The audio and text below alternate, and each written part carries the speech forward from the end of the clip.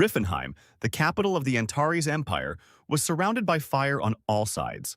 The howls of the giant demons made my blood run cold. Brave warriors perished under the paws of monsters, like grapes under the feet of a winemaker. But despite the terrifying size of the monsters, the soldiers continued to fight, defending the capital. His Majesty, having learned that the battle with the demon had cost the lives of 2 million soldiers, gave an inspiring speech. "The Demon King may have destroyed our world, filling it with evil, but he will fall at the hands of great heroes," he declared loudly, and his words were drowned out by the general jubilation. Meanwhile, in the Abyss Hall of the Great Demon Palace, a confrontation was already underway. "Your crimes are over!" the fair-haired youth shouted. It was one of the heroes, Alex von Holling, and he wouldn't let up. "It's time to return to the darkness, you fiend of hell." From the throne, the Demon King Reifenhardt looked boredly at the entire squad of heroes, including the screaming Alex. "Demon King, we will destroy you, and your death will mark the fall of the evil empire," declared Cyrus the Holy Sword, preparing his weapon for battle. Riefenhardt was annoyed that his empire, which he had put so much effort into, was being called evil when it had a decent name, Antares. Teslon, the king of martial arts, ignored Reifenhardt's caustic remark and promised to destroy him and all the vicious monsters that came from the underworld. The Demon King thought about how stupid it was to call monsters vicious when all he had done was teach them human tactics to fight back against the oppression they had been subjected to for as long as they could remember. "Have you already slain the 4 heavenly kings?" he asked the heroes. "Yes, these filthy orcs are no match for my sword," Cyrus replied. "Are you saying that even the brave great orc Takid has been defeated?" Reifenhardt exclaimed in bewilderment. The Demon King knew about the friendliness of the orcs, their loyalty and mutual assistance, which was difficult to combine with the terrible smell. But nevertheless, calling them monsters is unfair. Teslon, smiling, came to the conclusion that the 4 heavenly kings were just trolls who got what they deserved for their sins. "Even Garut Atika is dead," said Riefenhardt, remembering that trolls look scary, but they are also kind and close to nature and the spirits of their ancestors. "The evil dwarf who worshipped the god of darkness was also called to account for his deeds," St. Flynn said almost tenderly. "Even Mashelin was finished off?" The Demon King sighed, mentally accusing the people of arrogance, because the god of the gnomes, All, was the same god of darkness as he was a ballerina. Reifenhardt's thoughts were interrupted by the boastful speech of the light mage Jade about how his techniques were too much for the vicious dark elf. The Demon King shuddered as the memories of the beautiful elf painfully stabbed him in the heart. "And Cirrus too?" he roared, calling upon his magic. "You're practically begging for death." Those present were not surprised by his antics, and Teslon only chuckled when Reifenhardt tried to explain that Cirrus's skin had only become darker because of the need to flee to the Badlands after humans cut down all the trees in her area. "You are accusing a pure-blooded elf with dark skin?" the Demon King said in disappointment. The squad of heroes, fully armed, ignoring Reifenhardt's speeches, rushed into battle under Alex's furious cry that all the fallen would be avenged with the help of his sword. After making sure that they were not going to listen to him, the Demon King asked the heroes who would avenge the rest of the fallen, breaking into a mad smile. The fair-haired hero shouted something about Reifenhardt's meanness, and that if it weren't for him, the monsters wouldn't have gone over to the evil side, continuing to live their normal lives. The frustrated Demon King called upon his strength, convinced of the futility of small talk with the heroes.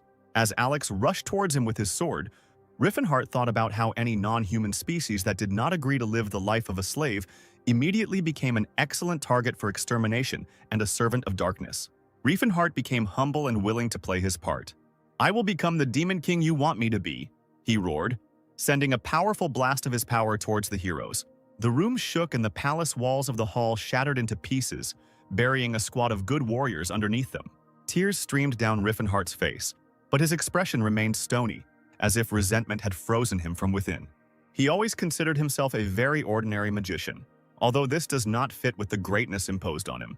"And I never understood why people so stubbornly refuse to recognize other intelligent races as equals. For them, elves are servants who were simply lucky enough to live a little longer than people. Dwarves and orcs are nothing more than labor, useful in the mines or as heavy draft animals. And trolls are generally used as components of healing potions."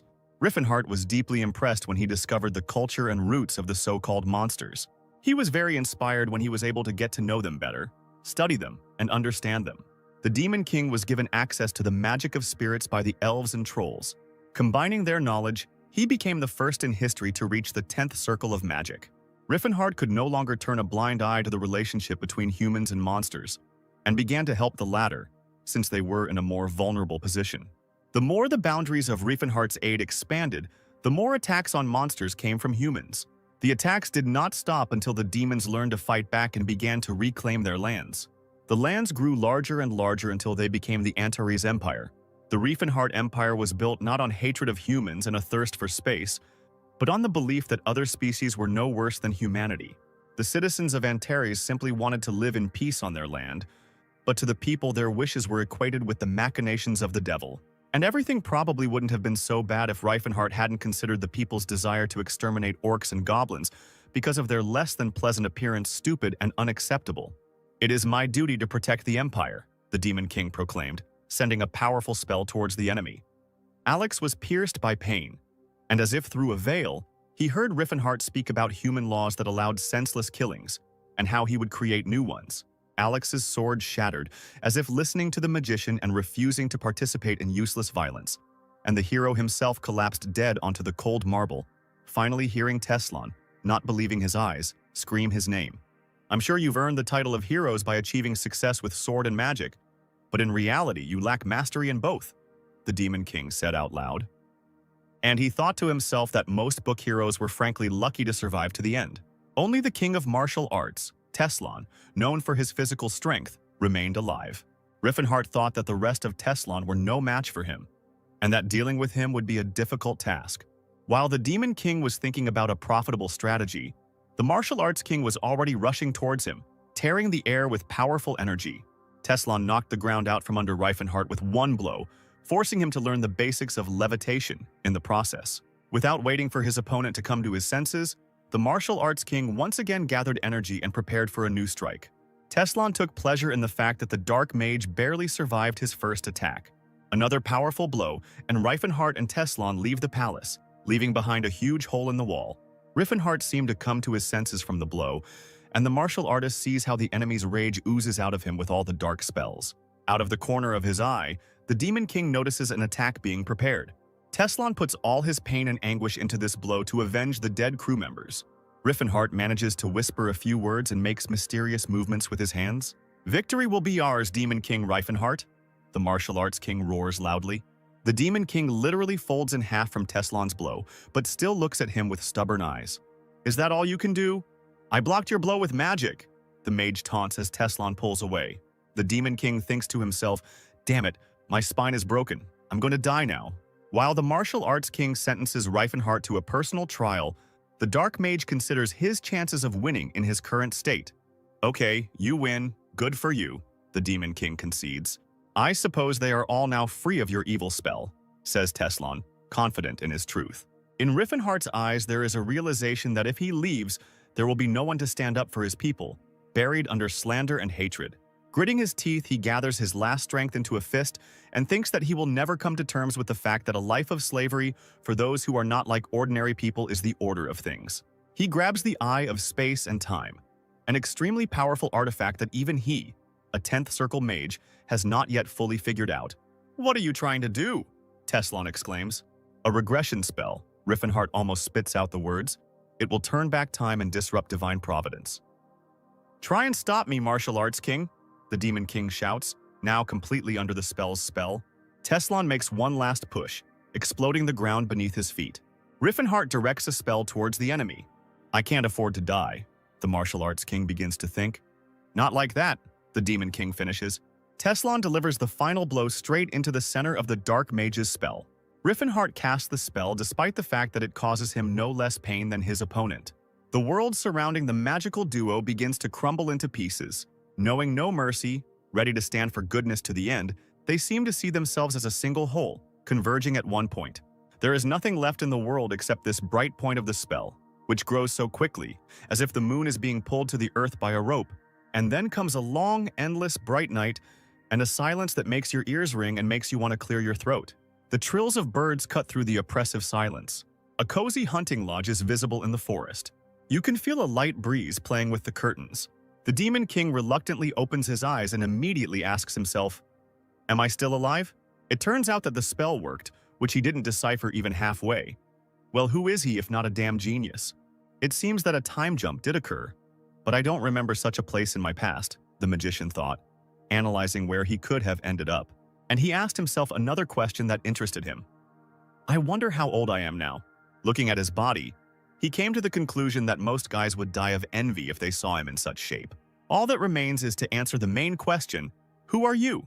A mage only needs magic. What's the point of a six-pack?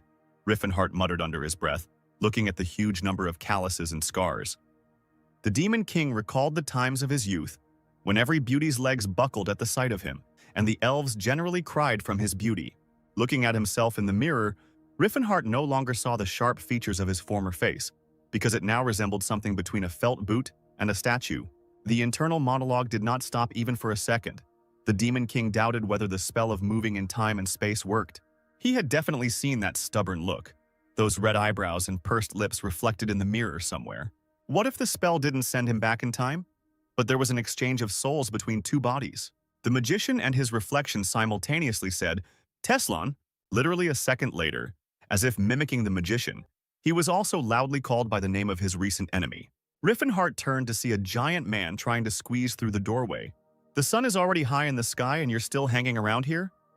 Why don't you go outside?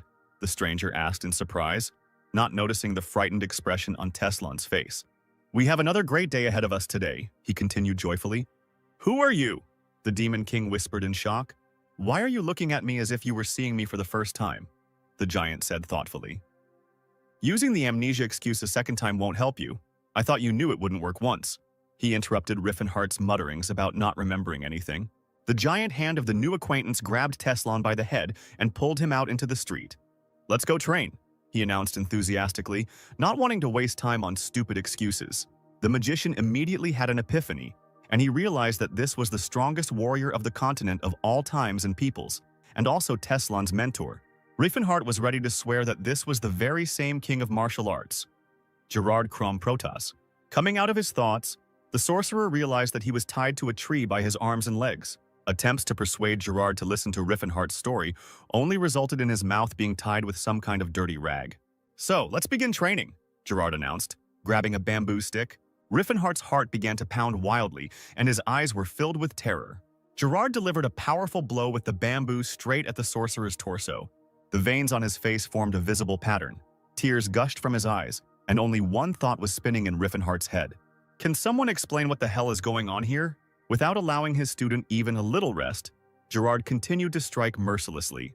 Is this how I'm going to die, Cirrus? The magician asked himself, replaying happy memories of the elf. At this time, the coach was trying to understand what was happening to his student today. If this is indeed amnesia, then it's not a big deal. Gerard himself has often fallen into unconsciousness from endless training. The Battle Clan is an indestructible gym without a break, where perseverance and hard work are valued. This means that there is only one solution to the problem, and it is trivial. Train the fighter harder, and he will recover faster.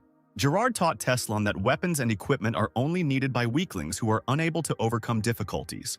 People are like steel. The more you hit them, the stronger they become, the coach shouted at Rieffenhart. Where is a man like steel? A cretin, the magician thought mockingly. Believe me, there are no limits to physical development. You can become steel. Gerard kept telling Teslon, whom he had once personally chosen as his student. The coach knew that just as quality iron becomes steel, only a select few can have a steel form. You are one of them, Teslon, Gerard declared, hitting his student in the face with a bamboo. Gerard beat him and asked him to imagine himself as an ocean, absorbing everything, but not changing its shape.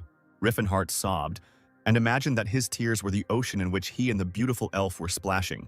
When the magician was ready to die on the spot, the coach declared the end of the training and walked off into the sunset. Riffenhart sat for a long time among the bamboo debris, hugging himself by the shoulders and thanking all the gods that he had survived. Rieffenhart had a bathing session scheduled for the night. Petals and leaves of the geranium. Am I being bathed in a healing potion? The magician thought in surprise, remembering that one bottle of such a potion costs at least 10 silver. I heard that queens bathe in milk to get velvety skin, but that's nothing compared to this. What is this for? The Demon King asked the trainer. What do you mean? Steel always needs to be cooled after forging, Gerard answered confidently. After working through the entire musculoskeletal system on the brink of death, I quickly recover using the power of the aura and healing potions. the mage concluded, noting a working method for returning the body to shape before it breaks down. It was no wonder that Teslan had such a strong body when Reifenhart fought him, since the martial arts king had been through similar training since he was a child. Now the magician was finally convinced that he had traveled into the past. It remains to be seen how young Reifenhart is doing. The dark mage wondered if his younger self could exist, while his older soul was in the same dimension. Based on the current situation, there were only two assumptions. First, the elder Reifenhart in Teslan's body coexists with the now young Reifenhart. The second irritated and even slightly frightened the magician. The soul of a martial arts king could now be in the body of young Reifenhart. "Dinner is served," the coach roared, pointing Reifenhart to the dining table filled with pork hams. Gerard continued to preach about the benefits of replenishing the supply of nutrients to the overworked body when the magician had already pounced on the food. After lunch, the coach and student went for a run in the mountains, having first loaded Reifenhart with a backpack filled with stones. The trainer didn't allow him to take off his backpack when he forced the sorcerer to do push-ups using only his little fingers. With the same backpack, he did exercises on the edge of the abyss, while Gerard yawned and mocked Teslan's fatigue. After a walk in the mountains, the dark magician could not make his brain work, but it was vital to think. "I have reincarnated as the Teslan from the past," Reifenhart concluded wearily once again. There were many questions. How will this affect the future? What will happen if I run away right now? What if I meet myself? The uniqueness of the soul is the immutable rule underlying this world, and it can cease to exist at the slightest mistake. It is almost impossible to encounter little Reifenhart, because for the next 10 years he only studies magic and reads books in the Delphic Tower. But what if Teslan is now in Reifenhart's body? Who will use the time to good use and pump up the mage's puny body? Reifenhart thought, calculating the options for the king of martial arts to come for his soul. Without a coach, Teslan would not have achieved such success in the method of indestructible rocking of the body and aura, but his abilities should not be underestimated. In any case, the priority now is to escape from this madhouse, the magician concluded. He left his room and ran wherever his eyes looked. All he could think about was that he would never come back here again. Ahead, a trainer appeared, sitting on a rock with his arms crossed. He asked where his student was going at nightfall and added, "You've been suspiciously quiet for the last 2 months, and now you're running away again for the 9th time." "I'm really not Teslan," the sorcerer exploded. "My name is Reifenhart and I'm a magician." "Oh, these true stories of yours that cannot be kept silent about," the coach sighed. "The last time you assured me that you came from another world, you told me about the gods and dragons you met," Gerard continued, while the magician froze in surprise. "What else was there? A great master from the Huang Empire in the east, from a place called Murim, who lives a second life or something?" the trainer asked mockingly. Gerard praised Reifenhart for his conviction in his current role. The next moment, the trainer's fingers closed on the magician's hair, and he dragged the fugitive back into the house after wishing him good night. Reifenhart admitted defeat with tears in his eyes, but promised himself never to give up and to leave this madhouse as soon as possible. The magician continued to try to escape, but each time the trainer found him and returned him to training. There was a feeling that you couldn't hide from him, either on land or in water. "Don't worry, just be patient a little longer, it will all pay off, I promise," Gerard repeated after another killer workout. Reifenhart resigned himself to the idea that it was simply impossible to escape from this eccentric, because the word surrender did not exist in Gerard's lexicon. "Did you know that the indestructible gym has over 130 ways to prevent students from escaping?" the coach said with a smirk, while Reifenhart absorbed his words with hatred. "Throughout its history, there hasn't been a student who hasn't tried to escape or feign illness. This idiot will find me everywhere, so it will be easier to finish my studies and get official permission to leave the mountains," Reifenhart decided for himself. Therefore, the dark magician remained in this wonderful prison for 2 years. "Well done, student," the coach exclaimed as the chains slid to the ground. "Finally, you have awakened your aura," he continued enthusiastically. This news excited the magician, because even the recognized holy sword, Cyrus, was able to awaken the aura only in his 30s, and Reifenhart in Teslan's body was not yet 20. If you develop your survival instincts in parallel with your physical abilities, your will to live will increase your survival rate and manifest your power, known as aura, the trainer instructed, throwing away the club, no longer capable of causing pain to his student. Gerard announced the transition to the next stage of training, which made the now young magician very happy until he heard the following words. "You're in for a sparring match with me, buddy." Reifenhart watched in panic as his mentor gathered an aura around himself. He will remember this fight for a long time. as well as all the subsequent ones. Fast forward 3 years, and the sound of water can be heard in the middle of the southern mountains. The waterfall crashes down on the rocks with such force that some of them have already been worn down to the size of pebbles. And in the middle of this power stands a strong red-haired guy. He gathers all his aura into a fist. Riffenhart attempts a move called the Horn of Disaster. To do this, you need to concentrate all your strength in one point of your body. In this case, the concentrated aura has the appearance of a horn, hence the name of the strike. The mage exhales and strikes the rock hugging the waterfall. Exhale, and the usual thought that it seems he is not doing enough. I can't think that the third level is my limit. I have to advance to the fourth, Riefenhart encourages himself. The final stage of the Horn of Disaster is the ninth, calling forth 9 waves that can kill even a god. The Teslon that the magician fought in his time was at the 7th stage, and the teacher Gerard reached the 8th. The mentor promised his student to let him go from the mountains as soon as he reached at least the 4th step. Today was the perfect opportunity to escape, while the trainer went down to the village closest to the mountains. But Riffenhart did not take advantage of it and decided to devote his time to learning magic. The sorcerer cast an air bullet spell and sent it towards the target. The purple ball left his hand and flew straight into the nearest tree. But alas, the spell left only a couple of scratches on the dark bark. Riefenhart came to the conclusion that with such a meager amount of mana, Teslon's dull brain, not inclined to calculations and magical skills damaged due to forced movement, he would no longer be a mage. Suddenly he felt someone's energy very close. The sorcerer could tell for sure that it did not come from a human. The crunch of branches under massive paws was heard, and an impressively sized orc appeared in front of Riefenhart. Everything would be fine. But the magician didn't like the sword in the orc's hands at all. Riefenhart showed his displeasure with his whole appearance and had already begun to call upon the aura in case a blow was necessary. "Pretend you didn't see me, human, and then I won't touch you," the orc said, stumbling and trying to catch his breath. The mage analyzed the stranger's appearance and thought that he was a very young orc, perhaps one who had escaped from the arena. "Pretend you didn't see me and I won't hurt you," the orc repeated. "Young orc, who is pursuing you?" Riefenhart responded, realizing that his interlocutor was not hostile and was definitely one of those who did not want senseless sacrifices. "How does a man know such a great language?" the orc asked in surprise, flattering Riefenhart. The orc confirmed the magician's suspicions and said that he was being chased. "I want to help, do you believe me?" the man asked the monster. The orc trusted the magician like a brother, because he knew the great language, and the kindness of his soul was not in doubt. But he was very worried that helping him would cost the man his life. Riefenhart noted the nobility of the orc's speech and convinced him of his readiness to help in any case. The sorcerer had already figured out how to hide the stranger and immediately began to cast a spell. He opened a portal, inviting the orc to step inside so that the magic could cover him. "My savior, are you also a magician?" The orc was surprised, baffling the magician himself. "With a body like that?"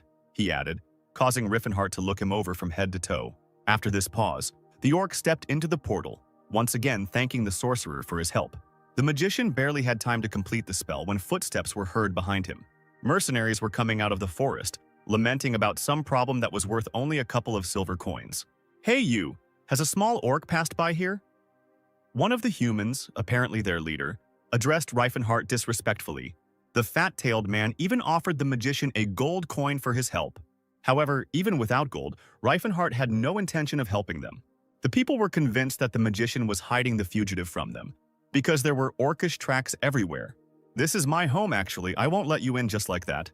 The sorcerer frowned, internally scolding himself for the fact that the basic magic hadn't removed the traces. The leader was beside himself with rage that some kid from a remote village dared to tell him where he could go and where he couldn't.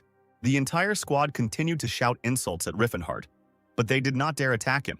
The magician remembered the coach's instructions about showing mercy to the weak, and under no circumstances using your fists where you can take the life of an opponent with one blow.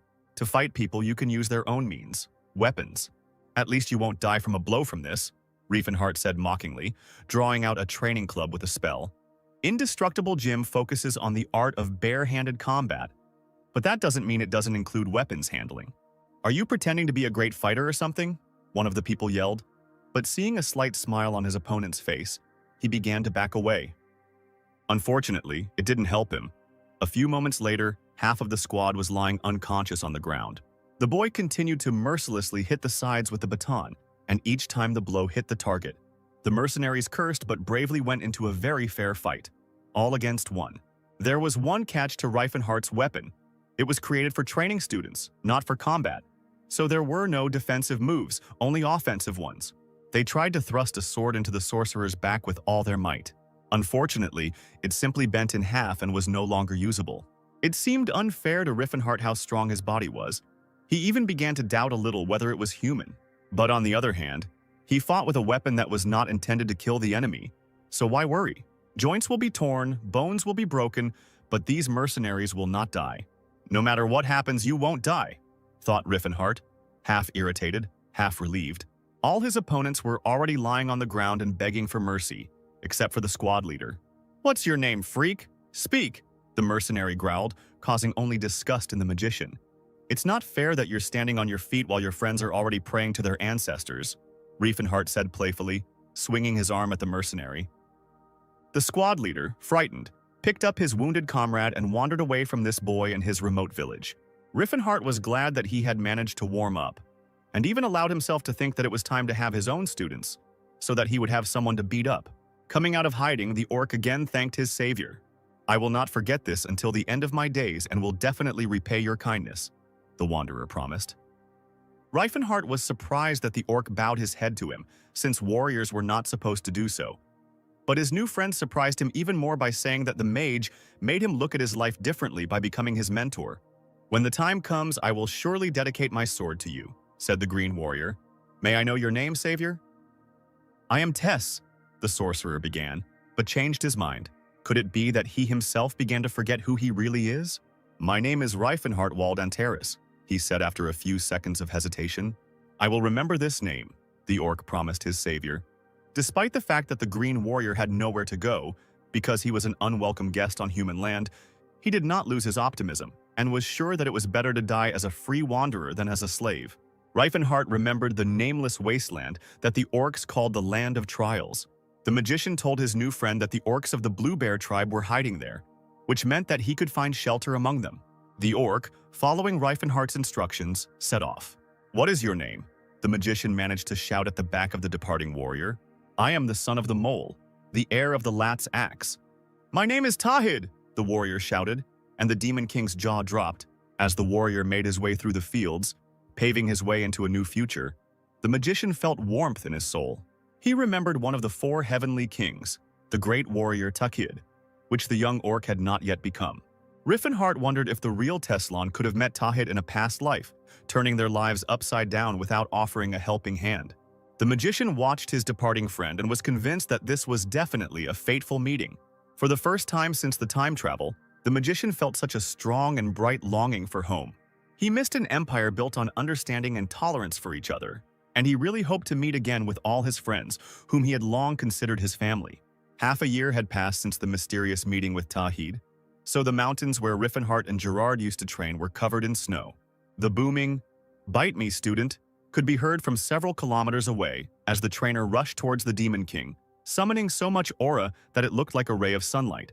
"This is too much," cried Riefenhardt, meeting the attack. The mentor hoped that Teslan would have time to get his bearings and set up a defense. The student did not fail, using the Vortex Guard technique. "Your Vortex Guard is beyond praise," Gerard noted happily. "It seems like just yesterday, after another scolding, you were whining about how you were some kind of Riefenhardt and not Teslan," the mentor began. But the sorcerer interrupted him and asked him not to recall the events of 6 years ago. Gerard pointed out to the sorcerer that it had been 10 whole years since he began his training, but he was still very small. "What do you mean, small?" Riefenhardt was indignant. "I'm almost 2 meters tall."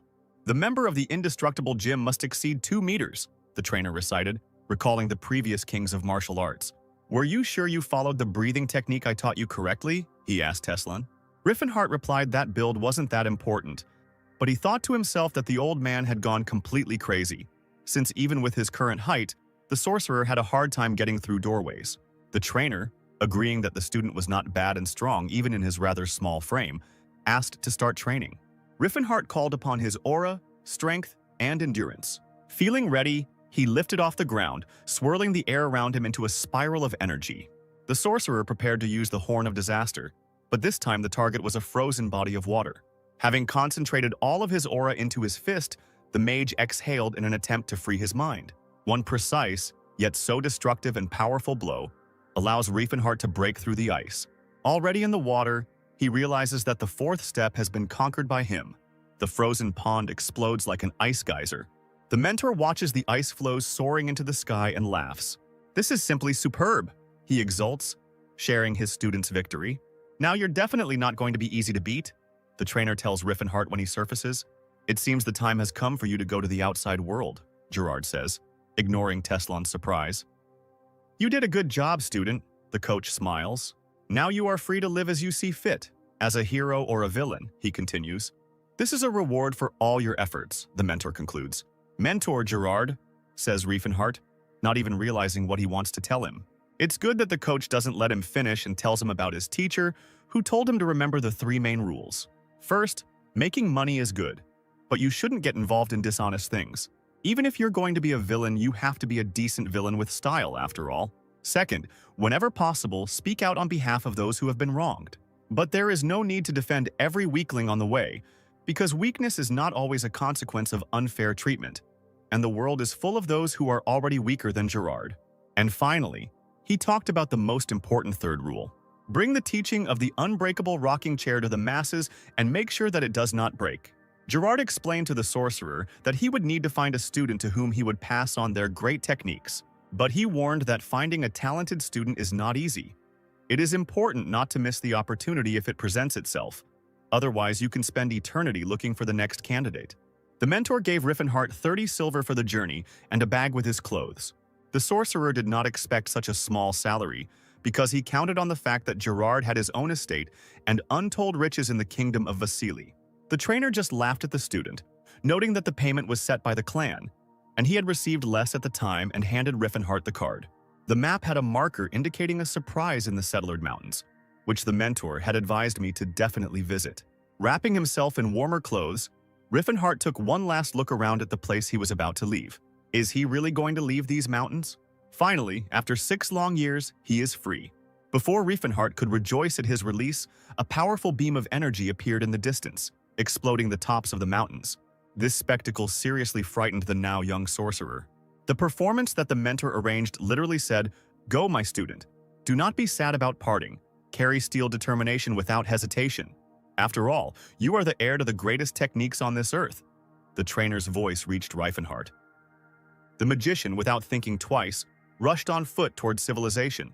Meanwhile, in a cozy house in the village, the following events took place.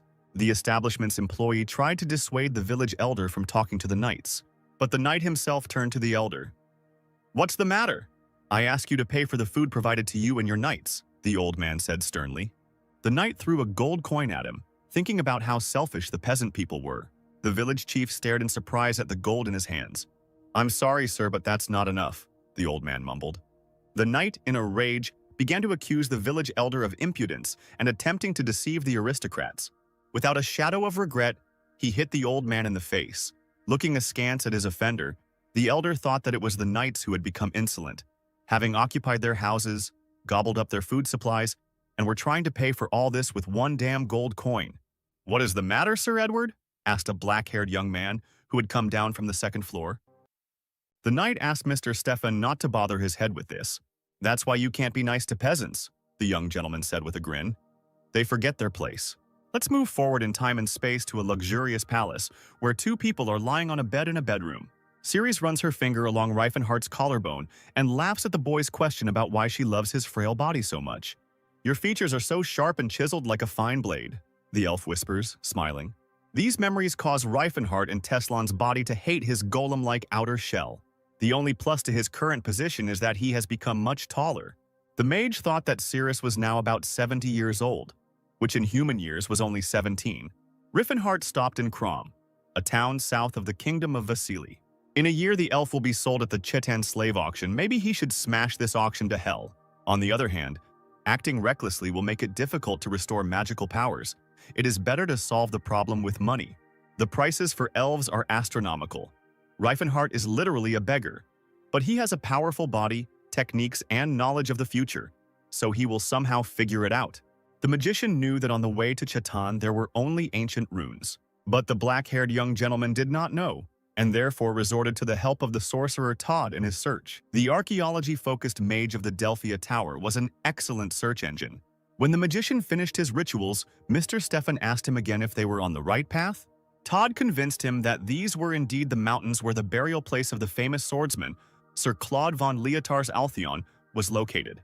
Meanwhile, Riffenhart was already on his way, glad that thanks to his training he didn't have to worry about things like colds and flu.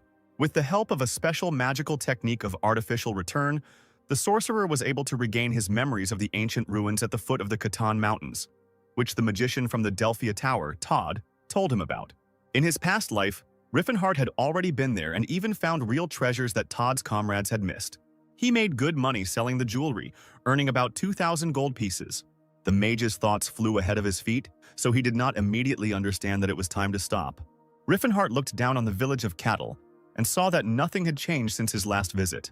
While the Demon King was indulging in nostalgia, the local villagers were deciding who would have to go to the Valley of Death with the Knight's squad. The nobles demanded a guide, but the peasants could not refuse because the last person who stood up for them, the elder, was not in the best condition now. There were heated arguments, no one wanted to volunteer, but there was also no desire to expose their comrades to danger. Unexpectedly, Ted took the initiative and offered his candidacy as the most suitable, because he knows the mountains very well. The volunteer's wife and daughter swarmed around him, begging him not to go with the knights into the Valley of Death.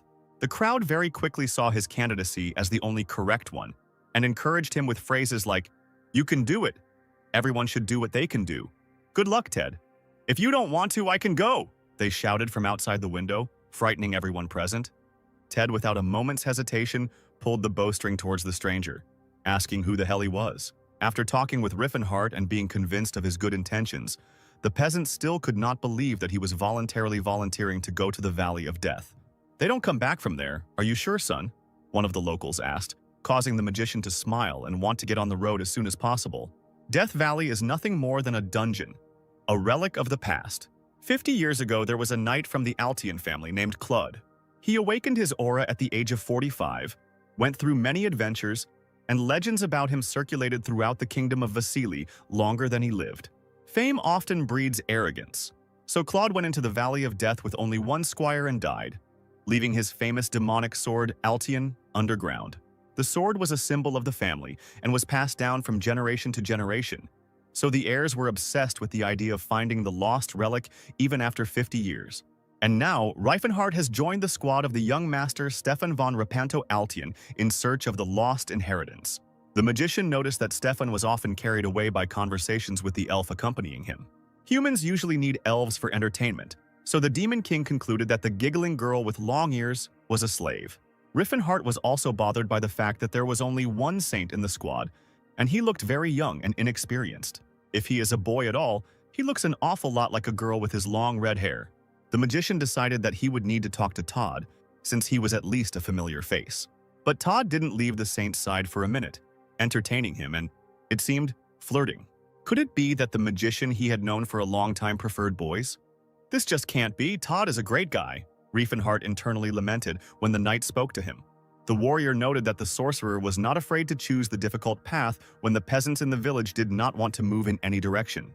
The magician understood the fears of ordinary people before the unknown, and almost choked when his interlocutor asked, "What's so scary when you are accompanied by brave knights? It seems that there really isn't a knight in the world who doesn't spread his tail like a peacock." Suddenly, a noise came from the side, which distracted Riffenhart's interlocutor, and later the magician himself saw how, throwing up columns of air, something was flying up from the forest into the sky. At first it seemed as if the treetops had broken off and decided that they were birds. But when the unidentified object stopped spinning, they revealed sharp fangs and glowing eyes. A whole flock of half-birds, half-humans quickly attacked the heroes. Retreating is not a habit of the brave knights, so they prepared their weapons for battle. The harpies looked truly terrifying. There was nothing but rage in their eyes, and their powerful wings could easily bury one or two warriors under them. Young Master Stefan did not lose his head and sent his knights into the attack. Todd had already cast a fire chain spell and sent it into the crowd of harpies like an arrow from a bow. The cries of half-birds engulfed in fire will haunt even the most cruel magician in his nightmares. However, Todd did not abandon the spell halfway and finished it, thus damaging most of the pack. At this time, the knights were overcome by a wave of energy, charging them for victory. "Oh, Lord Philances, send them strength and courage," the detachment saint shouted with all his might. Riffenhart watched the fight from the sidelines and was surprised at how well his new acquaintances were doing, especially Stefan. From a magician's point of view, of course. From a martial artist's perspective, they are all pretty pathetic. The magician noticed that one of the harpies that had attacked the knightly detachment had set its sights on new victims. With her mouth open, growling and lightning flashing from her eyes, she swiftly fell from the sky onto the passing orcs. The monsters closed their eyes, not wanting to see their comrades suffer. And then, out of nowhere, a huge fist flew straight into the face of the predatory half-bird. The harpy's body parts and feathers flew through the air, mixing with each other. When the orcs opened their eyes, they saw before them Teslan, the then unknown king of martial arts. If Riffenhart remembered Todd's adventures correctly, then the guide Ted died right on this spot in the past. Now the magician, or rather the guide, has survived, and history must forge a new path for itself. The expedition captain Stefan had a glare in his eyes no less than that of the harpies. His sword lived a separate life on the battlefield, punishing his opponents. The half-birds did not spare the warriors if they managed to reach them with their giant claws. Young Master Stefan paid no attention to the cries for rescue from his own squad. It can't be said that he is a bad person, but he doesn't really care about his subordinates. And because of him, the guide Ted died in the past. The red-haired saint interrupted Riffenhart's thoughts with an order to hide behind the trees. Before the magician could even move, the half-bird's sharp knife-like feathers flew at him. The Demon King was once again surprised by his body's endurance capabilities, as he didn't even feel ticklish from this attack. But one feather hit him straight in the untrained eye. He punched away a bird falling from the sky during an attack with one fist, and with his other hand he brushed away the tears that he thought he had cried to the last drop during training. The squad leader, Stefan, as he should have, was only concerned about whether the mages and the saints survived, and he didn't give a damn about Riefenhart, and especially about the monsters that the mage was trying to save. "The Knights of Alchion are strong," the young master called out to his soldiers with a battle cry. "May the sweetness of victory come to your hearts. Rest." He dismissed the squad to gather strength. Riffenhart took the chance to talk to Todd. "If I remember correctly, you are from the Magic Tower Delphia?" the Demon King asked, after thanking the magician for saving his life, although it was blatant flattery. "Do you know Riefenhart, my friend?" The sorcerer tried to find out about himself. Todd was surprised that a talented child had such great friends. "He's so sweet and cute," the Delphic magician muttered under his breath. Riefenhart asked again if everything was okay with the young magician, if anything strange had happened to him, and he was satisfied with Todd's answer that Riffenhart was immersed in his studies and spent his days cramming. "His little sharp nose, as always, is on point," the Delphic magician said clearly. "And the eyes are like jewels and the skin is so soft, so soft." He couldn't stop. Riffenhart wanted to beat up the sorcerer who was obsessed with the young body, but he decided not to draw attention to himself, especially since Todd still hadn't said anything intelligible. A red-haired saint joined their company and asked if Riffenhart needed help. The magician thanked the priest for his concerns and sent him to heal the orcs. The knights of the squad began to complain that the saint should not waste his precious time helping monsters. Riffenhart noted that despite the squad's outrage, the saint continued to heal the orcs, but his attitude towards them was more like love for animals than anything human. "Hey, guide!" the captain exclaimed. "Show us the way, and quickly! Go straight ahead, then turn right," said the magician. "There's a body of water straight ahead. You'll have to slow down a bit." And they set off. Several hours later, somewhere in the forest, the tired sighs of knights and the rumble of a disorderly detachment could be heard. First the basilisk, then the dark wolf, and more than 20 ogres. One of the warriors recounted their adventures over the past hours. Riffenhart chuckled, because he had led them through this area infested with creatures on purpose. The knights are arrogant, the priests are too serious, and the magicians are downright crazy, the sorcerer thought to himself, justifying himself by saying that he was leading them along the shortest path. "Who would have known that there were so many monsters here in the place where Sir Claude died?" Stefan said, out of breath from fatigue. The next second he completely forgot how to breathe. Such an incredible sight opened up before him. The young gentleman looked at the entrance to the underworld. "Is this it?" the captain asked the guide and the knights uncertainly. "These are ancient coat ruins," one of the warriors said enthusiastically. After some time, they were already walking through the Valley of Death to the entrance to the ancient ruins. None of the travelers dared to be the first to step through the open gates of the massive structure. Todd pointed to the entrance to one of the best knights and a young gentleman. "Get ready, comrades," roared the heir of the Alchion family. Riffenhart wished to remain outside, after which Stefan wanted to send him home. But having made sure that the guide would not return home alone, he promised to accompany him on the return journey. The magician could barely restrain himself from smashing the young captain's head with his fist when he found out that no one was going to see him home in the first place. Stefan gave a passionate speech about his ancestors' wishes and set the party on a quest to find the demonic sword. Riffenhart waved his hand with pleasure at the brave warriors, and so, after a couple of minutes, he was left at the gate completely alone. "Okay, well now it's time to take care of my own business," the magician said to himself.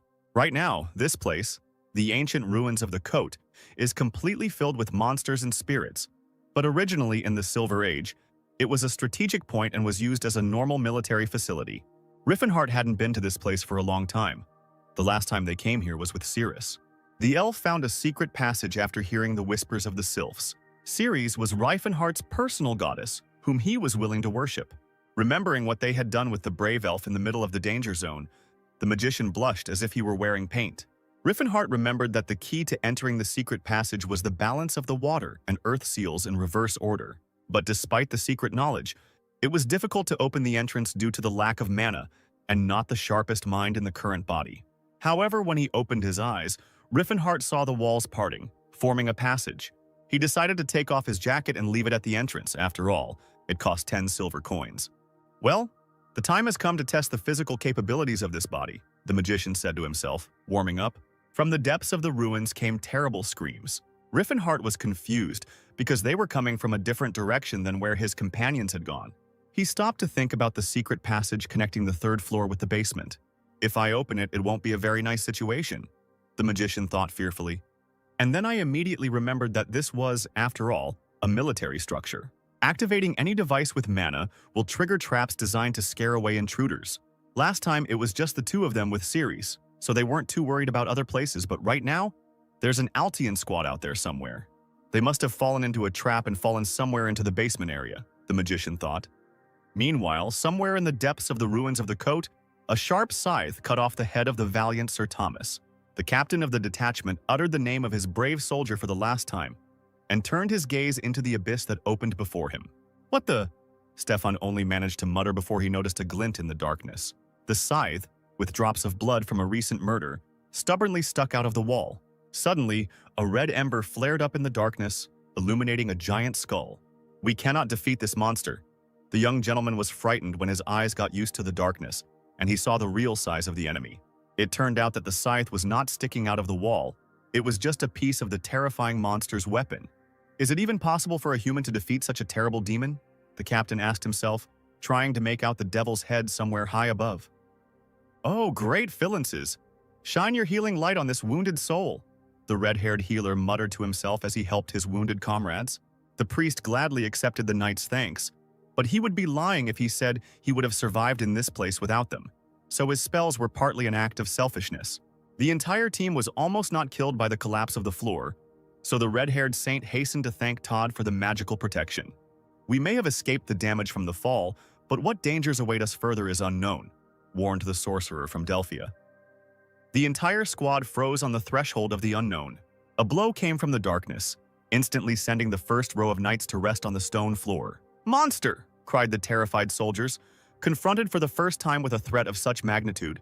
From the gate stepped two giants, armed to the teeth with red skin, 4 hands in each of which was a weapon, huge horns and eyes that glowed like 2 embers smoldering in a dark abyss.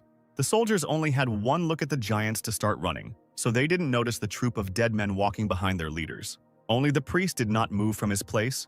With his hands folded in prayer, he called upon the great Philanins. A pink haze of spells surrounded the mighty idol above the red-haired boy's head. "Great Philanins, grant your slaves unshakable courage," the saint asked. "The ever-boasting knights of Altian don't have enough of him at all. A waste of muscle," he thought. The healer also asked for an unbridled wave of courage. Todd was surprised by the amount of holy power that his friend poured into the knights. The knights literally became berserkers. "Knights of Altian, let us show these inferior creatures our strength," one of the outstanding warriors commanded, and led his squad into the attack. Demons and humans clashed in a fierce battle. The courage with which the knights were instilled allowed them to look their enemy in a less than pleasant face. At this time, Todd was casting his spell, calling upon the earth to reach out and reveal what she had given birth to. His iron steel spell freed his opponent's hands from their weapons. One of the giants tried to get his sword back, but a clever elf appeared in his way. Lelsia looked incredibly epic, wielding 2 swords at once. She attacked the largest of the giants several times, jumping at great heights where other knights were afraid to go. Putting all her fury into the blow, the elf attacked the red giant's hand, trying to cut it off. However, the demon only crushed Lelsia's sword and threw her from the height, allowing the sword fragments to fall as quickly as the girl. After the fall, the elf could not find the strength to even get back on her feet. "Have I been helpful, master?" she asked Stefan when he finally joined his knights. "Good job, Lelsia," the captain roared, rushing into battle. The demons did not want to retreat, destroying everything in their path. The young master also did not have the word surrender in his vocabulary, just like the martial arts king he did not know. The heir of Altion crushed the dead with his sword without mercy. Stefan despised the dead and did not tolerate cowardice among his soldiers. "Gather at once. Here Sir Claude himself has fallen, the greatest knight of the past." The captain tried to inspire the squad. A huge pillar of fire pierced the ceiling, turning the battle hall into a bathhouse for a while. It was so hot. Stone slabs fell to the floor, burying brave warriors underneath them.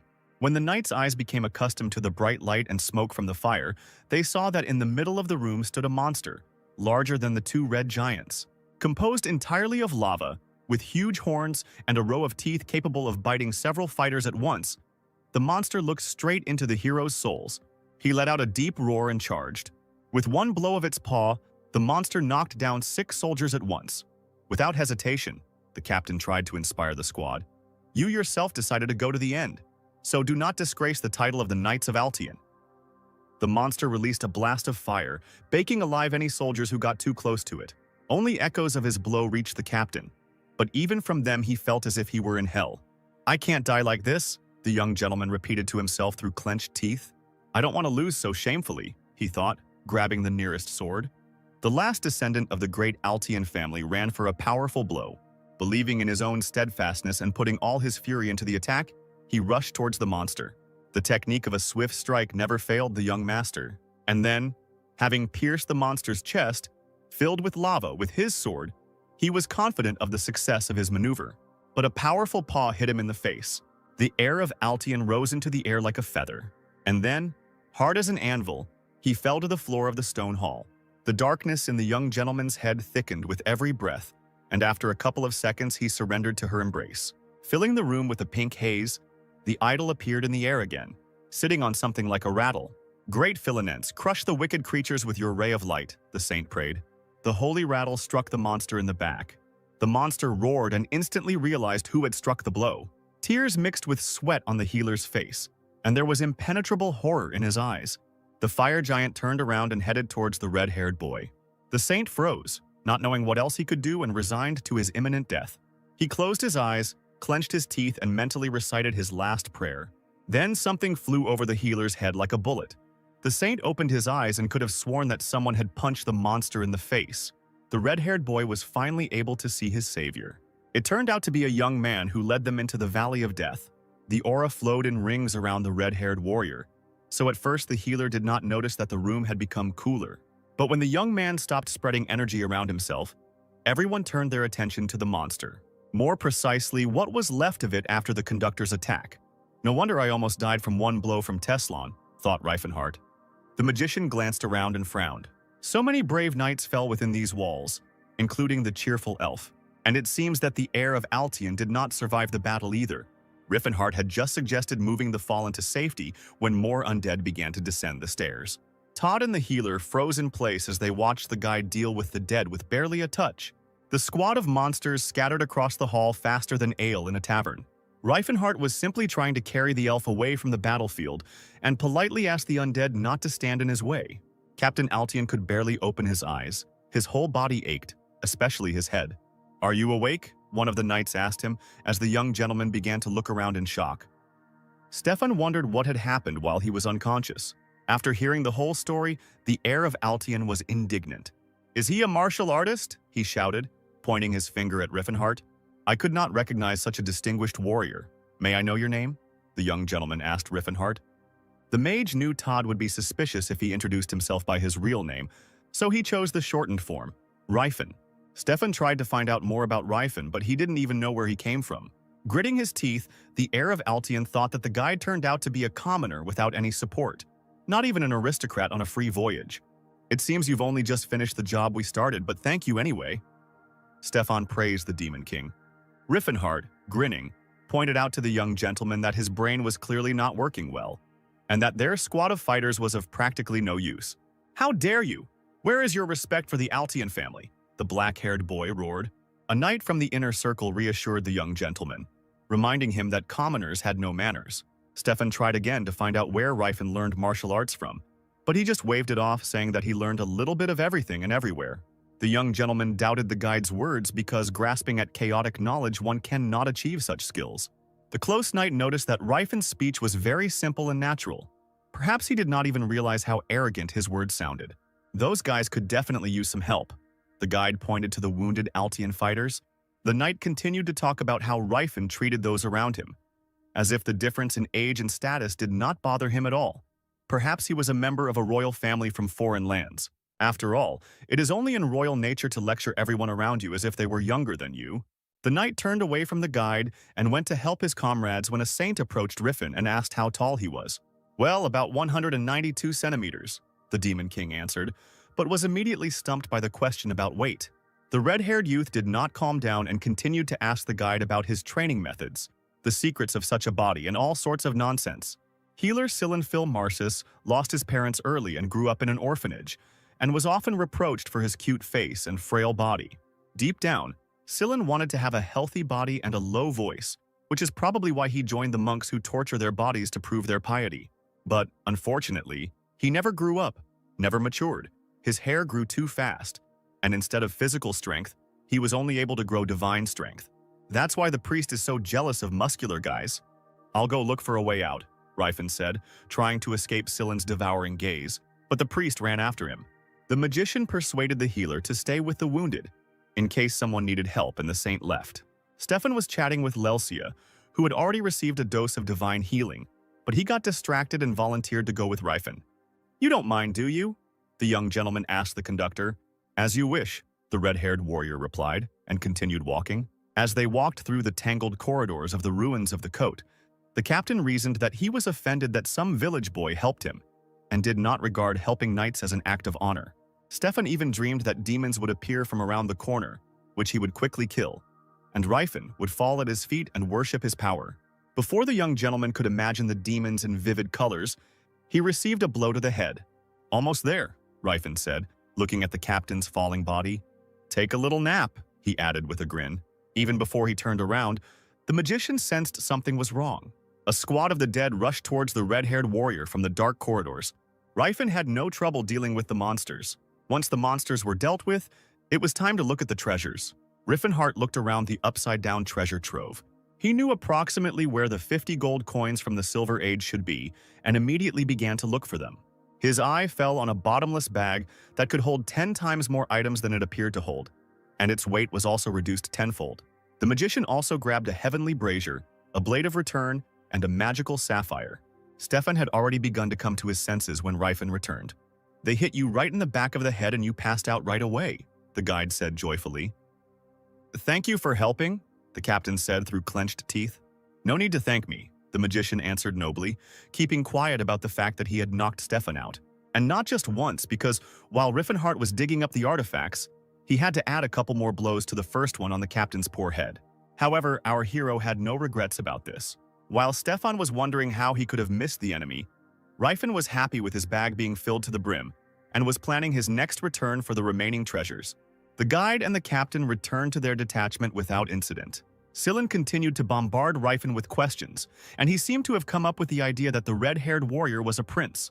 The healer noted that despite his extraordinary fighting abilities, the prince's first and foremost trait was his habit of speaking condescendingly. And while in Stefan's case this was understandable, he was still very young. It was extremely rude to treat one of the best knights, Sir Edward, condescendingly, since he was, after all, much older than Ryfin. I just rarely met people on my way, so I forgot my manners, the magician justified himself, and noted to himself that he must not forget that his current body was only 22 years old. The squad walked along the corridors that Ryfin had previously examined, so there was nothing to worry about. Stefan opened the gate that had appeared in the warrior's path, and then everyone standing behind the heir saw something that the magician had not noticed during his walk around. It seemed they had entered the wrong door, because in the middle of the hall there was a huge head of a demon, Greblista. Breaking through the ceiling, the monster straightened its shoulders and tried to stand up to its full height. In the demon's hands, the very sword of Sir Claude that Stefan had come here for lay menacingly. "Who would have thought that this place had such a guard?" muttered the heir of Altion. Reifenhart noted with displeasure that he did not remember Greblist appearing within these walls, which meant that by the time he came to the ruins with Cirrus, the demon was already dead. "Let's go back. We can't handle this monster with our own forces," he suggested to the captain. But it was too late. One of the knights pointed out to Stefan the treasure he was looking for in the hands of the monster. It was impossible to confuse the demonic sword Alchin with another artifact. "You're not going to fight this monster, are you?" Sir Edward asked, obviously stupid. Despite the offer to retreat and develop a plan, already knowing the enemy, the captain prepared for the attack, because he could not forgive the desecration of the sword of his ancestors. "I wouldn't back down even if the sword was in the hands of the Grim Reaper," Stefan shouted. "To arms, my brothers!" roared the captain, leading his soldiers to certain death. What a moron, Rifen thought, knowing he would have to take on most of the battle himself. Within the spatial rift in the ruins of the Silver Age, there is a system of automatic correction of the system's deficiencies. That is, when the system fails, protection is triggered that absorbs monsters. In other words, the entities guarding the dungeons exist peacefully until the system kidnaps them to use as guardians. In front of the squad stood the same demon that had defeated Claude, who had mastered the aura. The captain made fun of the frightened army, hinting that the demon was chained and there was no need to fear him. Rifen rightly noted that the squad had no chance against the monster. Sir Edward took offense at Rifen's words, pointing out that he was a country boy who did not know the honor of a knight and the things worth dying for. Reifenhart looked at the squad in shock as they walked towards certain death. They couldn't defeat the lower-level demons. What hope could these madmen have? "May the blessing of the goddess be with you," Sillin implored the knights. The emboldened warriors went on a direct attack against the monster. The demon, even in a restrained state, was able to knock out half of the attackers with one blow. Watching the knights scatter across the hall, Rifen noted that he had said that this plan wouldn't work. "Another one is flying," he said without a trace of sympathy. "How can there be compassion if people actually enjoy getting the shit kicked out of them? Don't lose heart. We are the Knights of Altion. Even this demon fears us." The captain's instructions were heard. Rifen was once again convinced of how stupid the young master was, that no matter what you tell him, he won't listen. And you can't rely on Sir Edward, he's only helping this impudent young man in his attempts to die. The captain, of course, shows off. Flutters like a butterfly, stings like a bee. But he barely scratched the monster. Sillin once again summoned the holy rattle. "O Philinense, turn your sacred staff upon this evil being," he prayed. A pink shroud enveloped the monster and the space around it. The idol that the priest had summoned opened its mouth in a non-existent cry. Sillin insisted that Philinense release his sacred staff. Gracefully waving his hand, the healer directed energy towards the monster. For a second, Riffenhart thought it might work, as the room was filled with pink light and sacred rattles were flying toward Greblist. Unfortunately, the pink light dissolved. The demon was still there, but the agile Lelzia was already rushing towards him with her trusty sword. She jumped on the monster's head and delivered several precise blows. She then pushed off his horns and flew down, simultaneously striking at his upper body. At this time, Stefan attacked the lower part of the monster's body. Riffenhart thought that Lelzia was very talented. Perhaps she would be cooler than Sir Edward. Did I really underestimate them? The magician was surprised when he saw his colleague cast a spell. "Cold of the northern winds, whirl in my hands." Todd made mysterious movements with his hands, causing a snowstorm. Riffenhart looked around at what was left of the ruined ceiling. And just at that moment, the color of the panels switched from blue to bright orange. The chains holding the monster began to gradually heat up. The current defense system is overloaded. The second phase has been activated, freeing the monster from its shackles. "Damn it!" Rifen cursed, frightened by this state of affairs. The rower took off from the ground in a jump and landed back on it, crushing a couple of soldiers along the way to the point of, "We'll hardly be able to put anything in the coffin." Greblist looked like a real Satan, with his huge horns and a star carved into his forehead. "Die, Greblist!" Stefan shouted, raising his sword over the monster's head. However, the monster made its move faster, and with one blow sent the captain into the nearest wall. Blood gushed from the nose and mouth of the heir of Altion. Sir Edward, seeing how hard the monster had thrown his master, immediately rushed to help. But when he ran up to the wall, Stefan was already almost on his feet and was getting ready to fight again. Lelsia drew her sword and ran to attack, the young captain joining his battle friend. The elf, in her usual manner, jumped around the monster, delivering pinpoint blows. Her movements were reminiscent of a wild cat, just as graceful and elegant. The rower was already becoming irritated by her constantly flickering face nearby. Lelsia did not hide her disgust towards the monster and swung for another blow. At that moment, the monster opened its mouth, from which a wave of fire burst forth. The wave of fire turns into a waterfall, and now fills the entire hall. The hall becomes unbearably hot again, and the already few soldiers of Altian's detachment perish in a fiery storm. It feels like there is no escape from fiery punishment. The hot river is ready to reach Silan before he can even put up any defensive spells. Once again today, a priest is ready to say goodbye to life. And then, out of nowhere, the red-haired prince, Mr. Riffin, blocks him. He creates a shield from his aura which allows them to survive. "Sorry, I slowed down a bit and didn't react in time," Riefenhardt apologized. The rower and the mage looked at each other, realizing that their battle was bound to happen, no matter what. "I can handle this, right?" Riefenhardt asked himself. He wondered what the limit of his current strength was, and whether martial arts could help in the fight against a demon at all. If he were a magician, he wouldn't take risks if the chances of winning were small. But now he's a warrior.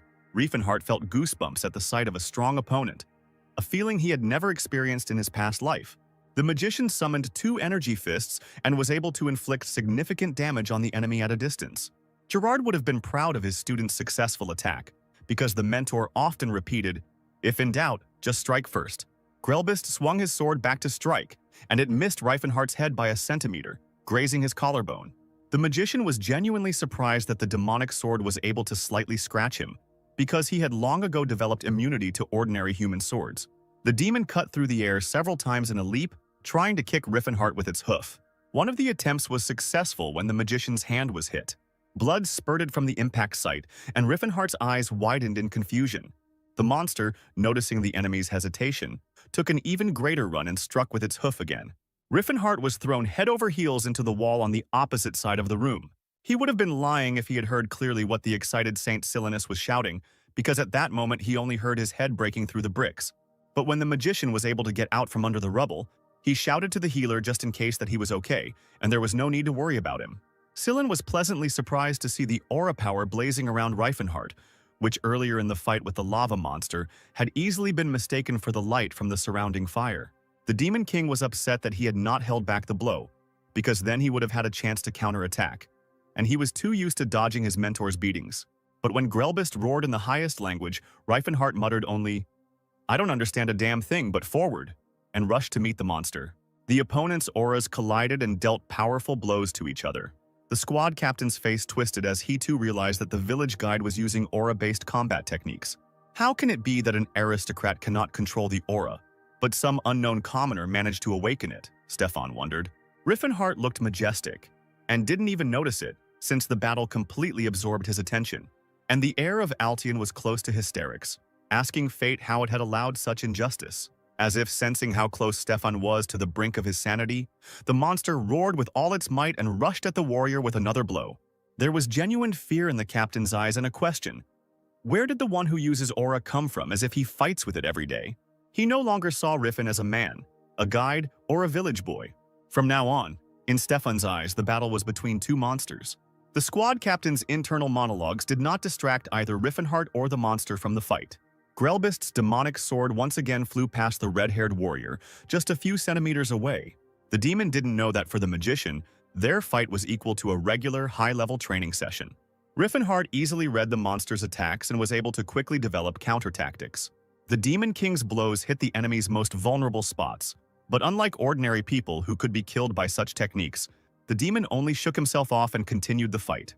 The Guardians of the Ruins do not fall even after serious injuries. The ruins pump mana into them, healing them endlessly. Therefore, any blow from Riefenhardt, as long as the magic of the ruins is alive, is only a slight discomfort for the monster. Almost immediately after realizing this fact, the magician understood what benefit he could get from this fight. I guess I could practice the grabbing technique since it wouldn't hurt either of them, Riefen thought, wrapping himself around his opponent's arm.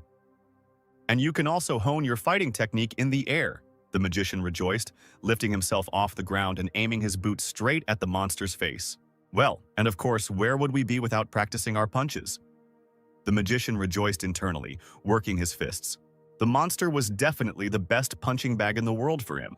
The squad of surviving soldiers, the captain, the mage, and the healer, watched the battle without stopping. "I've gotten carried away," thought Riffenhart, noticing the observers. While the monster tried to crush him with its mighty hooves, the magician thought out his next strategy. If he uses the Horn of Disaster, the monster will be defeated, but he will bury himself and his entire squad alive under the rubble of the destroyed ruins. "Rifen, use the sword!" the Delphic Tower mage shouted. "You can crush him by covering the sword with the priest's aura and blessing." The Demon King's expression involuntarily twisted. He knew about this information even without Todd's instructions, but preferring not to start a quarrel, he told the truth that he did not know how to cover a sword with aura. "I can only envelop the body with aura," he prompted his stunned colleague. "This is the teaching of our fighting clan." "Rifen," the priest shouted, attracting the warrior's attention. "What else do you want from me?" The Demon King got angry, barely holding his opponent's hand to prevent him from plunging the demonic sword into his heart. "Your body has high resilience, right?" Sillin clarified. "Durability?" Rifen said, confused. "Well, yes, it's pretty strong." "Excellent! I'll cast a binding now!" The priest rejoiced and immediately began casting the spell. "Philinensi, send a blessing upon your trusty sword," Sillin prayed as he pumped the power of the gods into the Demon King. Rifen broke into his signature smile and charged forward, feeling like he was 1,000 times better than his punching bag this time. Grabbing the demon by the arms, the magician lifted him off the ground and threw him into the opposite wall of the hall. Was this revenge for Riffenhart's previous flight? Quite possibly. A pink haze enveloped the warrior, and he felt the blessing of the gods on his skin. But one significant point confused him. Did he want to kill me? The magician was filled with rage. "This is a divine strike spell. It is used on objects, not on the human body." "It worked!" Sillin exclaimed, as Rifen tried to come to terms with the idea of being used. "Now beat this battered demon to death," the priest commanded in his sweetest voice. In principle, Riffenhart agreed with him. He himself was already impatient to finish this fight. The boot slammed into the monster's face with furious force.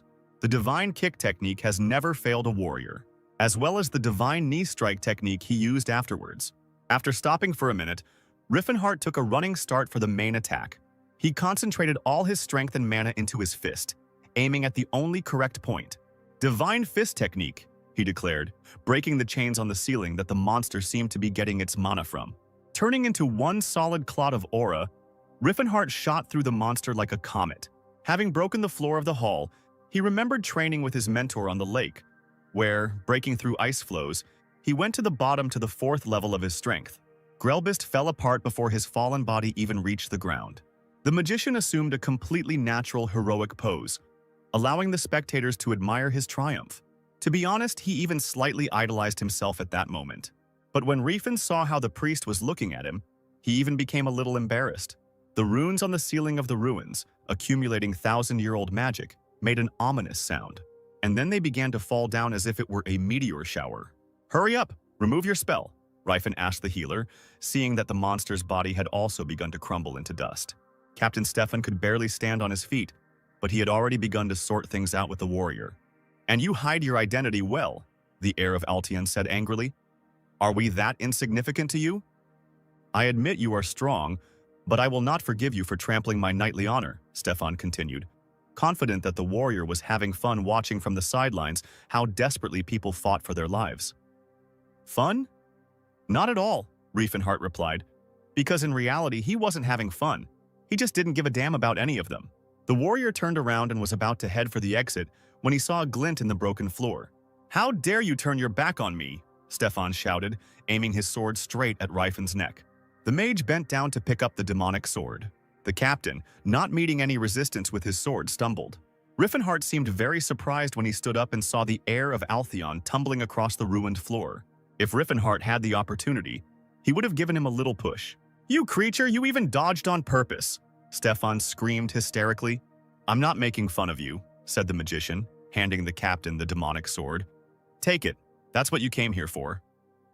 And while Sir Edward was discussing the lack of any greed in Rifen, who was so truly strong as to so carelessly hand over a precious speech, Stefan burned the sword with his gaze and muttered, "Damn it, what kind of greed are we talking about?"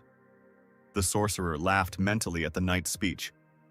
"This is second-rate compared to the weapons I usually use, and I used to get swords like these in packs and give them to everyone around me." The heir of Altian could not stop staring at the desired sword. "Let's go back," Riefenhart suggested. "There's nothing else to see here, is there?" he continued, and the entire squad supported him. And now, finally, our heroes returned to the village of Kadal, where their journey began. The priest, sparing no effort, helped all the local residents who came to him with a request. Riefenhart was surprised at how generous Sillin was with his power until he started handing out gold to everyone.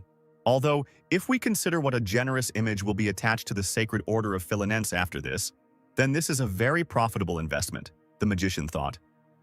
The Knights of Altian no longer needed to stay in the village, so they set off with the mage. Sir Edward was not at all surprised by Stefan's request to find out more about Rifen. After all, it is not every day that you meet such talented and capable warriors. It can't be that I'm weaker than him, the captain of Altian was indignant to himself. At this time, in the mountains, looking at the departing knightly detachment, Riefenhart sighed serenely. "Great, now I can meet Ceres," he rejoiced. "Why do you continue to follow me?" the sorcerer asked his red-haired pursuer. "You know that there are such priests who travel around the world, showing him the mercy of the goddess and take care of the believers," Sillin babbled happily. "I was actually thinking about returning to the Holy Order, but I felt like trying myself out as a pilgrim," he continued, while Riefenhart recalled how often those same pilgrims died on their journeys. "And to be in the company of the strongest of men," Sillin whispered passionately, finishing his speech. "Gerard and Todd have a similar look," Riffen was afraid. "I hope they just look at other people's bodies a little differently. Perhaps the Demon King was cursed by someone and is sending him strange people as punishment." Riefenhart had counted on the fact that Sillin was a reasonable guy and would walk off into the sunset if he was asked nicely. "Do as you wish. It's your choice to follow me or not," the magician said. But inwardly, he hoped that the walking first aid kit would join in, since Ceres could get hurt. In the first couple of minutes of the hike, Sillin had already exhausted the sorcerer with questions about his physical condition, and even told him about a new device that alchemists had invented to strengthen muscles called protein. While the two travelers were setting up camp for the night, disgruntled cries could be heard in the beautiful palace. "How did you even conduct the briefing?" Someone behind the closed door was indignant. "Forgive me, young master, I did what I could," the courtier justified himself. "Elves must be loyal to their owners, giving themselves to them with both soul and body," squealed the heir to the Karen Trading Union, Beret. "I knew she was too cheap for a slave. There are such ignorant elves," Beret continued. "I was born with these eyes. I was born like this," the slave muttered, while Beret was discussing how her gaze was annoying. "I don't care how much it costs. Buy me a normal slave. This one is at a discount. Defective. Return her." The nobleman gave the order, finding solace in the arms of the more experienced elves. Elf number 148 was being returned to Elfenheim, a traditional slave market with a long history located in the Principality of Chatan, for the third time. The Principality of Chatan is an entire nation of traders located in the very north of the continent. Riefenhart and Sillin arrived in Zeppelin. Zeppelin is the capital of this principality, the heart of trade routes. The magician told the healer that the merchants in this city felt like they were in chocolate, because this country was basically founded by people of their profession, who bought land from the Kingdom of Grain. Then Sillin began to complain about the mage's fast-walking pace. Slowing down, the travelers noticed a scene of violence in the alley. "You slandered the Rollfine Trade Association, you pathetic beggar," shouted a richly dressed fat man with green hair. "I'll teach you a lesson, beggar," continued Tarek, who turned out to be the owner of the Rollfane Association and was now beating the kneeling man with a whip. "Since I hit you, 30 gold should be enough, right?" Tarek squealed, throwing something at the poor man. Gold coins hit the beggar's head, leaving new bruises. Sillin, having made sure that the offenders were moving away, approached the poor man and examined his head, on which blood was visible. "What a terrible person! We need to report him to the police."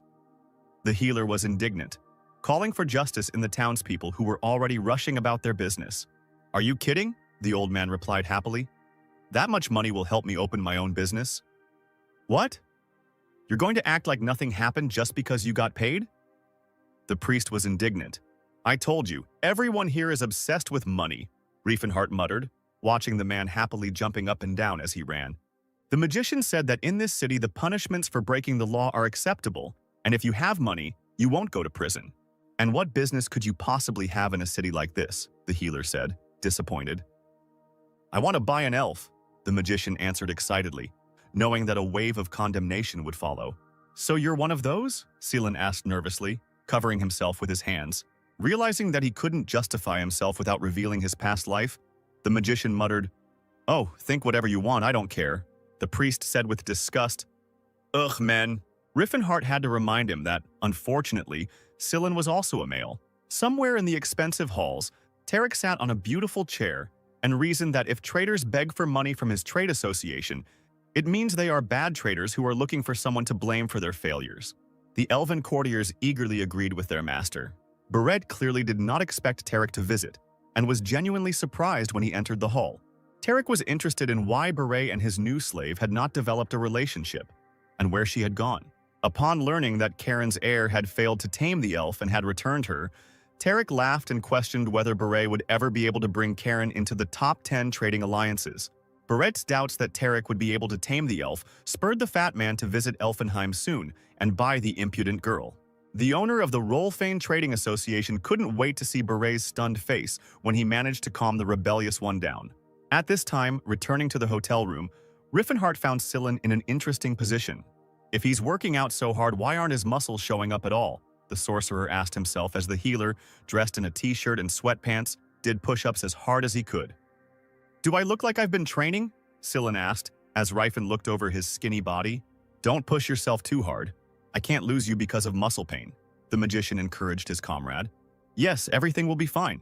I will be able to move, the healer replied, enveloping himself in a pink haze of the spell. One and done, concluded Seelan, who showed no sign of sweat or fatigue. Riffenhart immediately understood why the priest was not gaining muscle mass. Healing magic is like turning back time, the mage thought to himself. Muscles grow from micro-damage and subsequent regeneration over and over again. But when he heals himself, he only returns them to their original state. The Demon King wanted to yell at his partner. Idiot! You're wasting your time! When Seelan noticed the displeasure on his comrade's face and asked if something was wrong, Riffenhart only promised to show him a more effective training method. They also discussed whether the priest's long hair would interfere with his training, but as it turned out, if he cut it, it would quickly grow back, which in some countries is considered to be associated with indecent thoughts. But we won't go into details. Now that Riffenhart had enough money, he was going to the slave market. Seelan naturally tagged along with him. The auction in Elfenheim sells a wide variety of slaves, but the most popular, of course, are elves, because they are beautiful. The prices for them are much higher than for orcs or gnomes, for example. An elf assassin will cost 800 gold. An ordinary elf slave costs 300 gold, but an elf child costs only 100. Elven boys were sold for 30 gold, orc swordsmen for 10, and orc workers for 5. The cheapest were orc children, who cost 4 gold, and a male elf who was given away for next to nothing due to the frequency of suicide. Another reason for the popularity of elves is their long lifespan and long adolescence, which is why jokes arose that stupid merchants would rather die of old age than pay off elven children. I heard that Elfenheim is a slave market specializing in the sale of elves with a history of 300 years. Seelan sang admiringly, despite Rifen's displeased look. I've never been to an elven slave market. A slave contract in any case, do you think they like it? Riefenhart tried to moderate the joyful mood in the healer, but he waved it off and replied that elves were probably treated better than orcs. Orcs live in the wilderness, Seelan continued. Isn't life under the care of more civilized people better than hunger and death?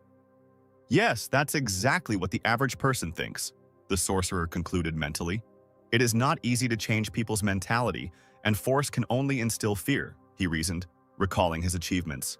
I need to found a new kind of empire, different from the one I built in the past.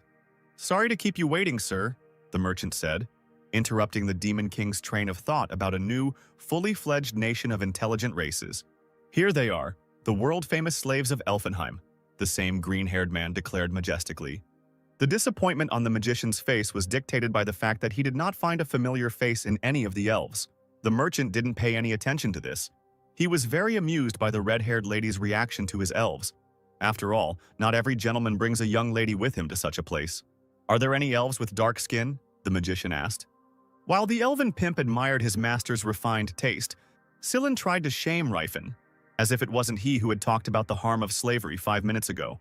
We have one dark-skinned slave, the green-haired man remembered, and led the clients to the exit of the hall. As they walked along the long corridors of the luxurious building, the travelers were given a short tour.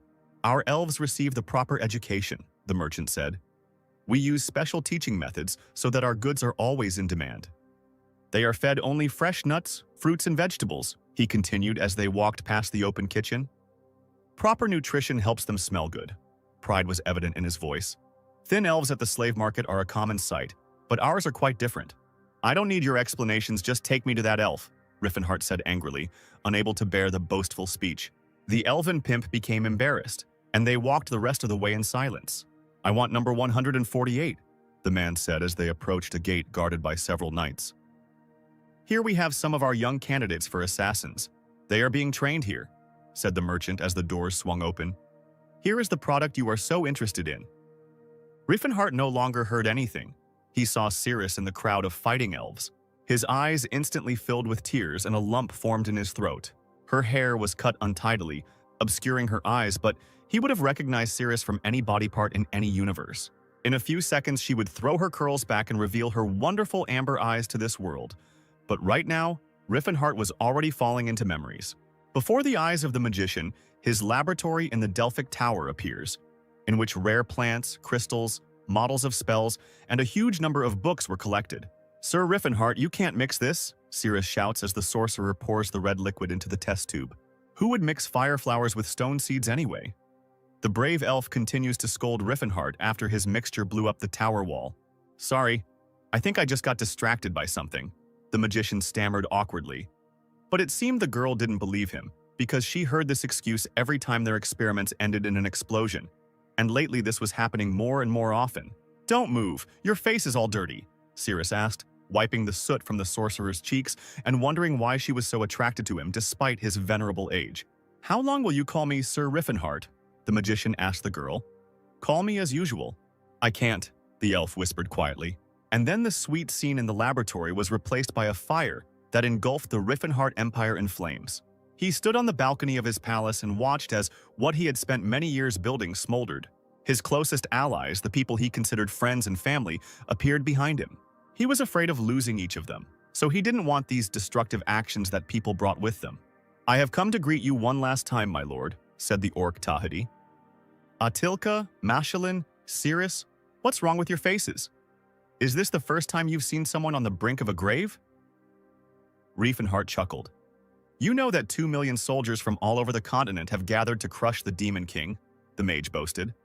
Perhaps all of humanity's fighting power has gathered here. I wonder how they'll deal with the aftermath. Their countries are completely incapacitated, all for one fight?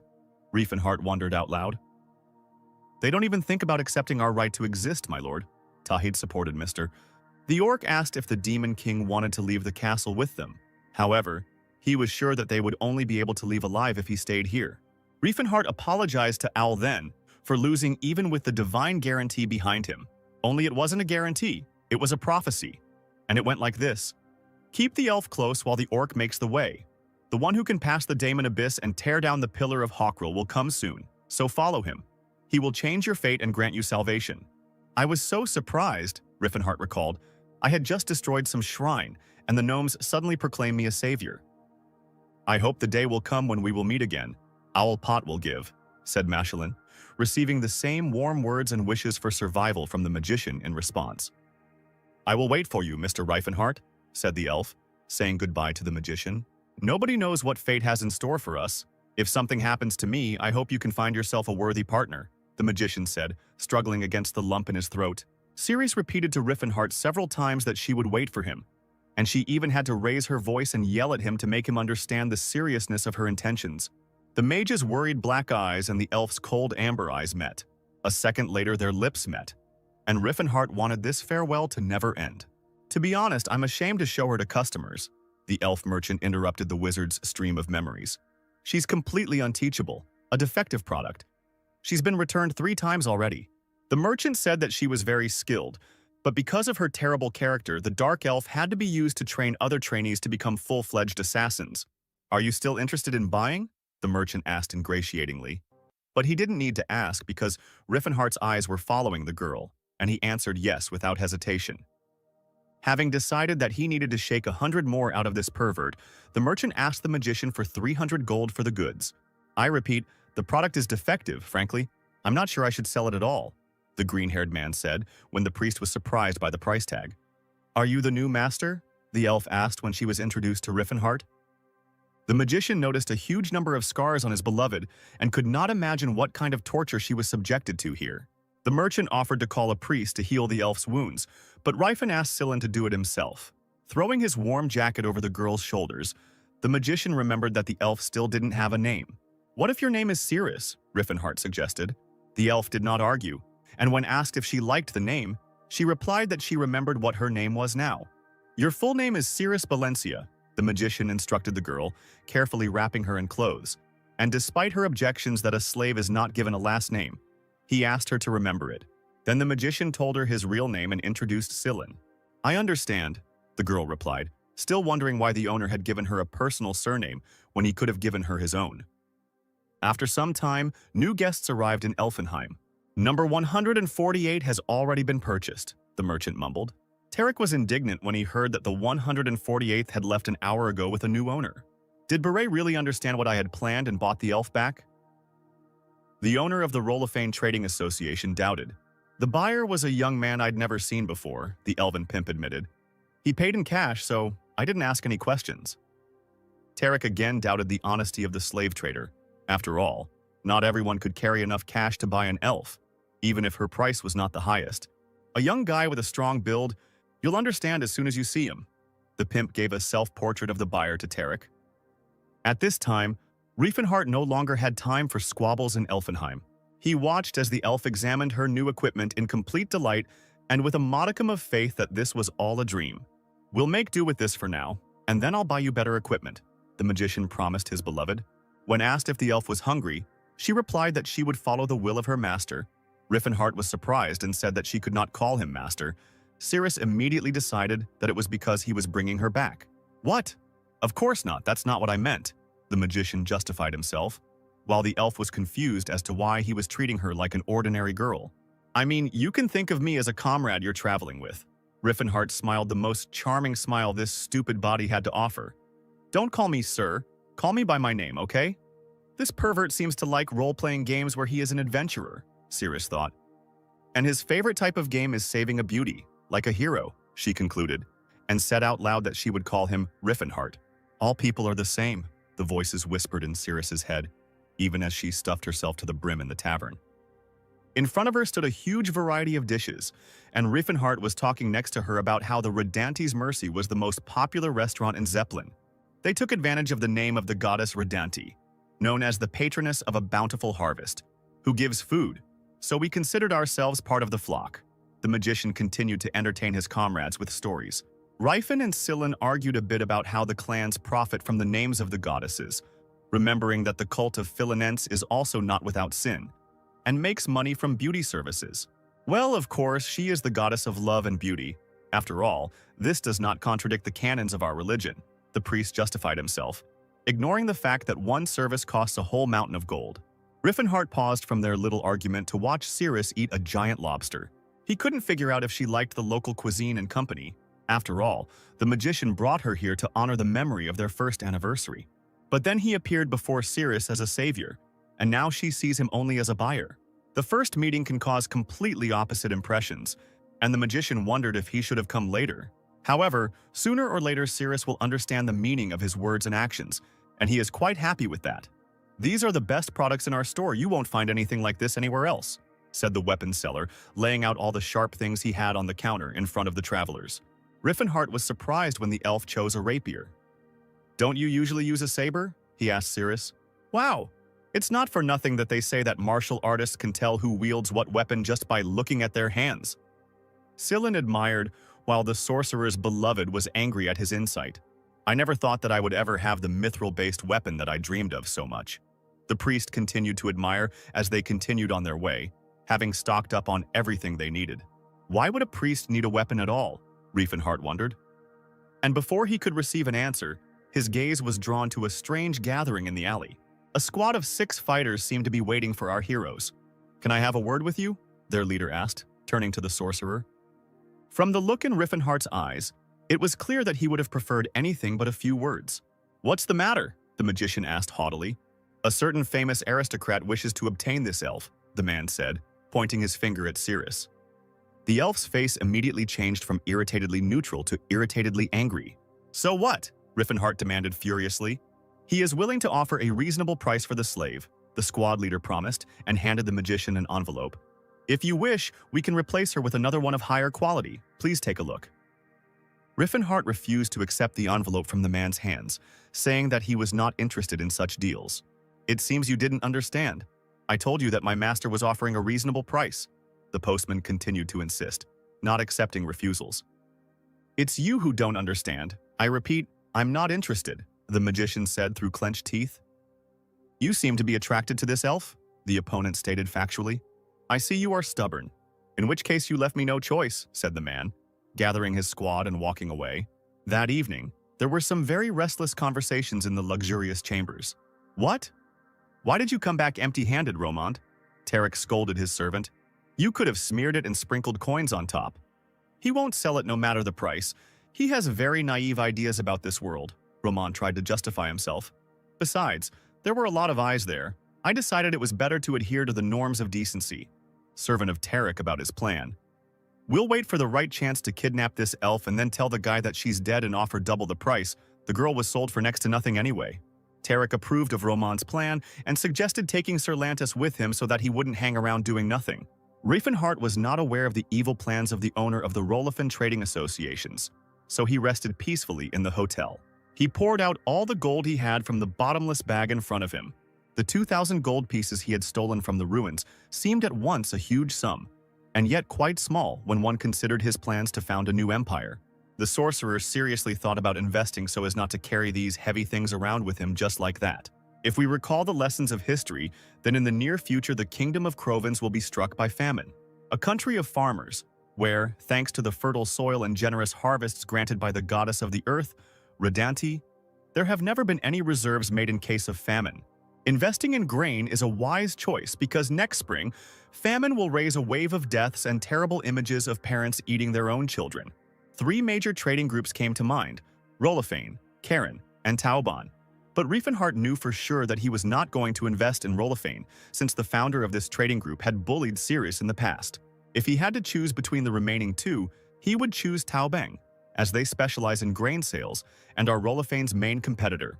The head of the Taoban Trading Association, Seavold, sat in his office and lamented that because of the unscrupulousness of the head of Rolofane, he could be left without partners, profitable deals, and even without work. The secretary said that Seavold had a visitor who wanted to make an investment, but since the locals could not offer a good amount, the head of the association asked the secretary to send the man away. "But he offers a large sum, sir," said the secretary excitedly. "I want to invest 1,500 gold pieces in grain," Riefenhart said with a smile when he was finally allowed into the office. Bags of gold on the table of the head of the association proved the seriousness of the intentions of the newly minted investor. "Please fill my warehouses in the kingdom of Crovens for the barley harvest next spring," the mage asked. "But selling grain in Crovens is like selling soap to an orc," Seavold doubted. "No one will buy it." Riefenhart insisted on his own, despite assurances from the head of the trading association that he would not allow money to be invested in a clearly failed business. "If you don't want to do it, I'll just go invest in another trade union," the magician muttered, taking the bags of gold from the table and ending the useless argument. "To be honest, our business is going through hard times right now," Seavold revealed his cards. "But with your investment, we can easily survive them and even succeed. I just want to offer you a more profitable investment. It's my money, so I'll decide where to invest it. Just draw up a contract," Riefenhart asked, remembering that in his past life, Seavold had been a very unyielding person. "Promise me just one thing, not to use my contribution for personal purposes," the magician threatened the merchant, taking a promise from him. Afterwards, Riefen asked if there was a branch of the Taoban Trade Association in the Kingdom of Grain, and Seavold assured him that there was, since they were just building a trade route to the northern regions. But the magician didn't care about the northern regions. He needed a branch near the Magic Tower of Delphia, which, unfortunately, the merchant did not have. But the path to the branch in Ronta passed right through those places. The mage took this opportunity to find out how young Reifenhart was doing in Delphia, asking the merchant to pass on any information about the sorcerer that could be obtained. Meanwhile, in the courtyard of the hotel, Cirrus continued training and handling the new weapon, under the supervision of Scylla. Each swing of the blade cut through the air near the young elf's hair, making her 1,000 times more beautiful. Scylla, who initially wanted to learn a couple of techniques from the elf, stood to the side and watched her training with admiration. For Cirrus, training was a substitute for meditation, allowing her to briefly delve into the past. High elves were originally meant to be guardians of the forest, said an incredibly beautiful adult elf, stroking Cirrus's hair. While the little elf lay on her mother's lap, she told her that they lived in eternal grace under the protection of the World Tree, Elfenheim, where every living creature is a friend, and the trees provide the elves with food. And although people oppress us, putting us in a miserable position, one day Elida will show us all the way to paradise. Cirrus heard her mother's voice. We are the heirs of the great fairy, my beloved daughter. Never forget about pride. My mother's words overlapped with the memories of the burning house and the destroyed elven settlement. After the death of her parents, Cirrus ended up with an elf who prepared her for life in a better place. For this, she had to learn to be loyal and polite, as befits a good, nice elf. The girl was regularly beaten and subjected to domestic torture. For example, they might not feed her for a few days to make her more obedient. Her kind mocked her, and her pureblood heritage only gave them more reason to mock her. In those days, only the sword saved her, because all the adults she remembered wielded a sword, and they fought bravely and died with honor. That's why Cirrus loved this weapon so much. Swinging the sword, she recalled the image of her parents who were fiercely fighting for their lives. Time passed and memories faded, but Cirrus kept one phrase forever in her heart. My beloved daughter, never forget about pride. Loud bangs brought Cirrus back from her memories to the real world. That was so cool. How do you move like that? Scylla asked in admiration. You just have to try your best, the elf answered sincerely. Oh my god, it's like I'm listening to instructions from Rifen. Are all warriors like this? Scylla asked rhetorically as he mimicked powerful blows in the air. It's like that, huh? But the priest did not have time to receive an answer, because their training was interrupted by the phrase, There you are. You will come with us, elf, Roman barked, implying that his orders were not to be discussed. We will take you to the real master, he continued, not daring to hold back his smile. Even a fool could decipher the elf's warlike gaze. She had no intention of going anywhere with Romand. A whole squad of men, dressed in such a way that it was impossible to tell whether they were mercenaries or government employees, lined up, blocking the only exit from the hotel courtyard. Who the hell are you? Saint Scylla shouted.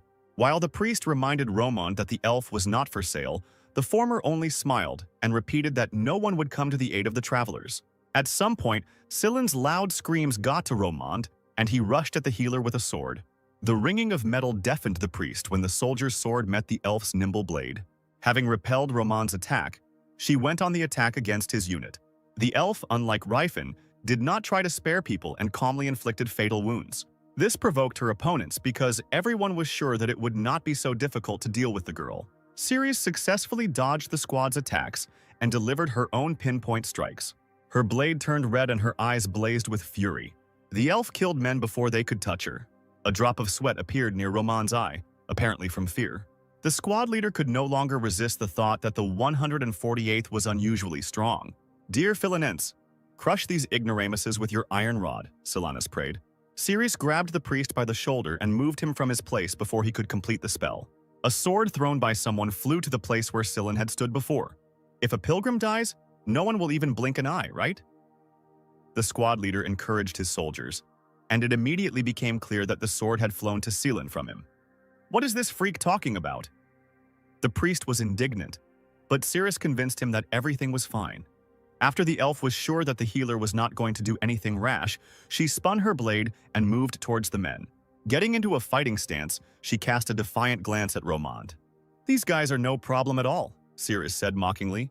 She would have said these words as many times as she wanted, if only the commander's expression would always remain the same surprised, angry one. Time to get to work, Tallcat, Roman called to someone. Ceres stood surrounded by the dead bodies of men who thought it would be an easy task to deal with her. But when an orc the size of her new master entered the inn courtyard, even the elf's knees began to tremble slightly.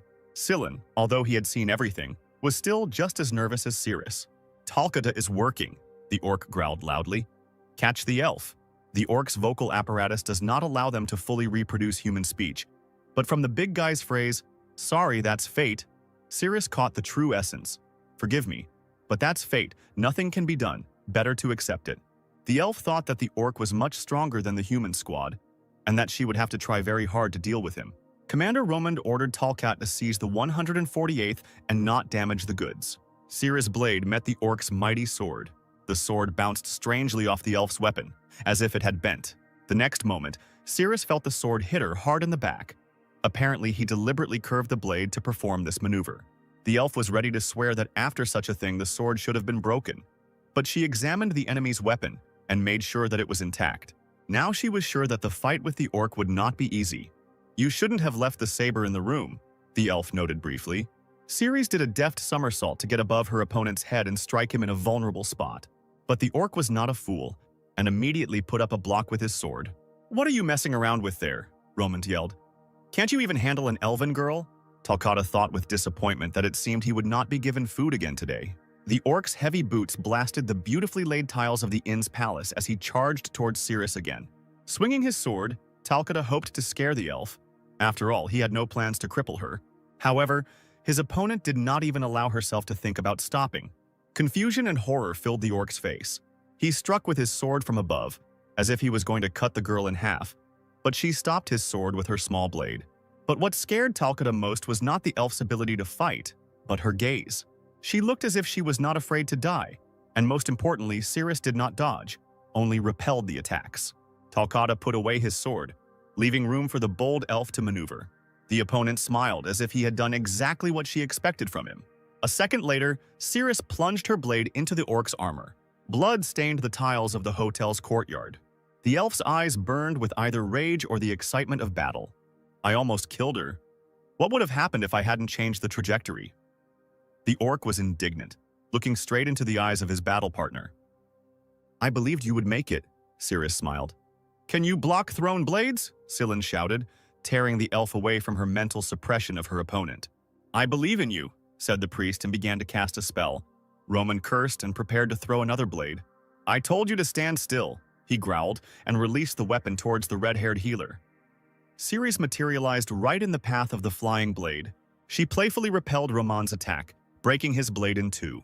Meanwhile, the entire courtyard seemed to be shrouded in a pink haze, and painted skeletons on rattles hung in the air, the very saints to whom Scylla always called. "Please crush these bastards with all your strength, Saint Philinense," the priest prayed. The elf had never seen her companion's strength in action, so she was seriously surprised, and Roman seemed to have shit his pants when he saw the saints. With their arms crossed over their chests and their mouths open, the skeletons of the Philinense family looked more like demonic creatures than anything religious. Roman's subordinates were in a stupor. They had no instructions on how to fight the Holy Spirit. And then a huge explosion blew the hotel courtyard into pieces, throwing up the once neatly laid tiles. "Although divine power is meant to fight demons and the living dead," the saint spoke quickly as explosions continued to sound behind him, "it will help us buy time. Let's run quickly." "Understood," Cirrus replied, and grabbed the priest by the back of his robe. She threw the soldier's sword that she found on the ground, and he entered the wall almost halfway with the blade. The elf used the sword as a step, jumping onto it. She bounced upward, and here Cirrus, with a healer in one hand and a blade in the other, was flying gracefully toward the second-floor window. As they broke the glass and flew into the hotel, the elf covered Scylla's head with her hands, not caring that she might hurt her own. "Talcata, get after them quickly!" Romand yelled as the pink haze left the yard and the aftermath of the explosion subsided a little. Someone from the side laughed slightly and asked if Romand and his team had screwed up again and missed one little elf. A slave who fights on equal terms with an experienced orc warrior? The bearded man continued to grin, while the squad leader tried to justify himself by saying that they already practically had her in their hands. "Well then it's my turn. Where did it go?" the bearded man decided. Romand pointed him in the direction and tried not to even look in his direction while he accepted the task. An expensively dressed, fair-haired, bearded man leapt into the air in one leap. His painted cloak flashed in the same window where Cirrus and Scylla landed. Romand was not delighted with the bearded man's manner of constantly bragging about his strength and skills, but even he noted that to rise so high in one jump is difficult and commendable. However, the bearded dude had an aura, so it was easy as pie for him. "Well, hide, my dear," "Hide!" the bearded man sang playfully when he realized that he had lost his prey. After all, Sirius and Scylla were already far from the hotel. Sometime before the bearded man was brought to their case, the travelers ran to their room to collect the rest of their equipment. Scylla suggested this idea because even if there was an ambush waiting there, they could handle one or two opponents. Sirius was genuinely surprised by the healer's reasoning. Before that, she had considered him a naive child. Naturally, there was a soldier from Roman's detachment standing near Riffenhart's room. He raised his head and saw the elf jumping towards him at great speed. Sirius kicked her opponent right in the bridge of the nose, knocking him out for the rest of the evening. "Do you think we have time to change?" Scylla lamented as the elf tried to put on all the equipment she had bought. "Grab what you can and run." "Oh, Philinense, erase our traces, protect us from danger, and give us a second wind." The saint whispered a simple spell, and the room began to shine with cleanliness, as if no one had lived in it before. Meanwhile, in the present, Lanthus was walking down the corridors of the hotel, a swordsman who had reached a certain level of fencing and had even mastered the aura. The one who owns the aura is able to slightly sense the movements of all living beings within 30 meters, and even walls will not become an obstacle for him. That child is able to erase traces of presence like a high-ranking priest? Lanthus was surprised, remembering the red-haired healer, and kicking down the door of the room. The swordsman was convinced that the travelers had fled when he saw a completely clean and, most importantly, empty room behind the broken door. "Don't tell me they got away again, Sir Lanthus," Romand asked, following the swordsman into the room. "Let the dogs go, they couldn't have gone far," Lanthus smiled. Meanwhile, the priest and the elf ran wherever their eyes looked, meandering through the courtyards and alleys of the city of Zeppelin. Ceres first suggested that they get lost in the crowd, but Scylla was sure that they should avoid people as much as possible, because no one would help slaves running away from their owners. "Even the Holy Order won't help us, now I understand why pilgrims die more often than flies," thought Scylla. But the prospect of giving in now and returning to the power of a strong lady, as frail as he was more frightening than the current chase. "If Mr. Riffin were here, everything would have been resolved already," lamented the priest. "Where the hell is he?" "We must find him at any cost," muttered Scylla, starting to cast a spell and ignoring Sirius's question about the master's true strength. "Oh, Philinense, have mercy, show us the thread of fate," the healer prayed. "See how painful our separation is and reunite us." Painting the city with pink lines before the travelers, a fork in the road of fate appeared. "Love can forge destiny from chance," Scylla explained to the elf. "A chance meeting becomes a destiny at the behest of love. A man meets a woman and says, 'Among the countless men and women of the continent, our meeting is like a miracle.' The probability of such an accident may be extremely small, but with Philinense's blessing, it becomes destiny. Actually, this spell is meant to find suitable matches, but we have a different goal now," Scylla thought. The priest praised Ceres, noting that she seemed stronger than Lelsia, the only elven assassin he knew. Ceres responded to the healer with a reciprocal compliment on his abilities, noting that he had an incredibly high rank for his young age, which incredibly flattered Scylla and made him think that communicating with the elf was like talking to a friend, not a slave. "Are we here?" Ceres asked, emerging from the alley into a wide square surrounded by several towers. "Yes, this is where the thread breaks," Scylla replied, noticing that one of the towers had collapsed. Suddenly, the sound of footsteps made the travelers turn around. Lanthus reluctantly emerged from the arch, dragging his feet along the ground. "This is not Mr. Riffenhart," Ceres remembered, covering the priest with her body. "I got caught, kids," said the stranger. "Thanks to you, I got a good workout." A bearded and expensively dressed gentleman moved towards our heroes and advised them not to run away anymore. But the elf herself realized that running away and exposing their backs was pointless. She needed to give battle immediately and leave quickly, having defeated her opponent. Ceres struck with her blade, but the enemy managed to dodge. "These aren't beginner skills, you're quite talented," Lanthus said, appearing behind the elf. He continued to talk about her must have been training hard and her successes as Ceres continued to make more and more attacks. The elf kept thinking about who this rich and impudent gentleman could be. "Oh, Philinense, grant your servant the courage of a lion," the priest asked, thinking the same thing as Ceres, that with such skills a man is known in the world of knights or swordsmen. "Fill the hands that grip the sword with the strength of giants themselves. Let her gaze become like an eagle's, and her legs become like those of a bull, so that she can crush the enemies on her way." Scylla finished his prayer. "A holy strike?" Lanthus was surprised. To cast so many holy spells at once is not even the level of a high-ranking priest, but a bishop level. I'm quite famous in the south of Vasily, if you want to know, Scylla boasted and encouraged his battle friend, directing her into battle with the consecrated sword. With the priest's blessing, you have changed beyond recognition. Lantis tried to distract the elf with conversation, delivering a critical blow. The blessed sword cracked and shattered into pieces all over the area. Ceres gripped the hilt of the cracked sword and looked into the eyes of her opponent. "But you got too carried away while I was playing with you," the swordsman said disappointedly, and struck the elf, letting her blood stain the pavement. Scylla turned pale and noticed that the aura was coloring the air around his opponent. "Who would have thought that a slave would force me to use aura?" Lantis muttered. "What is a swordsman with an aura doing here?" Scylla was indignant, trying to help the wounded Ceres. They can live anywhere in luxury, he thought. Hiring one to capture a slave is like using a dragon to light a furnace. Arriving at the scene of the battle, Roman addressed the swordsman by name, and then Scylla realized who was in front of him and called out to him, causing Lantis to be surprised. Of course, Scylla knew who Lantis was, just a famous knight in the Taken Kingdom, the heir of a noble family who displayed astonishing military prowess after awakening his aura after the age of 30. The entire Taken Kingdom rejoiced at the arrival of a new aura lord. However, Lantis had a secret of his own that he could not share with anyone. He had a terrible fetish that began with elven slaves and extended even to royalty, and was then inevitably revealed in high society. Sir Lantis became the greatest disgrace in the history of the Taken Kingdom.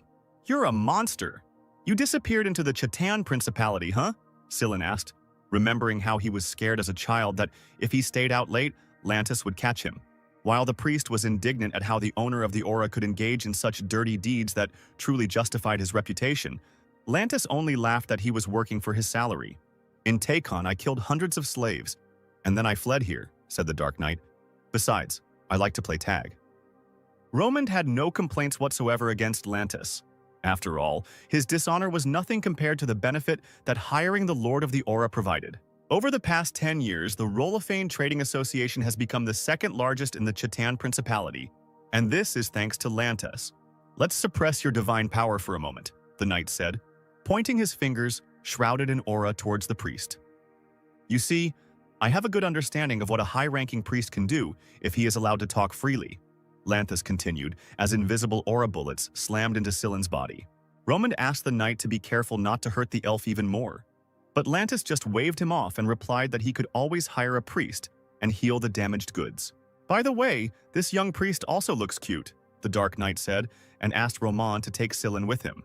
"Wait, I'm actually a guy," the red-haired healer protested. "Boy?" Lantis was surprised, his eyes lighting up strangely. "Well, this will be an unusual experience."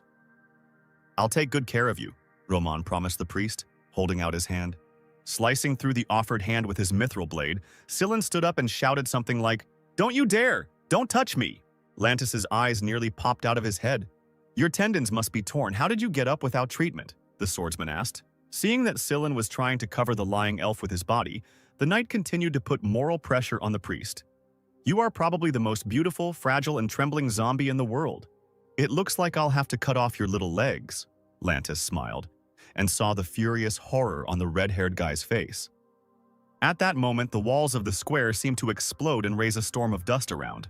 Lantis looked sideways at the explosion with displeasure, sensing that they had come for his soul. Scylla's spirits were lifted when he saw such a familiar face. "Found you, bastards," Riefenhart said through clenched teeth. "How dare you covet Ceres?" he yelled, gathering his aura into a fist. The red-haired warrior took a step out of the hole in the wall that he had made himself and took off his warm coat. Lantis knew from one look at the guy that something was wrong with him. "This is not just a young guy who was lucky with his physique," the knight reasoned. "I can feel a very strong aura coming from him."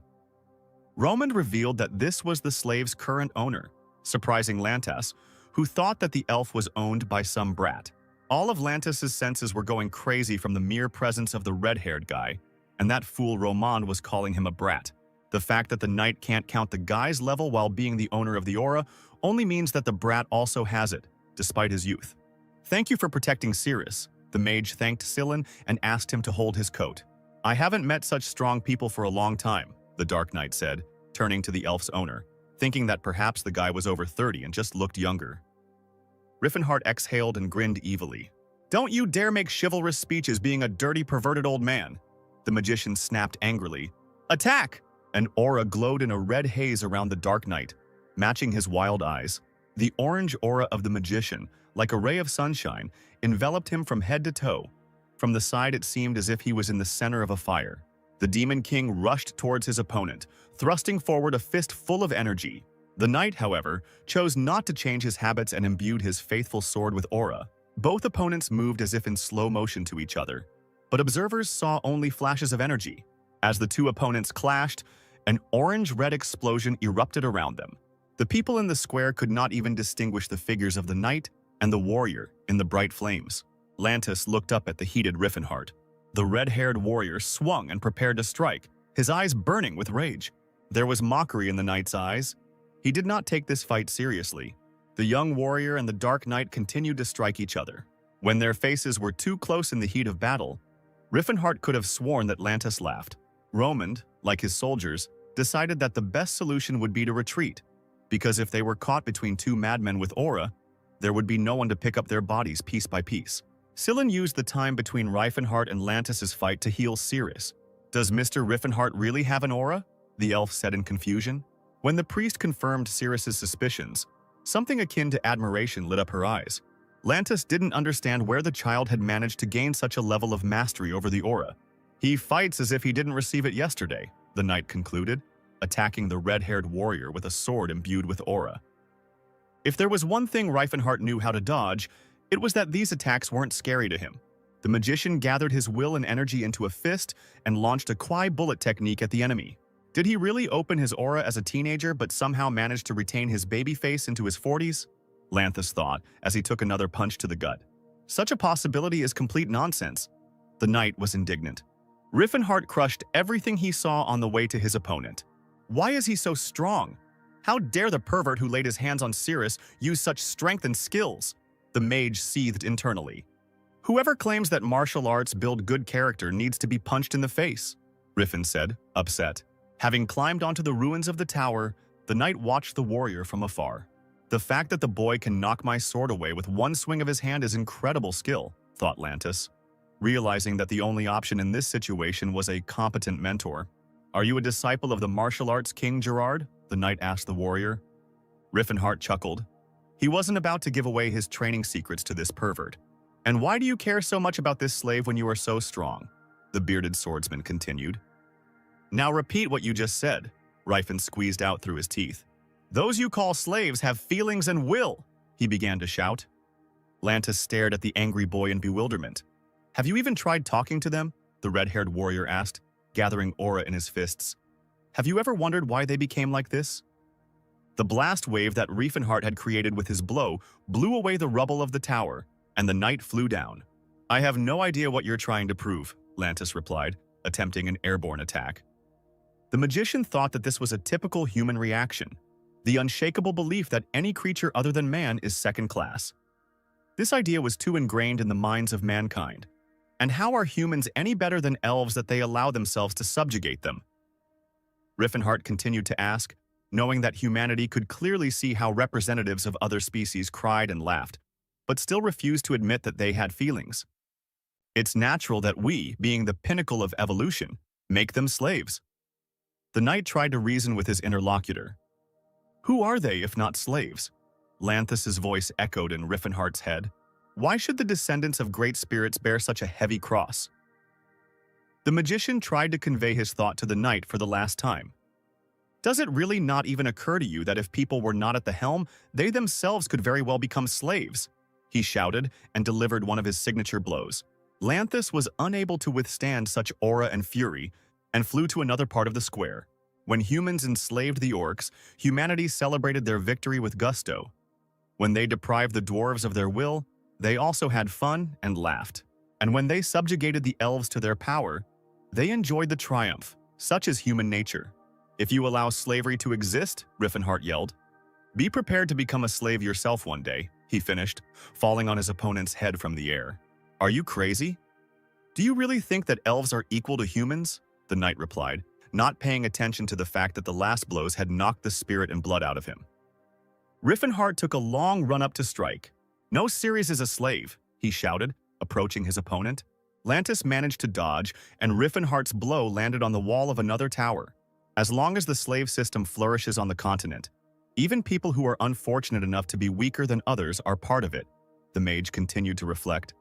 Defending an unjust ideology will always backfire. Only the stupidest people don't understand such basic things. If this vicious circle is not broken, Riffenhart was having an internal monologue, but he was not distracted from the battle, and having gained a huge amount of aura, he kicked the enemy in the chest. If we don't try to change the false ideas, one day everyone will live in fear, the mage thought, as Lantis crashed face first into one of the stone walls. Beads of sweat were running down the knight's face. It was clear that the battle had really exhausted him. The young warrior looked like he was ready to fight for another couple hundred hours. This must be fixed, Riffenhart concluded his internal monologue. I will put an end to this at any cost. The Demon King grabbed the pervert knight and began to slam his head against the wall. Lantis's head left cracks in the wall. Each time they grew wider and wider, and then bricks began to fall out. In the end, Riffenhart threw the knight out of the square through the hole his head had made. Let Lantis continue for several spans and end in the wall of one of the last surviving towers. I will change this, no matter what, Riffenhart declared, not paying attention to the fact that part of his monologue remained only inside his consciousness. So that no one would call Cirrus a slave again, the magician continued. So that no one would even think about enslavement again. For her sake, I will change this damn world, Riffenhart concluded, not seeing the impression he made on the elf at that moment. I thought he was just another crazy bastard, Cirrus mused. But how obsessed with role-playing games do you have to be to spout such nonsense about elves not being slaves? Is he really a hopeless pervert? The elf was even slightly upset. And yet, to be honest, the magician's words awakened something in Cirrus. She remembered her mother talking about how they were descendants of great spirits. Perhaps the young master knows history well and is really trying to help? Hope flashed in the elf's eyes. Meanwhile, Lantis, under the rubble of the tower, begged for mercy. When Riffenhart demanded a reason why he should forgive the filthy pervert, Lantis assured him that he had repented and was ready to reflect on his sins and do only good for the rest of his days. Your expression tells me you're not lying, the magician began. But I really hate the holy order of the Sayer, which allows you to do whatever you want as long as you come to the temple with repentance. Riffenhart finished his thought, noting that if Lantis had truly repented, he would have gone to prison and not strolled around the temples. I am ready to surrender to the authorities, the shameless knight begged. You don't need to dirty your hands for a worthless person like me. My hands are already covered in blood up to the elbows, the red-haired warrior said in a sepulchral voice, remembering his past in the body of the Demon King. But so be it, I believe you, he showed understanding. If you truly repented, you must have thought that you deserved to die, that it would be better to die quickly to pay for your actions, right? The magician asked the knight.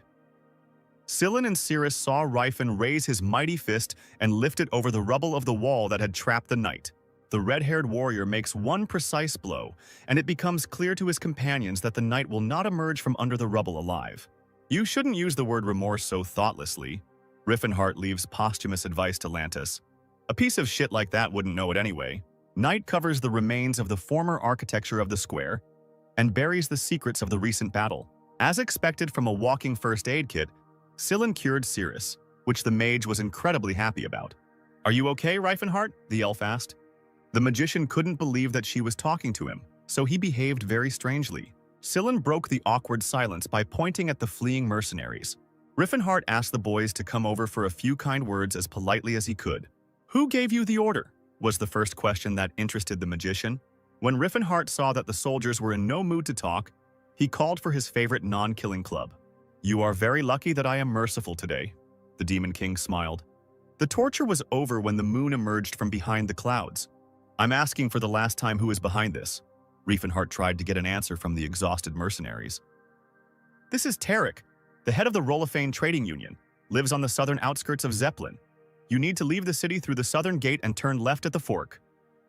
All three soldiers spoke at once. Riffenhart was glad to hear the name of the man who had tormented Cirrus for 10 years in his past life.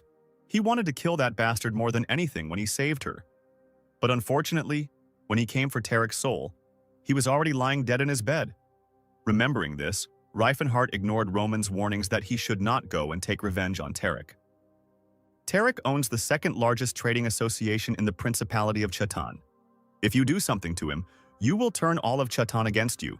Roman blurted out information that the magician already knew. I know exactly what that bastard is like, Riffenhart said through gritted teeth. The magician did not kill the soldiers as he had promised. He simply left them in the cold, practically naked and exhausted from torture. But, on the other hand, they could always cuddle up to each other and not die from the cold. As our heroes approached the luxurious halls of Tarek's house, terrible events were taking place inside. "They're taking a long time to deliver the Dark Elf," Beret complained. "Yeah, what is Roman digging around there for?" Tarek supported his indignation. "Who are these?" Beret asked, noticing two trembling elves on the other side of the room, and was told that they were Lantis's toys. It was very noisy outside, but Tarek decided that this was another public rally and suggested not to spoil the evening. But in fact, outside the estate guards were trying to protect the owner from harm. Each blow of the magician hit the target, and after some time all the guards were lying at his feet. While Riffenhart tried to distract himself from the thought that he wanted to kill everyone involved in this whole story, including the guards, Sillin healed the guards and erased their painful memories. "Isn't that a spell that usually heals a broken heart, making one forget unhappy love?" the magician asked, and the priest replied that there were few funny moments in battles either. "If it weren't for these skills, how would you get rid of unnecessary witnesses?" the healer asked the red-haired warrior, receiving the answer that Rifen would simply rip their heads off. "Then my memory blur spells are just right." Sillin was glad that he had managed to avoid any senseless casualties. "By the way, I want to see you kick that bastard's ass," he continued, causing the warrior to laugh. "Talcata will not let strangers through." A mighty orc appeared on the traveler's path. "You have the blood of a warrior in you, and the one you so stubbornly protect is not worth it at all," Riffenhart said disappointedly. "I am a warrior, and I have obligations." The orc stood in a fighting stance. "If I am broken, can I call myself a warrior?" "You live in slavery," the mage snapped, watching the orc's shocked face. "That man isn't even your life mentor. Even if not, a warrior must see things through to the end," the orc retorted. "Even if he is forced to." "Rifen, do you know the Orcish language?" Sillin mumbled in surprise. "He really does," Cirrus noted, and promised her master to take care of this orc. Riffenhart was doubtful, but the elf took out her saber and said that she now had a suitable weapon. "You have become stronger, weak elf," said the orc. The magician asked the healer to cover the elf, and he himself went in search of Tarek. "Strong man, are you going to ignore me and go straight to Tarek?" the orc said to the retreating Riefenhart. "Your opponent is an elf. By turning all your attention to me, you are showing disrespect to your opponent." The magician put him in his place. While wandering around the estate, Riffenhart came across a door behind which strange sounds were heard. Moreover, this floor seemed to be shrouded in a purple haze that was not observed on the others. The magician quickly realized that the fragrant haze was some kind of drug. But when he looked at what was happening inside the room, he was speechless for a moment. Bloodstains decorated the room as well as the expensive curtains. Taking a break from their perverted activities, the two sweaty bodies turned towards Riffenhart. Tarek and Beret screamed curses at the guards who let the stranger into the room. But they didn't know that the soldiers wouldn't hear their complaints for now. Riffenhart searched for words to describe his contempt for the two sweaty carcasses standing over the dead elves. "I've seen a lot of shit in my life, but you certainly won't get away with this," he roared as soon as he felt able to speak again. The box containing the drug continued to emit purple smoke. Fat bastard. Tarek must have gotten really high because he kept asking Riffenhart, "Who are you?" and calling security. Anger finally enveloped the magician when he looked again at the bloody mess on the bed. The elves had clearly been killed quite recently. What they had done with the corpses of these noble creatures up until now was beyond Riefenhart's comprehension. Why are there so many people in this world who shouldn't be left alive? The Demon King asked himself. What's going on? Why is there an intruder here, and no one has even raised the alarm outside? Where is Talcata? The fat pig squealed, trying to fight his clouded mind. What do you want? Money? He turned to Riefenhart. Or a place at the trading market, Tarek suspected, constantly thinking that Tauban could very well be plotting against him. But Cirrus put up with this wretchedness for 10 whole years, the magician muttered in frustration, while Tarek swore by the name of his trade union and promised the warrior to double the offered sum. We can draw up a contract right now. I promise I won't take revenge. The head of Rolifin squealed in confusion when the red-haired boy moved towards him and muttered something about Tarek not having changed. But this time, he would make it in time. The fat pig was not destined to understand that Riffenhart would have time to understand, because from the blow to the chest, it seemed that his heart flew out somewhere into the area of his back. And how dare you, you creeping freak, do such things to Cirrus? The magician asked.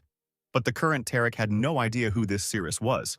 Baretu was left to watch as his comrade was brutally beaten to death by some young boy.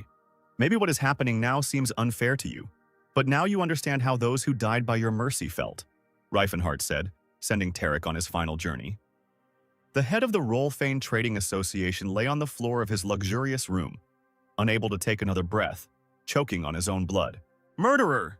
Beret attacked Reifenhardt, only making the mage laugh, since he only heard such an insult from a murderer. Beret denied his sins and claimed to live a righteous life. Scylla and Cirrus arrived at the room in the midst of an altercation between Reifenhardt and Beret, each claiming that the other was the killer. They then saw Tarek's brutally mutilated body on the floor. This is very cruel, was all the elf could say. Those bastards deserve worse, Reifen assured her, and Scylla agreed with his statement. The priest had been traveling for a long time and had long since gotten used to such sights, which he shared with the elf so that she would not worry.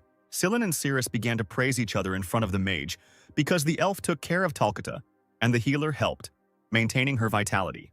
From what his partners told him, Riffenhardt concluded that Talcata was not dead and was very glad about it.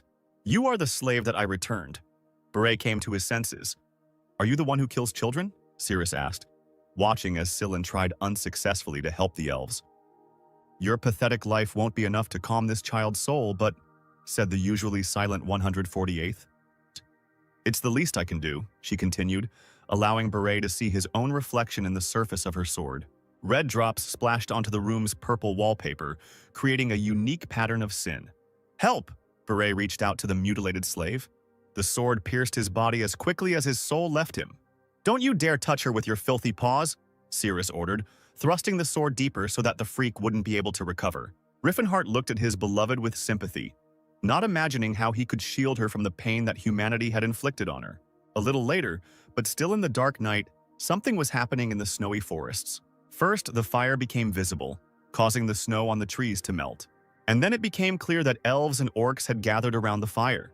Talcata, at Cirrus' request, counted all the orcs and elven women around the fire, and noted that since Talcata's sword was bent, Cirrus' master was now his master. Scylla was surprised that there were only elf girls and orc men around the fire, but Cirrus assured him that this was normal, since they were the ones who were in the greatest demand. The elf took a break from her conversation with the priest to watch the father and daughter reunite. Cirrus thought back to Riffenhardt's fiery speech about slavery and doubted her first impression. Sorry to keep you waiting. The magician immediately appeared from the forest, as if he sensed what the elf was thinking about him. Scylla inquired what had delayed Reifen, and it turned out that the young warrior was looking for slave contracts and the seal of the head of the Rollfane trade union. The magician practically bragged that he found the documents in the safe when he broke through the wall of the office. Scylla, in his usual way, devalued his partner's achievements, calling his methods barbaric. Riffenhardt lost his temper and said that he hadn't heard the word barbarism for 50 years, and immediately regretted it, because he had attracted the attention of his already suspicious partners. So why did you bring these contracts? Scylla asked, deciding to change the subject. Listen up, everyone, Riffenhardt shouted instead of answering. If you don't like being slaves, I'll free you right now. What will you choose? There was some discussion among the elves and orcs. They did not understand the orders of the new master and what this offer of freedom meant. The priest also did not understand what was happening, so he asked the magician whether he was going to resell the slaves, to which Reifen answered negatively. Are you going to settle down and give up the life of an adventurer? Scylla asked disappointedly. The seal of Rollfane on the slave contract means that they will no longer be slaves of Tarek, the mage explained, ignoring the priest's question. It is necessary to protect them from persecution. Riefenhardt thought that freeing these boys, who had neither a home nor the will to fight alone, was just his personal whim, but it was like exposing them to another kind of danger. They needed to be trained. The night streets of Zeppelin were preparing for dawn, and did not know what news would fall upon them in the morning. Mr. Riffenhardt, aren't these the slaves of the head of Tarek? Seavolt asked, thinking about how the young master had managed to buy them all up. You'll find out a little later. I hope you can take care of them secretly, the magician asked, leaving his interlocutor no chance to say no. Very interesting news awaits you tomorrow morning. But you will have to establish the truth in this matter yourself, Riefenhardt baited. And if our secret is revealed, you alone will be under suspicion. Why are you so worried? This is a normal thing for me, the magician reassured Seavolt. Riffenhardt poured out 100 gold coins on the table in front of the head of Taobang, and said that it was for expenses for the first time. There is one place on the outskirts of Zeppelin, No one will know anything if I leave my people there with the slaves. Sivolt, who had been stunned until then, finally spoke up, taking the gold into his hands and admitting the thought that his interlocutor had robbed Tarek himself. And make sure no one touches them or treats them like slaves, Riffenhart ordered harshly. But the leader of Tauban did not argue, only agreeing that it was natural, considering how obsessed owners were with their property. The magician also asked that the money he donated be used to teach his slaves, but not the things that the pervert Tarek taught them. He talked about counting, languages, history, philosophy, and medicine, whatever he could. Why go so far as to give full lessons to slaves? The head of Taobang stared at his interlocutor in confusion. Riefenhardt assured Sivolt that the better trained the slaves were, the more useful they would be to their master. But the leader of Taoban believed that they were incapable of absorbing such knowledge. Agreeing with Riefenhardt's point that he had already made the payment, Sivolt said that he would try his best, but it would be difficult, as the mentors would refuse to train the slaves. Yes, I know very well how arrogant mentors can be, the sorcerer confirmed Sivolt's fears. The mentors will probably have students, and among them there will be commoners who need money, so we'll connect them. Riefenhardt suggested a brilliant way out of the difficult situation.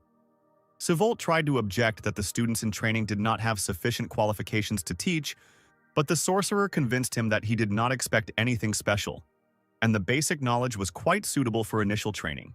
The owner of the trading association decided not to argue with the investor and agreed, although he expressed his opinion that slaves were unlikely to be able to absorb information. Teaching them was equivalent to trying to teach a cat or a dog to count. There's nothing so wild about training slaves, Riefenhardt thought with disappointment. In his past life, someone had come up with the idea of slave literacy even before he had thought of it.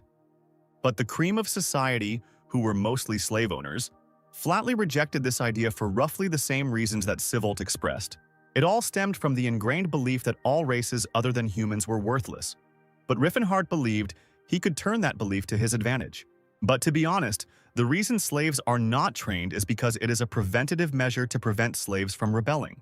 Once the slaves start getting an education, even Sivolt will be surprised at how much they understand. And then he will start teaching his own slaves. The sorcerer chuckled in his own thoughts. After all, it is convenient for a slave owner when his slaves are more capable than others. If all goes well, then the education of slaves will become a trend and spread across the continent. The trend will help change the way people think. And this is exactly what Riefenhardt wanted to achieve in his past life. But the sorcerer was in no hurry to rejoice. Everything is just beginning. And so, after successful negotiations with the Tauban Trading Association and the rescue of several hundred slaves, our heroes finally returned to the hotel. Silan, do you have any money? Riefenhardt asked through clenched teeth, feeling terribly awkward. I suddenly gave all my money to Sivolt because I didn't take into account the transportation costs, the magician hastened to justify himself. Maybe I should return these clothes. Cirrus suggested a good option. No, you don't have to do this, Riefenhardt protested instantly, blushing even more than before. The elf laughed loudly, and her comrades did not even suspect that this was the first time she laughed since becoming a slave. The next morning there was a commotion in the capital, the news spreading at the speed of light. The head of the Rolofane Trading Association, Tarek, and the head of the Karen Association, Beret, were found dead. The estate workers were questioned, but none of them could remember anything clearly, and discrepancies in the testimony of witnesses indicated that the case was hopeless and the criminal was unlikely to be caught. Fast forward 2 weeks with our heroes, and the first thing we see is a devastating explosion in some dungeons. Dear Philinense, I ask you to sprinkle these lost souls with purifying light. The priest reads the prayer. Philinense, take this soul into your arms. Silan continues to attack with divine providence and knocks another undead creature off its feet. Ceres also does not stand aside, gracefully smashing the skulls of enemies with his sword.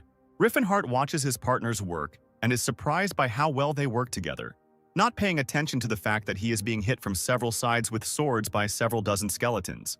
The sorcerer reasoned that a priest always complemented his partner well in battle and concluded that he had either been trained in tandem with someone since childhood or Silan simply began participating in real battles early. Silan was a much more brilliant priest than Riefenhardt had expected, and if the healer continued to improve at the same pace, he might even become stronger than the powerful saint who had been the mage's enemy in his past life, Ellen. However, Riefenhardt did not understand why he had not heard anything about Silan in his past life. Had he died too young? What do you say these ruins are called? Illusion? It seems to me that the monsters here are even more powerful than in Palton, the priest muttered, interrupting the mage's thoughts. But Reifenhart convinced him that, in fact, the monsters here were weaker. The group of travelers arrived in the Kingdom of Grime, which is located near the Stellard Mountains, where the forgotten ancient ruins of Eleusian are located, 2 weeks after leaving Chatan. Riffenhart was sure that Eleusian contained something that would help him restore his magical powers. When the group of travelers approached the door, which was sealed with magic, Sillin was sure that their sortie had failed. When Riffenhart asked the priest to be quiet and let him concentrate on his spellcasting, Sillin's jaw nearly dropped. He's great at martial arts. He even knows how to use aura. Are you saying he has brains too? The healer shouted mentally. It's not fair, Sillin continued to rant. I'm trying my hardest, but I still haven't worked a single muscle. Does third circle magic require a lot of mana? The priest asked out loud when Riffenhart asked not to interfere with him collecting mana. The magic was very difficult to perform. Beads of sweat ran down the magician's face. Power of the seal. Open what is locked. Riffenhart ordered after a few phrases in the ancient language. Open the gates, he shouted more insistently, and his magic became noticeable to his companions. They heard the gates begin to slowly open. 13 minutes. Better not tell anyone that you are a magician. The priest shamed his partner's abilities. But in the past, I was a mage of the 10th circle. I must find the voice of Eleusian. I don't want to be such a worthless mage anymore, thought Reifenhart. When the dust from the moving old gate cleared, the travelers were very surprised. Eleusian's treasury was as empty as our heroes' stomachs after Reifenhart gave all the money to Seavold. A strange stick, wrapped in a cord on both sides, was hiding alone in the corner of the room. It can't be. How is this possible? The sorcerer lamented on his way back through the beautiful snowy forest. Well, we can't always be first. You don't own these ruins, the priest reassured him. But the ruins of Eleusian will be discovered only 17 years later. It was I who found them in the past. The sorcerer mentally fumed, convinced that the future was changing. Although we did get something, I think it's a good artifact. Sillin continued his encouraging speech, pointing to the stick in Ciri's hand. It was the magical bow Nihilin, which shoots arrows from mana and, depending on the concentration, can fire several volleys at once. It looks like an ordinary stick, but in fact it is a branch of the Tree of Life. Elfenheim. Ceres fired a shot and blew the nearest tree to pieces. How do you like Ceres? The priest asked. But he could already see from her eyes that it was an excellent thing. Sillin tried to get the mage to tell him how he knew that the stick was Nihilin, but Riefenhart couldn't tell him that it was Ceres's main weapon in her past life, so he just said that he had heard about it before. Okay, there are still plenty of unexplored ancient ruins on the continent, so don't get upset. The healer still didn't lose his optimism, but the sorcerer knew that Eleusian's voice had no analogs. Only with this artifact could he supplement his powers. Here is the village of Gahalan. I want to taste food cooked by someone at least once more, said the red-haired guy when they came out onto the mountain cliff and saw Gahalan located below. Everyone agreed with the priest's statement, so the first thing our heroes did when they arrived in the village was go have lunch. It's great that you eat well. Are you sure this food will be enough for you? The hostess fussed, watching as the travelers pounced on the laid table. The tavern owner was glad that her guests liked her food, because last week a cheeky group of knights from a noble family had stopped by and criticized all her dishes. I think they said they wanted to explore some ruins, she said. But Riffenhart immediately seized on the innkeeper's phrase. Can you tell me a little more about them? The red-haired warrior asked, offering silver, but the hostess politely refused. A week ago, Viscount Kelberin showed up here with a group of explorers, all of them seemingly above his status, she recalled. There was even a knight dressed in gold among them. Quite an interesting gentleman, beaming from head to toe. The woman got carried away. And he was nice in himself. When Reifenhart heard the words golden armor and sword, only one person came to mind. The Golden Knight of the Kingdom of Grime, the Count of the Tennis family. Let's move to a majestic fortress surrounded by forest, where an interesting dialogue was taking place in the dining room at sunset. You are amazing, Sir Jesus, the interlocutor praised the knight. You destroyed all those monsters in the ruins. As expected of the Golden Knight of Grime, he continued, ignoring the knight's remark about his own merits. The opportunity to bear witness to your exploits is already an honor for me. Don't worry, Viscount Kelberin. A third of the treasure is yours, as agreed, said Jesus Tennis, commander of the Tennis family knightly order, with a grin. The sun was inexorably creeping down, as if trying to hide behind the mountains and leave the castle in complete darkness. I have had the honor of fighting alongside you. Who cares about treasures in such a situation? I don't mind if you take it all for yourself, the Viscount assured the knight, confident that he had more than enough money, but that establishing connections with Sir Jesus would be much more useful. The knight asked his interlocutor what he had done with the adamant and orichalcum he had found, and received the answer that weapons had been made from them. As expected from the Kelburn family, famous for mining, you must have many talented dwarves, Yasis said, raising a glass of wine to his lips. But these are trifles, the Viscount convinced the knight, and hastened to introduce him to his daughters, who had already arrived. I know you're not married. I just thought it would be worth introducing you to each other. The Viscount chuckled coquettishly, looking at the knight's irritated face. Jesus expressed his unwillingness to communicate with any women other than his wife, which reinforced the rumors that were circulating about him, and the Viscount hastened to find out whether the knight's younger brother needed a wife. The sound of a broken glass pierced the dining room, and the eyes of the castle owner widened when he saw blood streaming down Jesus's hands.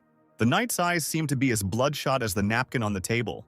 I have no younger brothers, Jesus said, as if threatening Kelburn. I'm sorry, I made a terrible mistake, the Viscount said, stuttering and unable to hide the horror on his face. At that moment, a servant burst into the dining room with a loud cry and reported that one of the artifacts had summoned a demon. A terrifyingly large monster with a blade extending from its arms was Suffician. Suffician's lower half was horse-like, making him look like a centaur, but a fashionable one who likes to wear human skulls as a belt. The soldiers flew back in different directions from his blows, not having time to inflict damage on him. There was a summoning artifact there? The knight wondered, looking out the window and watching the battle unfold. That dumb bastard, Jesus muttered, replacing the mask of indifference on his face with anger. Beware of the monster's sword. The commander of the fighting squad gave orders. Get the civilians out immediately and line up. The black-haired guy was walking right in the direction of the battle, and heard the commander's instructions that the magicians should go to the rear and the knights should raise their shields. Passing by his already wounded comrades, the knight stared stubbornly at the floor and grabbed his sword. The mages on the battlefield called upon Arius, the god of ice and wind, to aid them. 3 sorcerers erected a huge wall of ice in front of the monster. The swordsman watched from the walls of the tower as Suffician found himself trapped in the ice and looked scared. Excellent. Now his legs are shackled. We await further instructions from the commander. One of the knights in the attack positions rejoiced, who did not see that the ice did not shackle the monster, but only fenced it off. What are you doing, Russ? The commander yelled at the young man eager to get into battle. Vile demon! No enemy can withstand the onslaught of Tennis' sword. The same black-haired guy shouted and rushed towards the enemy. He made a great leap, raising his sword above himself to bring it down with all his might on his opponent. Suffician noticed the boy out of the corner of his eye and growled in displeasure. Russ put all his strength into the punch. The hero's sword dealt damage to the monster, at least that's what it seemed to Russ. The black-haired guy landed and looked at his still-living opponent in bewilderment. Suffician wasted no time in bringing one of his blades down on Ras. The guy managed to put up a defense with his own sword, so it was he who flew into pieces, and not Russ's head. Idiot! The commander shouted as the force of the blow sent Russ flying behind him. The boy was already bleeding and was barely alive, while the monster didn't even scratch after his attack. Russ came to when he was hit by an inexplicable wave of heat. The shining blow broke the monster's icy bonds and rushed straight into the monster's chest, causing significant damage. Russ sat in a daze, watching the ice chunks fall, and was surprised when his brother approached. Leave, Sir Lot. Better continue to support the bonds, Jesus ordered the knight who had been in command up until then. The commander is in place. The soldiers rejoiced when they saw the fair-haired knight. Who do you dare call brother? He turned to Russ. Great knights of tennis are not born from the belly of a stray dog. Pain and resentment appeared on Russ's face, and it seemed that the soldier was about to burst into tears. Suffician is a demon that knights without an aura will never be able to deal with, Grima's golden knight said with a grin, throwing a huge golden sword over his shoulder. He then made a spectacular swing of his weapon, cutting through the air around him. Without stopping bragging to the knights, he continued to swing his sword in different directions, thereby also attracting the attention of the monster. Open your eyes, Eldrad, Jesus whispered, raising the sword to his face. The blades in his weapon immediately began to spin and transform. The sword seemed to radiate an aura, disassembling and assembling itself like a mosaic. Jesus' clothing began to transform, starting with his boots. The golden aura emitted by the sword surrounded the knight from all sides. Soon everything from head to toe of Jesus was covered in real gold, which was left behind by a mosaic of aura. "Attack, nether demon," commanded the grim knight, clad in golden armor, with a golden sword and golden hair. Meanwhile, in the village of Yahello, Scylla was just telling Riffenhart that the golden knight was Jesus.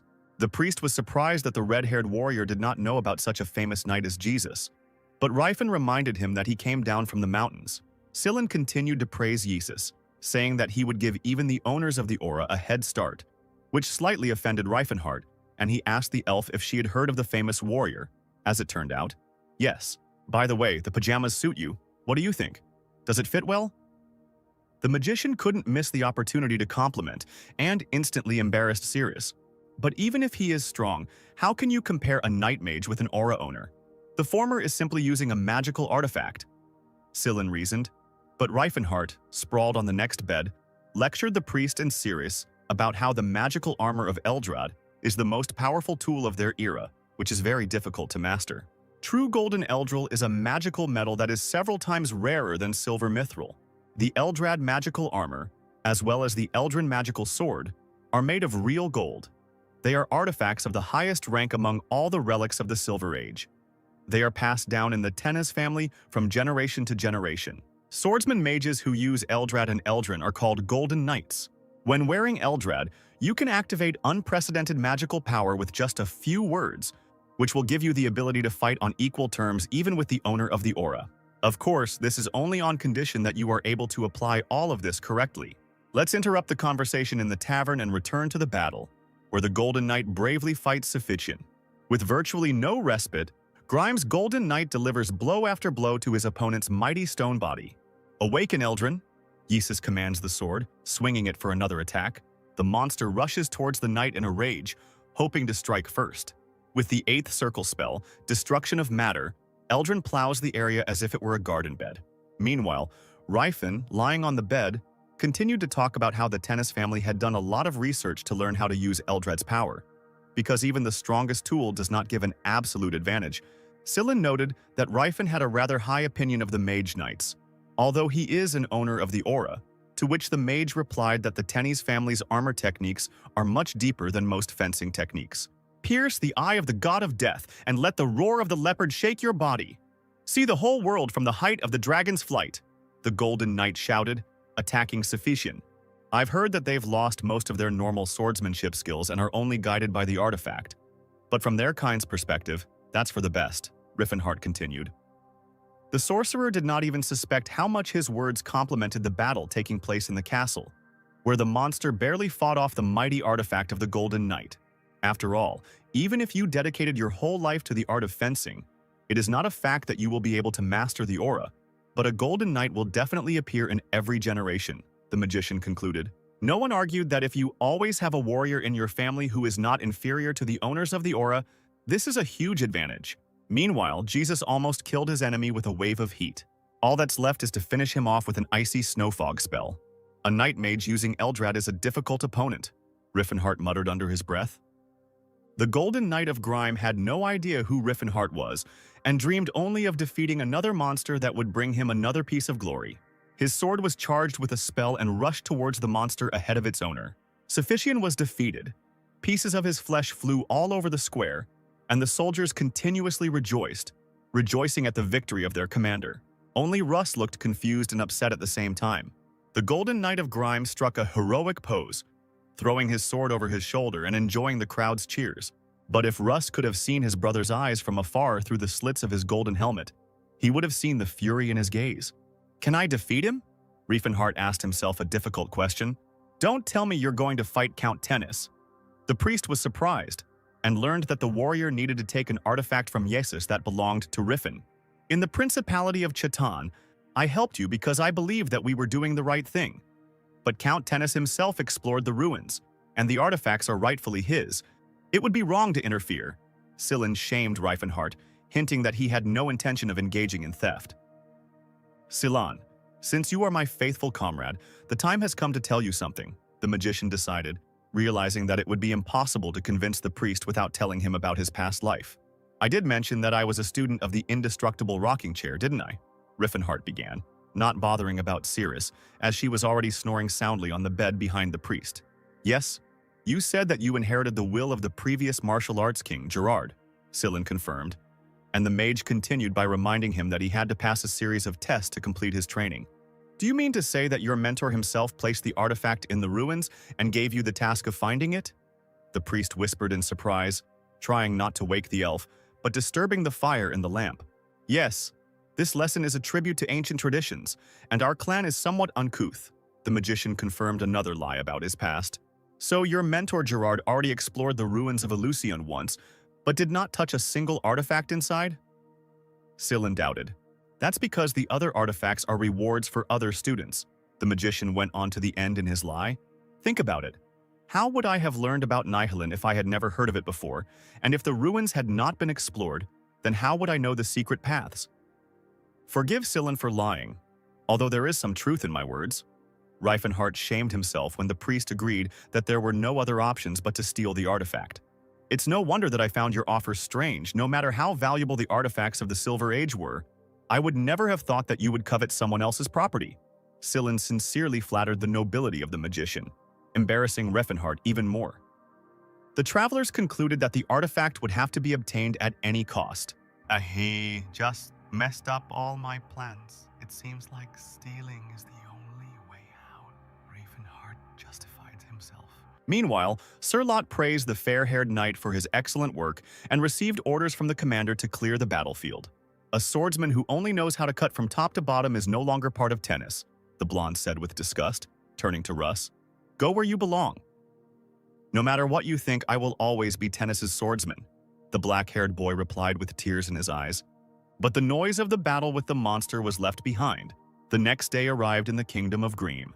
However, the morning air cut the sword, periodically hitting the cobblestones. Russ swung his sword like a madman, never giving up on his attempts to become better.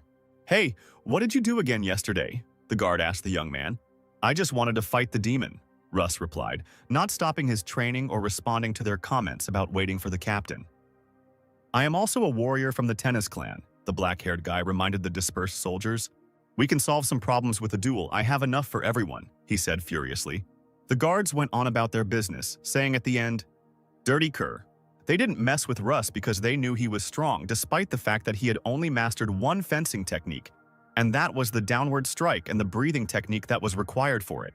The sword describes a perfect arc in the air, so fast that the blow is barely noticeable. Russ is a true master of the sword who spares no effort in order to achieve the perfect strike, but his execution of techniques other than the downward strike is embarrassing to even compare. Those who say that the tennis family is slowly losing its traditional fencing skills are right. Like all hereditary aristocratic knights, Tennis had his own arsenal of sword techniques, but Russ never studied them. Because he was illegitimate, the vassals opposed teaching him the necessary skills, so his father was only able to pass on one technique to him. This is only a part of the great sword path that our family possesses, but it can lead you straight to the aura, Rass's father said. You just need to be able to awaken this forgotten power. These words were imprinted in the head of the little heir of the Tennies family the most. His father had high hopes and Russ didn't want to let him down. The true mastery of the Tennies sword, capable of releasing hidden power, but all that remains of it is a downward strike anyway. It is only an art forgotten by all. Jesus spied on his brother's training through the window and generally reasoned the same, that all that was left of the art of wielding a sword was a downward strike. But unlike Russ, he was pessimistic and believed that the lost knowledge could not be returned. You're just an idiot, the knight cursed at his brother once again, even though he couldn't hear him. And yet, as I thought, this cretin is a genius, Jesus concluded to himself. If Russ, tired from training, could hear his words, he would be very surprised. The black-haired boy was exhausted, and while his brother was arguing about his own, he was screaming from fatigue and rage, but he continued to train. It doesn't matter how the rest of the day went in the kingdom of Grime, what matters is what began with the coming of night. Wearing a mask and cloak, Riffenhart jumped over the fence into the royal territory, mentally whining about having to deal with all this crap after being reborn. The mage was surprised by the huge castle of Viscount Kelbrin, but then remembered that he had made a name for himself in the mining trade, which meant that this was another job well done by the dwarves.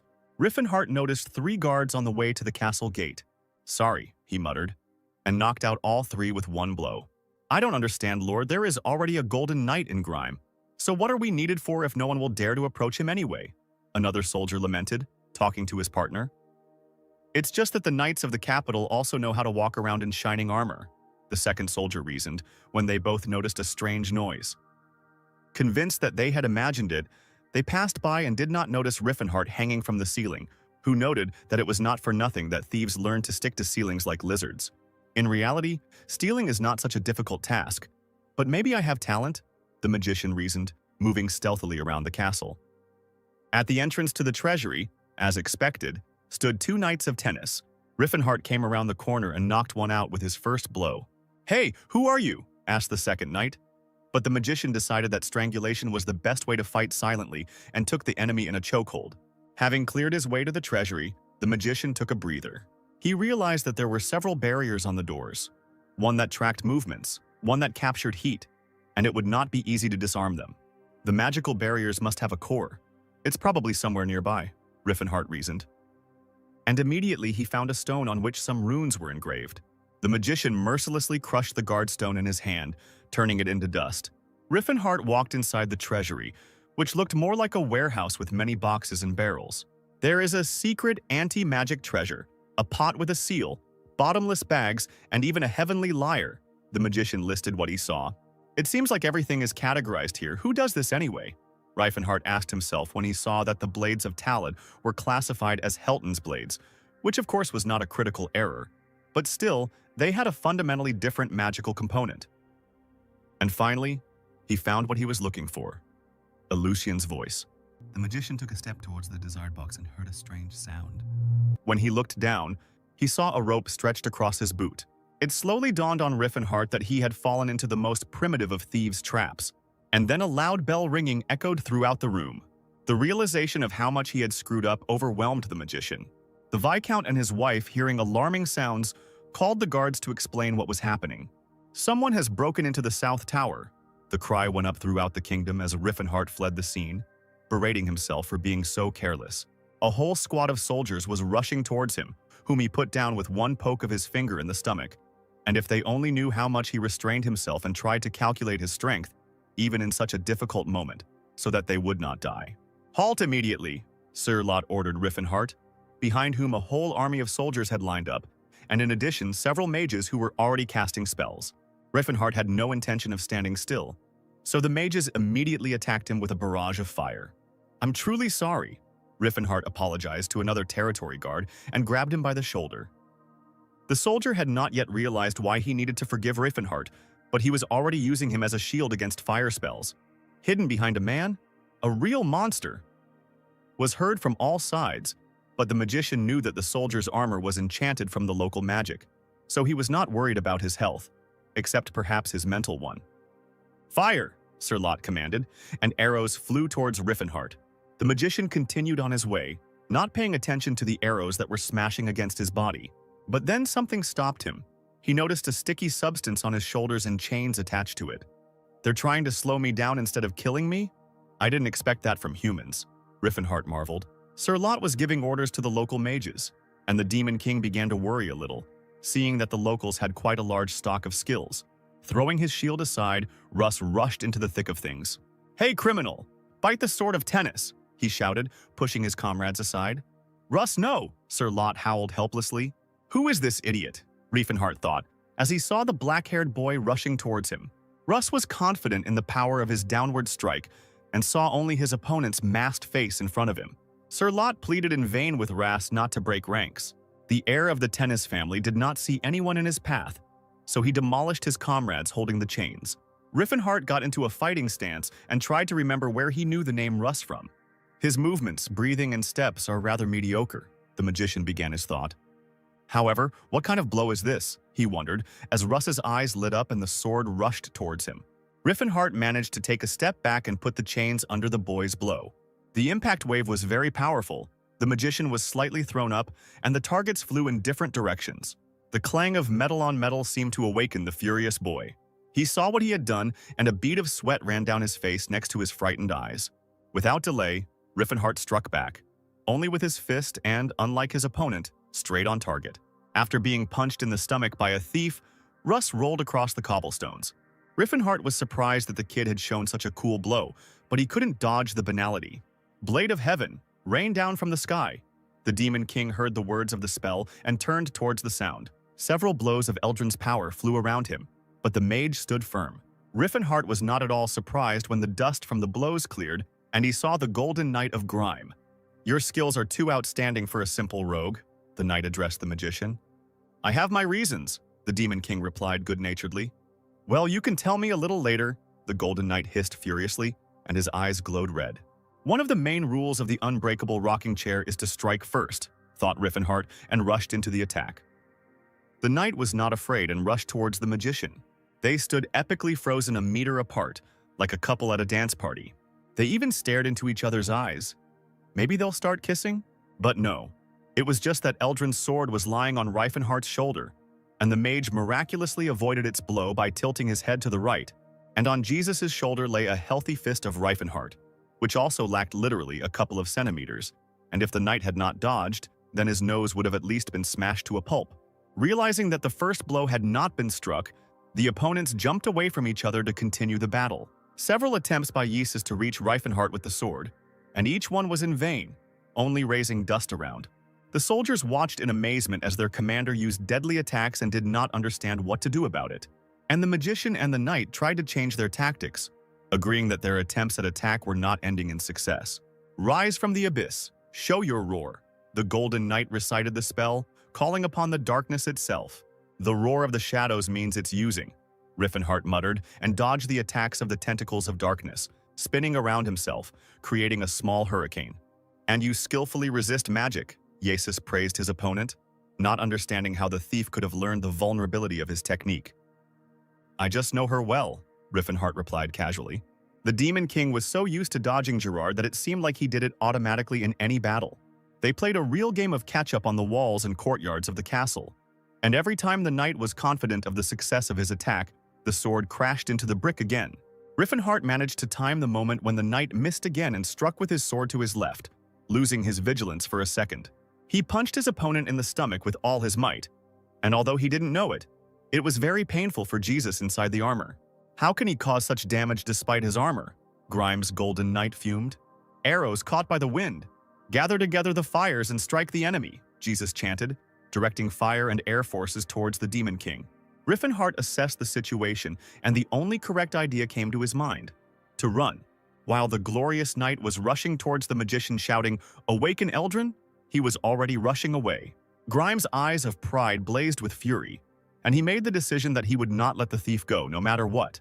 The bolts of fire and air formed a fiery tornado that swirled and followed in Riffenhart's wake.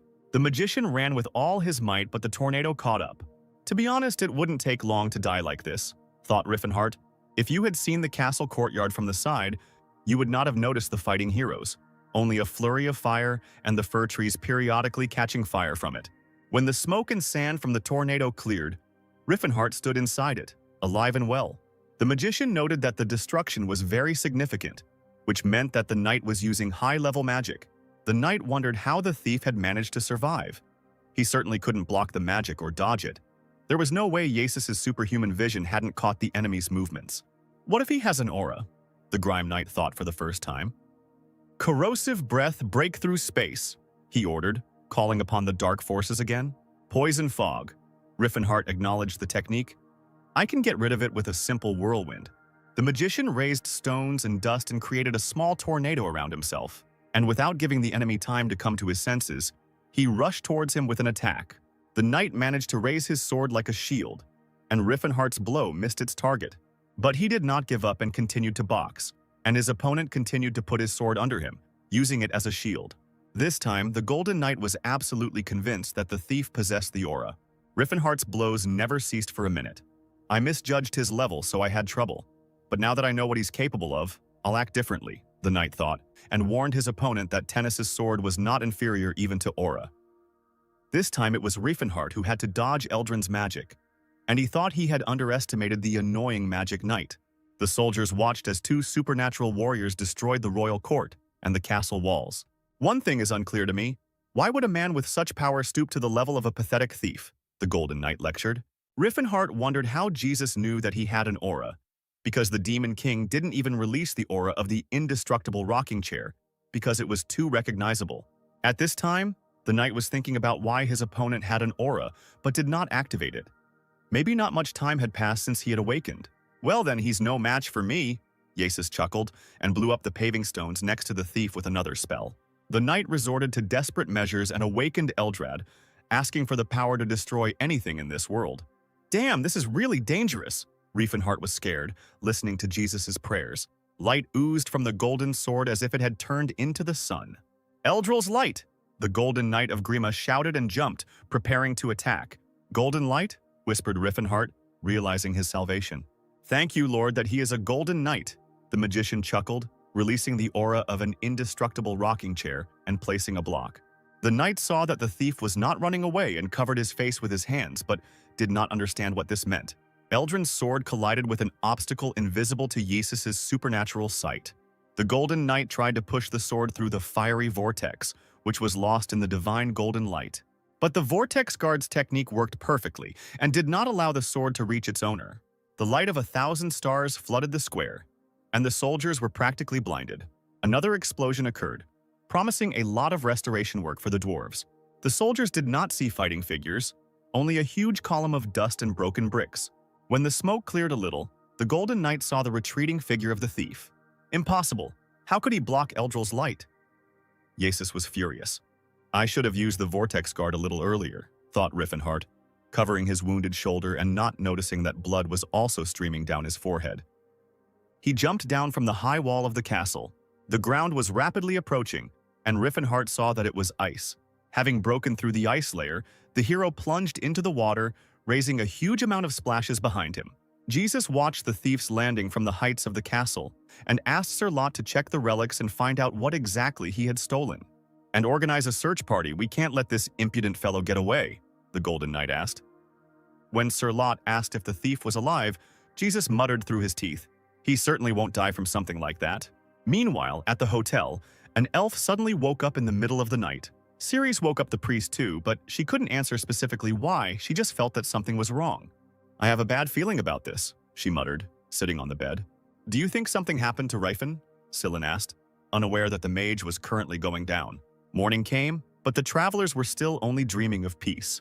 Ceres ran across the rooftops of the village houses, holding Sillin under her arm. Ceres, I'm actually a man and this is humiliating, the priest babbled. Local residents told the knights where the pursued ran.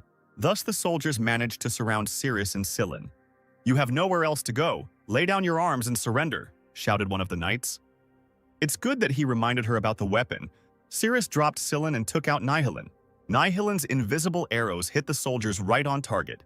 I beg your pardon, Sir Jesus, these are not ordinary thieves, Sir Lot complained when the Golden Knight appeared at the scene of the arrest. That's enough. I'll take care of them myself, commanded the chief knight of Grime. After dealing with all the soldiers, Ceres asked Sillin to return to his place under her arm, hurting his male ego but not meeting any resistance. Cry out, Blade of the Wind!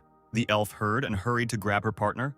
A powerful blow landed on the place where Sillin had stood before. Don't move, rats, the Golden Knight said to the travelers, landing on the roof of the house on which they were standing. The elf looked at the newly arrived opponent with displeasure and grabbed her sword. The sun played on the intricate patterns of Ceres's blade. That's no ordinary sword, the Golden Knight remarked. Are you saying he's giving away such a rare weapon to some elves? Dear Philinense, grant your servant the courage of a lion. Give her hands the strength of giants, her eyes the vision of an eagle, and her legs the strength of a bull, so that she may crush her enemies. Sillin conjured, while Yasis was thinking that apparently all the ordinary thieves had died out, since this well-equipped elf also had a high-ranking priest to boot. No wonder Ceres had a bad feeling. Apparently that idiot Rifen was caught, the priest thought in turn. The elf didn't have time to understand how the Golden Knight appeared next to her in an instant. She held her blade out as a shield and it saved her, but she was still thrown back a couple of meters after his strike.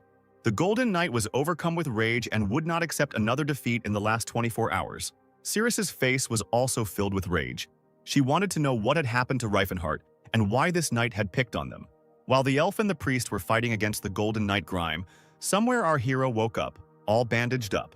Riefenhart lamented that he shouldn't have fought Jesus, it all turned out so idiotic. But as soon as the magician remembered that he had managed to steal Eleusion's voice, His mood lifted. A short man entered the room where Riffenhart woke up and asked how he was feeling. The short man turned out to be the dwarf Hethos. He and Riffenhart met, and the dwarf warned the magician that it might be difficult for him to get up for now. Having asked whether the stranger was hungry, the dwarf asked the girl who came in after him to bring the red-haired warrior some porridge. At first, Riffenhart thought he was dealing with a child, but Tilla de Stillemer turned out to be a fully grown female dwarf, and a warrior at that. When Tilla brought him something to eat, the magician was very surprised by the friendliness of the gnomes. They usually do not greet people so warmly, but his questions disappeared by themselves as soon as the main gnome arrived. He's finally woken up, our savior. Gelfade Delphiston, the priest of Alpot, rejoiced. Savior? Riffenhart whispered, his face turning from pale to red. 6 years ago, there was a prophecy. The great saint received a message from Alpot himself, Gelfade said, and from the darkness on the tiers of the northern winds a man will appear, omniscient and omnipotent. Follow him. He alone has the power to influence the finger of fate, for he is your savior. The priest read the text of the prophecy. If translated into human language, the prophecy will sound like this. A cold current will throw you a strong and smart guy from the caves.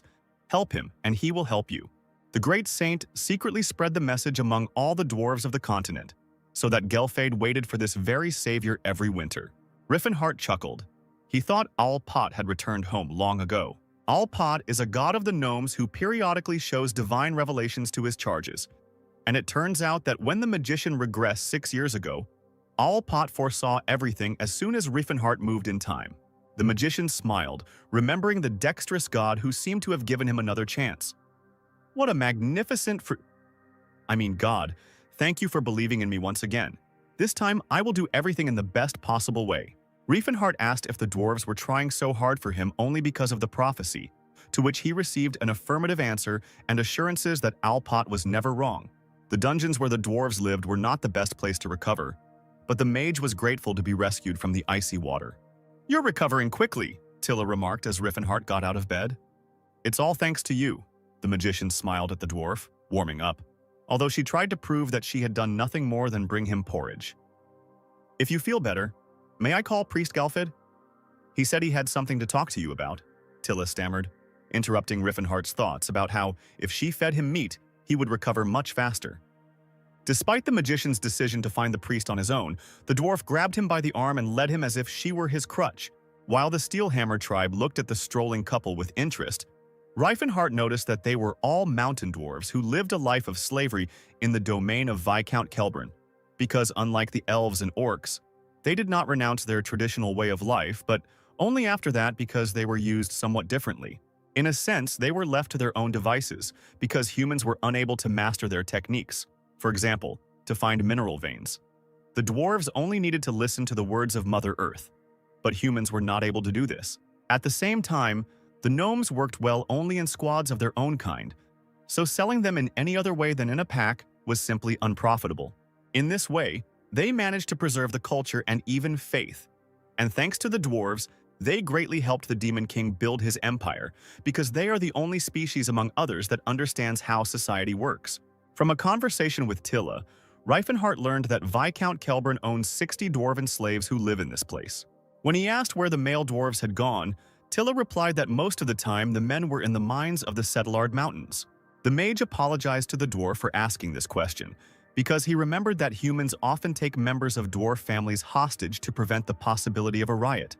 Riefenhart and Tilla approached an iron door decorated with patterns and gold in the middle of the caves. "Welcome, esteemed savior, you look much better," the dwarf announced, as the red-haired warrior and the dwarf woman entered his modest abode. "To be honest, we don't know yet why you are the savior," the dwarf chuckled at Riefenhart's remark that he could be called by his name. "But it's clear from your eyes that you don't perceive us as slaves. It is true that I feel that we are similar, so I treat the dwarves as equals. But changing the fate of all intelligent races is a completely different matter," the magician confirmed. "No one knows why Alpot chose a human as a savior, but everyone believes that this is a ray of hope and therefore they will help you with all their might.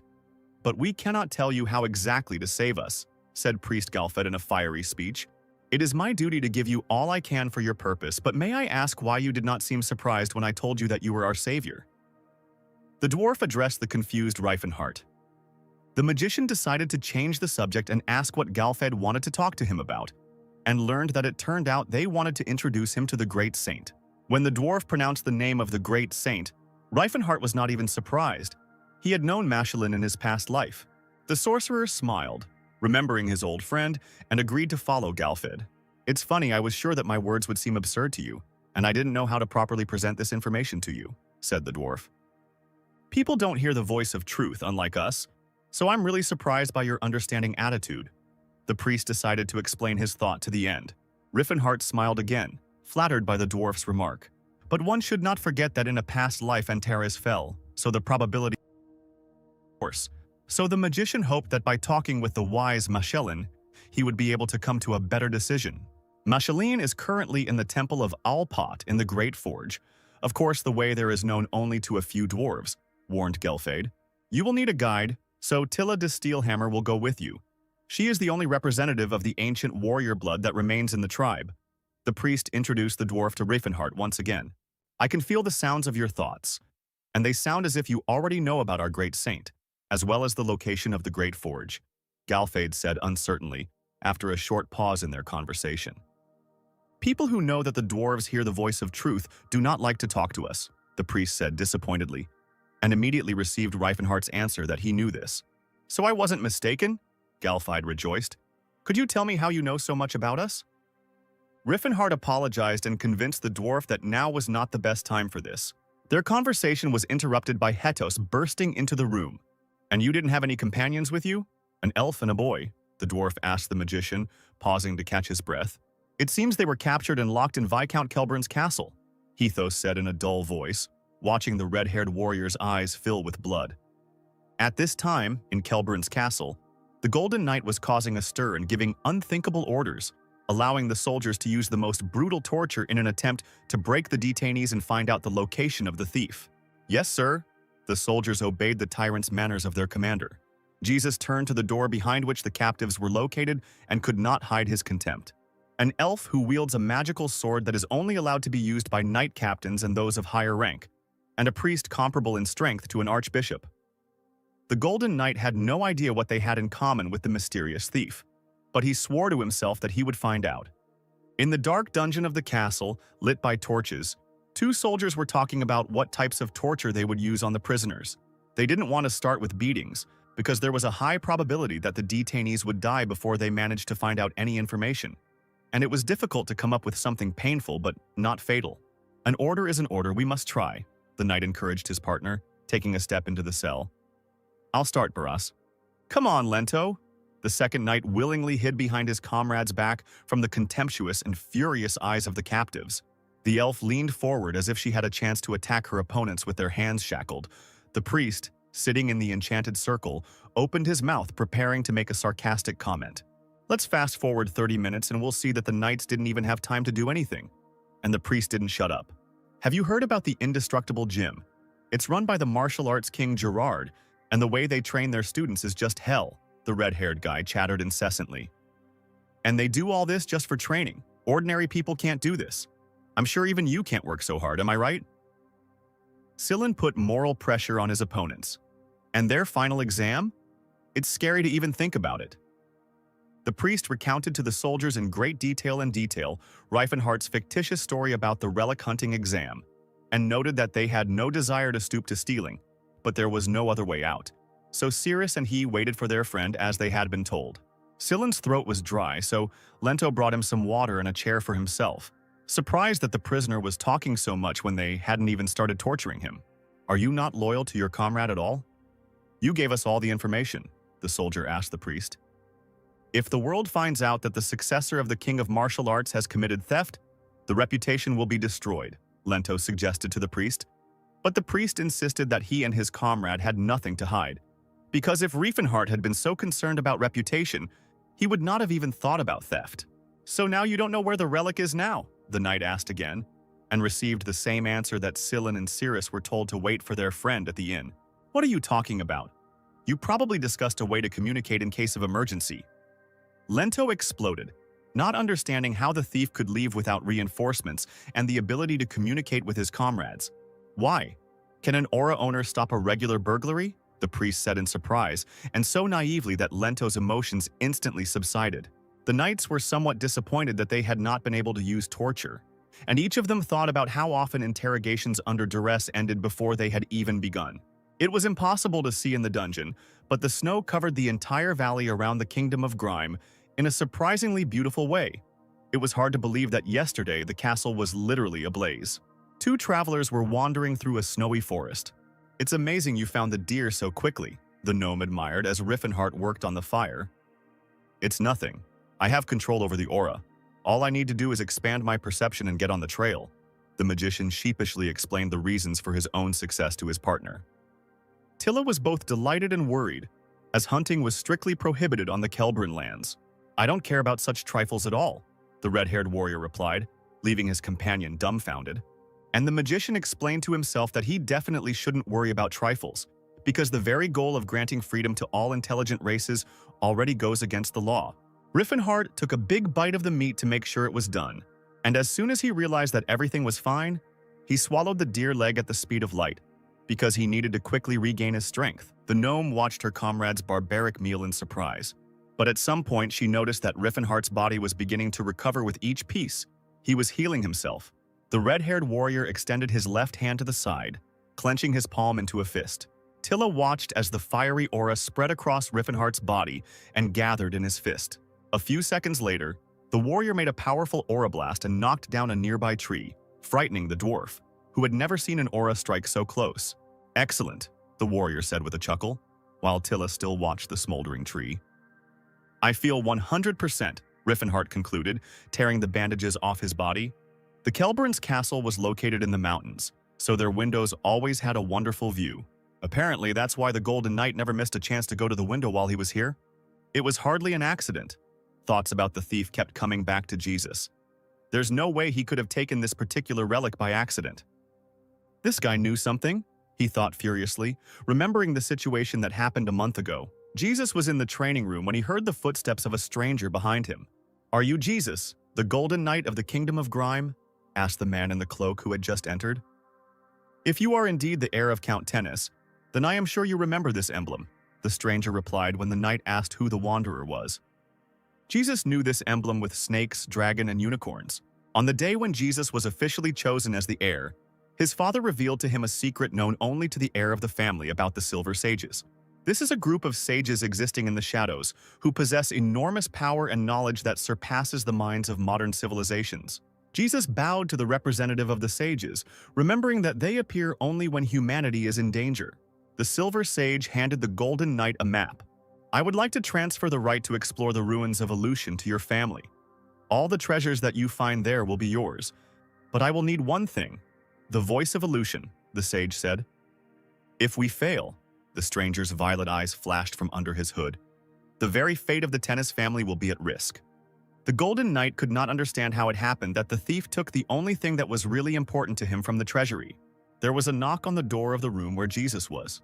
Two knights entered and announced that the interrogation of the prisoners was over. "Their story sounds logical, but a little," Barras began, and was unable to finish the sentence under the commander's furious gaze. "Let's move from Jesus's room to the gates of the castle, where the usual guards are standing. One of them is shaking, not because he has a cold, but because he remembers the previous night. How are we, ordinary soldiers, supposed to fight someone who can smash armor with his bare hands?" Drain thought nervously, and his friend nodded in agreement, hoping that they would never cross paths with the red-haired warrior again. The soldiers remembered that the relic had been stolen after all, and the thief's accomplices had been captured, so there was a chance that they would meet again. If so, then let him knock us out as neatly as last time, Drain dreamed, not noticing his comrade's excitement. If the guards had known that in a couple of seconds they would see a red-haired warrior blazing with a fiery aura, they would not have voiced their wishes so loudly. "Horn of disaster," Riffenhart muttered, filling with aura like an apple filling with juice in spring. "That thief is a member of the indestructible gym?" the Golden Knight said in surprise when he heard the story of the interrogation. Jesus tried to find a thread that would connect the Silver Sages and the indestructible rocking chair. Of course, the prisoners could have lied, but Sillin is a believer. He is unlikely to be able to weave intrigues, thought the Golden Knight, concluding that the boy had told the truth. It seems that comrades are just pawns for the red-haired warrior, and he can easily abandon them here, Jesus gloated, finding something for which he could condemn his enemy. But then he thought about how they would catch him and return a Lucian's voice if he didn't come for his friends. The light in the window was such that it seemed as if sunset was already approaching. This distracted Jesus from his thoughts. And then there was a powerful explosion, lifting what was left of yesterday's cobblestones into the air. What is this? He rushed to the window. This energy, is it really him again? The Golden Knight tried to examine it with his eyes widened in surprise. Riffenhart stood in a fighting stance and didn't even look at the damage he had caused that was left behind him. I heard that my friends are with you, he said belligerently, clenching his fist. Poor Kelbrun Castle was on fire again. The Knights of Tennis rushed towards the magician with swords, shouting a battle cry that now everything would be different than last night. And I'm not the same anymore, guys, grinned Riffenhart, ready to attack even with an entire legion. Lento and Barras, who were interrogating the prisoners, were first in line to attack. The blast wave threw the brave knights back to where they came from, but in a more battered state. Shields won't help when fighting an aura wielder. I don't think you've ever met the likes of me, Riffenhart boasted. The priests blessed the soldiers so that their bodies would be as strong as a stone block. Shrouded in protective spells, the warriors rushed at Riffenhart to avenge Barras and Lento. The Demon King dealt with each of them, despite their defense playfully. And realizing that he didn't want to waste time picking them off one by one, he gathered his aura into a fist and hit the ground. A powerful explosion tore apart the tiles of the castle courtyard, and the warriors were caught up in the blast wave. The court mages tried to compensate for the losses of soldiers and sent blades of permafrost towards Riffenhart, and someone even thought of using fire spells against him. Not lagging behind his friends, the priest of Izor called down a storm. Thunderstorms and lightning storm on the thief's head. Riffenhart noticed that hundreds of curses and spells were flying at him from different sides of the castle. He emitted a huge amount of aura in the form of chi bullets, which not only broke the spells, but also rushed towards the magicians. The bullets threw the sorcerers off balance, and they were unable to maintain their manipulations against him. Curses and complaints about various limbs were heard from the mages, and Riefenhart realized that they were not a threat to him in the near future, because even a simple scratch was a huge catastrophe for such people. And I expected at least someone to withstand the pain, he said disappointedly. After the sorcerers, Riefenhart began to eliminate the priests from the battle, who were not happy with his attacks and called his methods dirty tricks. Dirty tricks? Seriously? Out of nobility, you yourself came out in a crowd against one, the magician thought, while he was knocking another priest unconscious. Spawn of hell, let Father Larkin go, they shouted at the red-haired warrior's back as he tried to knock out the priest in one go as gentlemanly as possible, so as to avoid unnecessary suffering. Arrows, spells, even just bricks flew at Riefenhart from all sides, but the warrior successfully repelled everything with his aura, and the few that he did not have time to diffuse did not cause him any pain. The soldiers were in a panic when they saw that he had become much stronger than he was yesterday. Russ stood in the middle of the battlefield, his sword lowered, and did not hear the commander's instructions that they needed to fight. I'll demote you, just wait until we get back from the fight, and I'll throw you out right away, Sir Lot squealed, not understanding why the guy who was usually the first to rush into battle was now hanging around when it was really necessary. So that's what it's like? Russ watched Riffenhart with admiration, and yet a little fear. The aura controls the flow of power and, if necessary, makes the warrior more powerful, he concluded. What a blinding light, I see it. I see everything. Russ could not hide his admiration from himself. He really saw everything, the direction of the warrior's movements and how his power flowed. I notice and understand everything he does so clearly, the black-haired youth exclaimed mentally. He looked back to his past where his father had failed to show him other techniques. Now he clearly saw everything that he had not had the opportunity to know. The movements and breathing of a warrior, which are only possible for someone who has reached the heights of martial arts, and a single stream of aura captured the young hero. Is this how I should hold myself on the battlefield? Russ realized that these were the movements of a truly strong man. I can't help but admire him, the unrecognized heir of the Tennis family said in his head once again, not yet noticing how his sword was enveloped in blue flame. Meanwhile, having knocked out all the magicians and priests and knocking out more soldiers, Riefenhart continued to rush around the castle courtyard. He waited for his main opponent to appear. He dealt destructive blows to the poor cobblestones that had seen better days, counting the minutes until the Golden Knight appeared. Here you are, he muttered through his teeth as a fair-haired boy appeared on the battlefield with Eldrin's sword on his shoulder. In the name of tennis, I will not forgive your crimes, said the Golden Knight of Grima, looking haughtily towards his opponent. I saw everything you did to my knights, he continued. walking slowly towards Riffenhart. So you're pretending to be someone who just showed up, even though you've been hanging around in the rear all this time? The magician teased his opponent. Did you really think I didn't notice you? You hid behind the wall and kept an eye out. Riefenhart continued to mock the knight while he tried to find a worthy answer. I'm sure you wanted to assess me before you butted in, but isn't it too cruel to let me beat up your men like training dummies? The mage continued to morally pressure the enemy, noting that the magic armor only gives the knight strength, comparable to the power of the owner of the aura. But he is still very sensitive. And the rumors said that you were an honest and fair knight, but I would not say so. Riefenhart did not calm down when he heard that the soldiers were doubting their commander. So what were you doing there? Even if you were taking a shower and braiding your hair, you should have gotten here faster. The magician brought him to the boiling point, and the Golden Knight furiously replied that he had fallen fast asleep and could not wake up for a long time. Seriously? Were you asleep despite all that noise? You must be our sleeping beauty. Oh, I mean knight. The magician continued to ridicule the noble knight, forcing Yasis to yell at the thief to shut his mouth. And most importantly, he promised to make him pay for his foul language towards the Tennis family. The sword of Eldrin began to move and began the process of transforming Goldilocks. Golden armor enveloped the knight's body and displeased face. Jesus immediately raised a golden hurricane around himself in order to be able to catch the enemy off guard. That's right, let's fight for real this time. Riffenhart liked the knight's maneuver. A swift jump from the center of his golden tornado, and the knight is already flying at the enemy from above, not imagining how beautifully his cloak and hair are fluttering. Pierce the eye of the god of death, and let the roar of the leopard shake your body. See the whole world from the height of the dragon's flight. Yasis read the spells under his breath.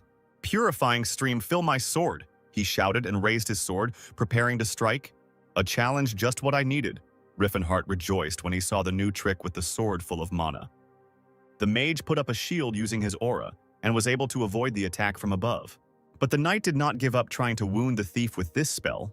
After several clashes, Yasis managed to slightly touch Riefenhart, and the mage noted to himself that his body was strong, but a sword of pure mana without an aura could not be stopped.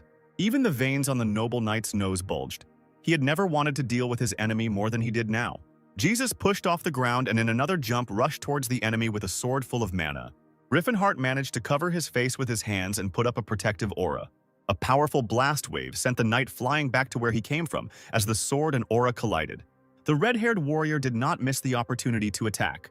He ran up, pushed off the ground, and, catching up with the knight in a jump, hit him in the chest with his fist. Meanwhile, in the castle dungeon, Sillin complained about the noise, and Cirrus assumed that Mr. Riefenhart had come for them. And you behaved so distantly, it seems you still believed that he would come to rescue us, the priest said in a strange tone, embarrassing the elf. I don't know. I don't understand why he's so nice to me, Cirrus muttered. Well, maybe he has a thing for elven girls, Sillin suggested, and his companion confirmed that she too thought that Riefenhart was a fan of role-playing games. But when I look into his eyes, I doubt that he is driven by anything base, the elf continued innocently, despite the fact that Sillin agreed that the gentleman looked like a pervert. Girls in love always say that, the priest chuckled. Like there's something about him, he's not like everyone else. You do things like that when you like someone, but after you get married it turns out he's fooled you. Or so the caretaker of the orphanage told Sillin. Leaving the elf's uncomfortable topic, Sillin began to whine about how it was possible that Rifen couldn't handle a simple theft and why they got into this mess because of him. But Cirrus noted that she didn't think the priest was seriously offended by the master. You think so maturely, the elf complimented Sillin when he admitted that living in harmony with the law is not always possible, even if you stand for what is right. Well, I'll be 20 next year. I'm only 3 years younger than Rifen, the priest said coquettishly. But when he heard Cirrus's exclamations that she thought Sillin was 20 years younger than the gentleman, all the coquetry seemed to wash away. Hello, are you Sillin and Cirrus? The girl asked, opening the door of the dungeon and interrupting the conversation about how Riefenhart would cry when he found out how old Cirrus thought he was. My name is Tilla.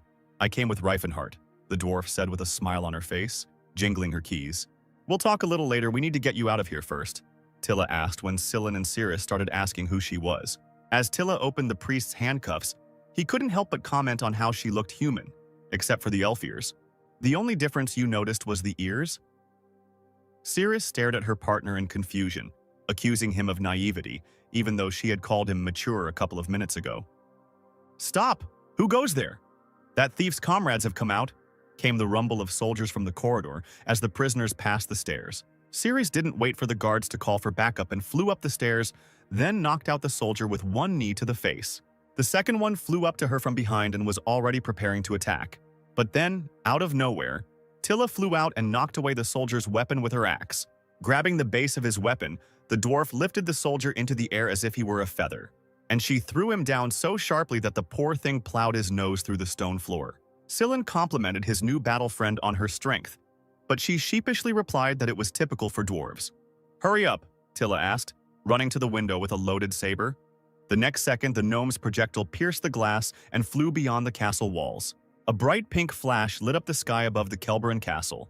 "It seems that Tilla has successfully completed the task," the magician received the signal. "Don't tell me you were just distracting me?" Jesus was indignant, having calculated that the dungeon was located on the side where the flash had lit up. "Now I'll let off all the steam," Riefenhart laughed, asking why else he would fight at less than full strength.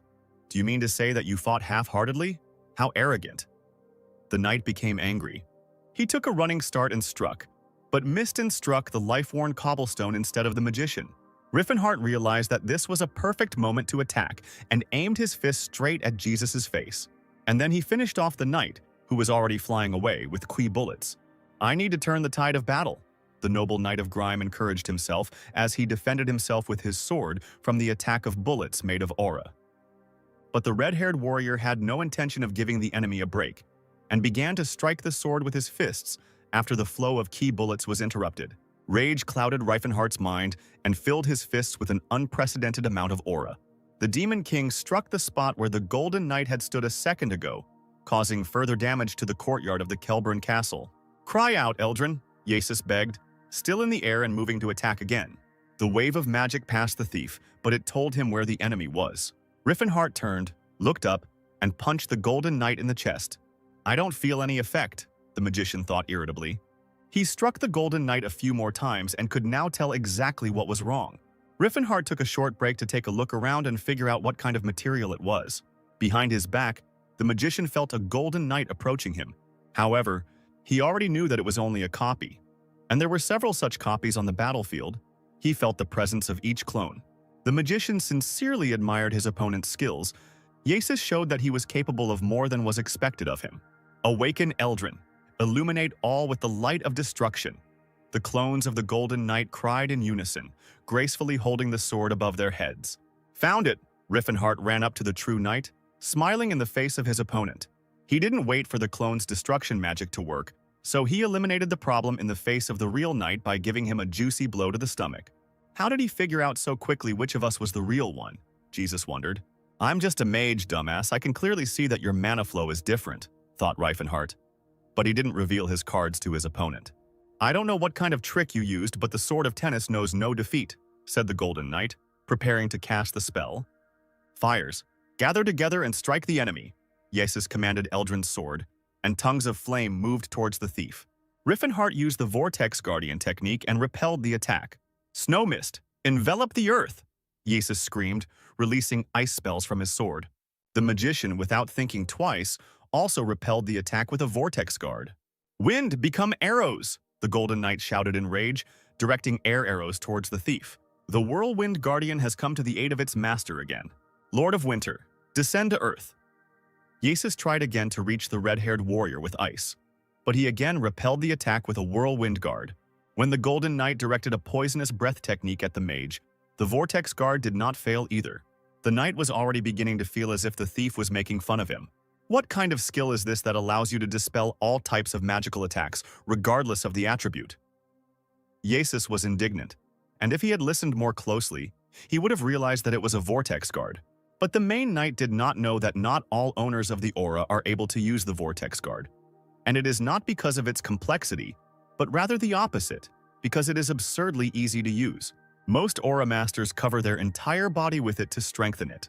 But when the aura covers you completely, it cannot circulate, because if you try to resume circulation, the body will simply burst. Only the followers of the indestructible rocking chair with their steel bodies are able to withstand such a situation. But for the effect, it is necessary to release a huge amount of aura. "Who is the villain behind you?" the knight asked, giving up on his attempts to attack with spells. "Your subordinate," Riffenhart pointed to the soldier standing behind him. "Stop making faces and answer for who's behind this," Jesus growled furiously. "Open your eyes, Eldrad. Awaken Eldrin." He begged the sword for the greatest favor.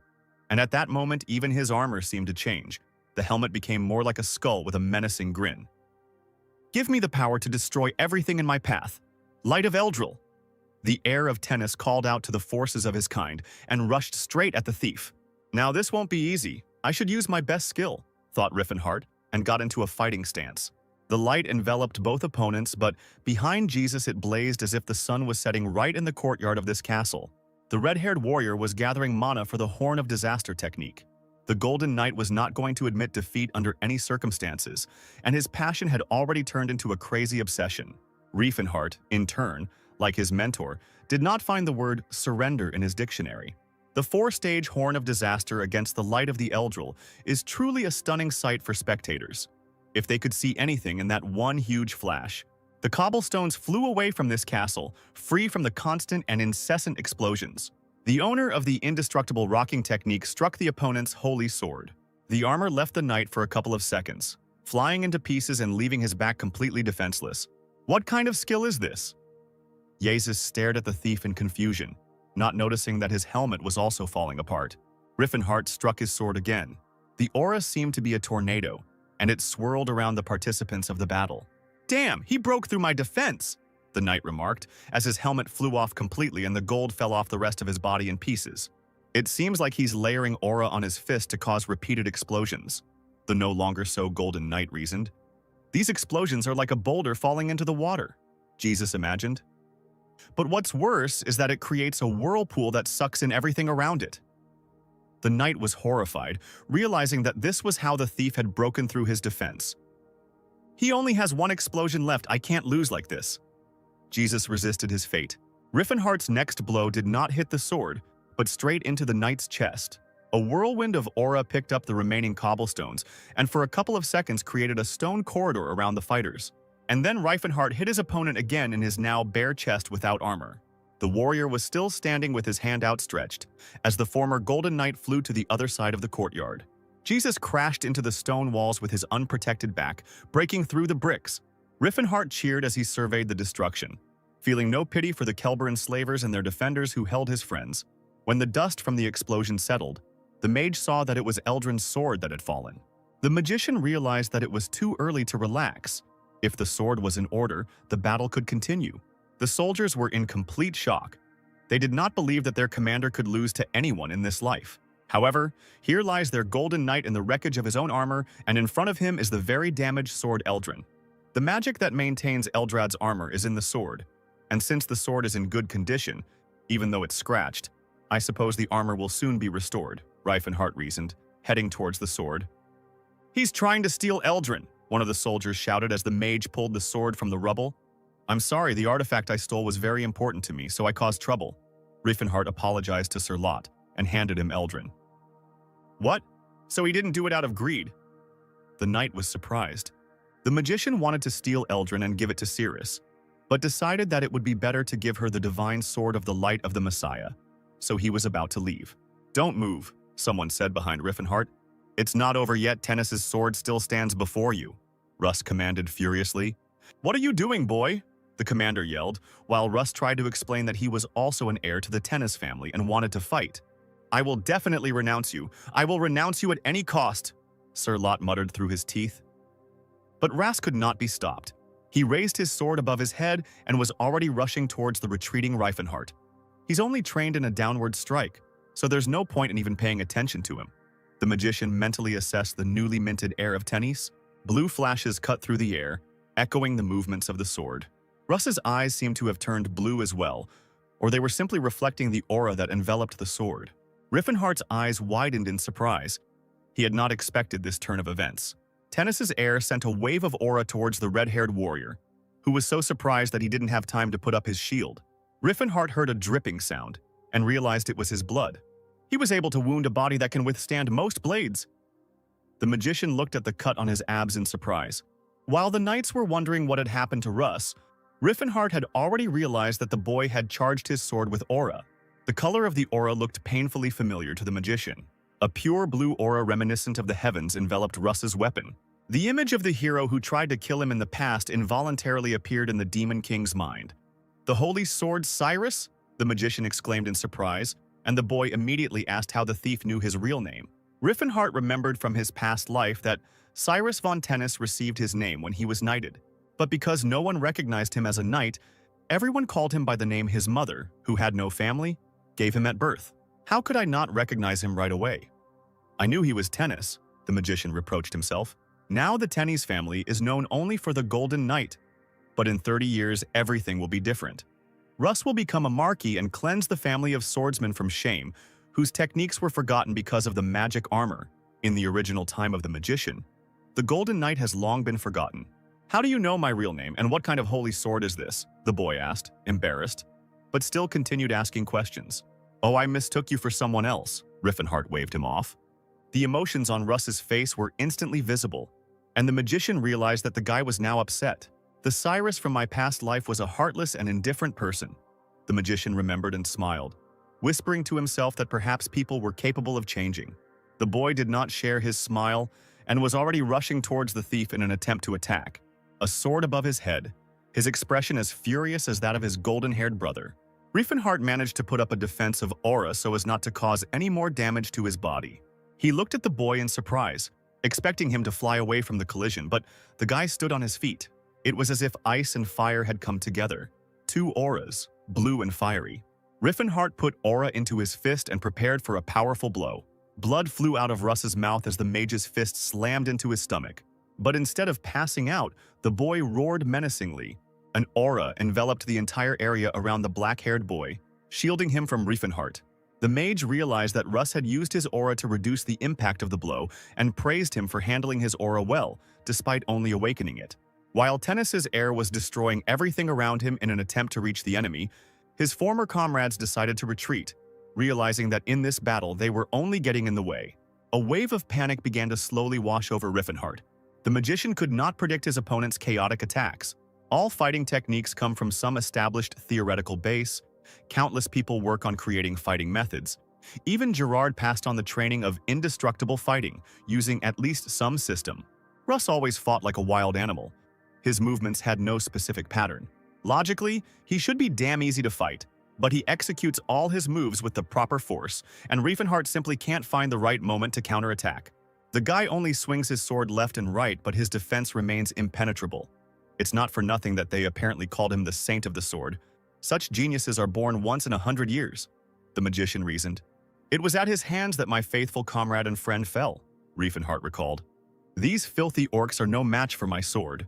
He hears the holy sword of Cyrus answer the question of whether they have defeated the 4 heavenly kings. "Do you mean to tell me that the great and brave orc warrior Tashid is dead?" The Demon King recalls his rage and promises his friend revenge.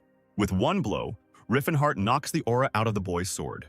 The mage absorbs all available mana, preparing for the decisive blow. "I am the sword of Tennis," Russ screams furiously. The Demon King notices that Tennis's heir is preparing to use a downward strike. The determination is commendable, but Riffenhart already knows that this man is destined to become his sworn enemy once again. "I'll kill him right here and now." The magician turns on the destruction mode. He delivers a crushing blow, knocking the spirit out of his opponent, hoping to reverse the most terrible fate right here and now. "I am glad that we had the chance to meet so soon. Farewell," is the funeral eulogy for the holy sword Cyrus from his sworn enemy Riefenhart. The guy flies a good couple of meters away, accompanied by a broken brick of his native castle.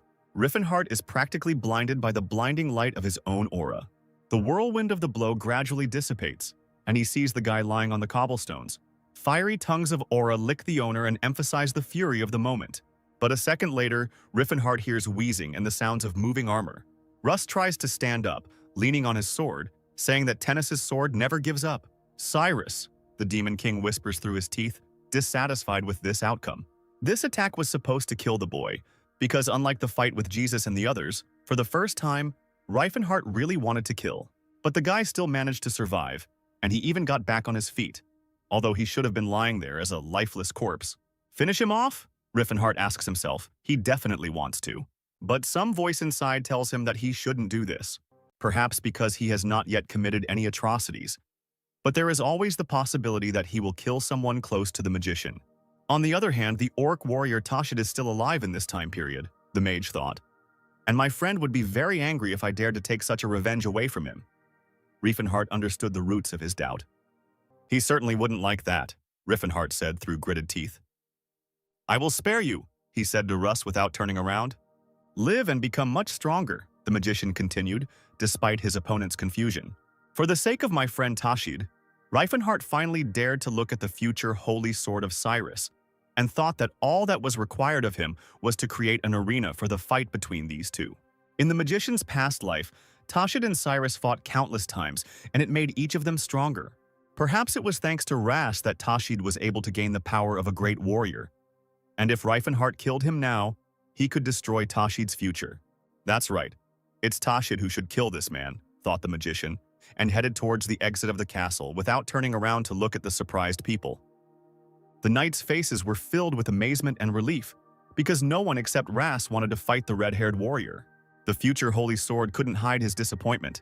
His lip began to tremble as if he was going to cry in a second. But he did not cry, but screamed furiously, frightening Sir Lot and several other knights standing near him. Russ swung his sword and struck with all his might at the miraculously intact paving stones in the middle of the square. A wave of aura raised dust and scattered stones around, protecting the owner from prying eyes and giving him the opportunity to let his tears out. Let's leave the unfortunate Kelberin court and move to the snowy forest, where you can hear the unfrozen river playing with the shore. Riefenhart, you're back! Exclaimed the dwarf Tilla, seeing the red-haired giant in the middle of the forest. First of all, the magician had to apologize to his comrades, especially to Sillin, who kept whining that he didn't want to get involved with things that would lead to imprisonment. Everything is fine, but Cirrus is an elf. Did you really not even think that something bad could happen to her? The priest poured kerosene on the fire of Riefenhart's shame. Cirrus, are you okay? They didn't do anything to you, did they? The magician immediately became alarmed, but the elf convinced him that they were treated even better than she could have imagined. Did you find what you were looking for? Cirrus asked. Riefenhart answered affirmatively and took out the voice of Aleutian to show his comrades, though he immediately regretted it later, because Sillin began to bombard him with questions about how the device worked. The magician decided to get away from the topic, muttering that he himself didn't know, because the master of the fighting clan simply asked to bring this box. And besides, it was time to move away from the Kelberin's castle. What our travelers did not know was that the knights, who had stood aside during the fight with the mighty red-haired warrior, were forced to repair the castle walls and restore the inner courtyard, where most of the fighting took place. I saw it all with my own eyes, were the words heard from the knights exchanging gossip.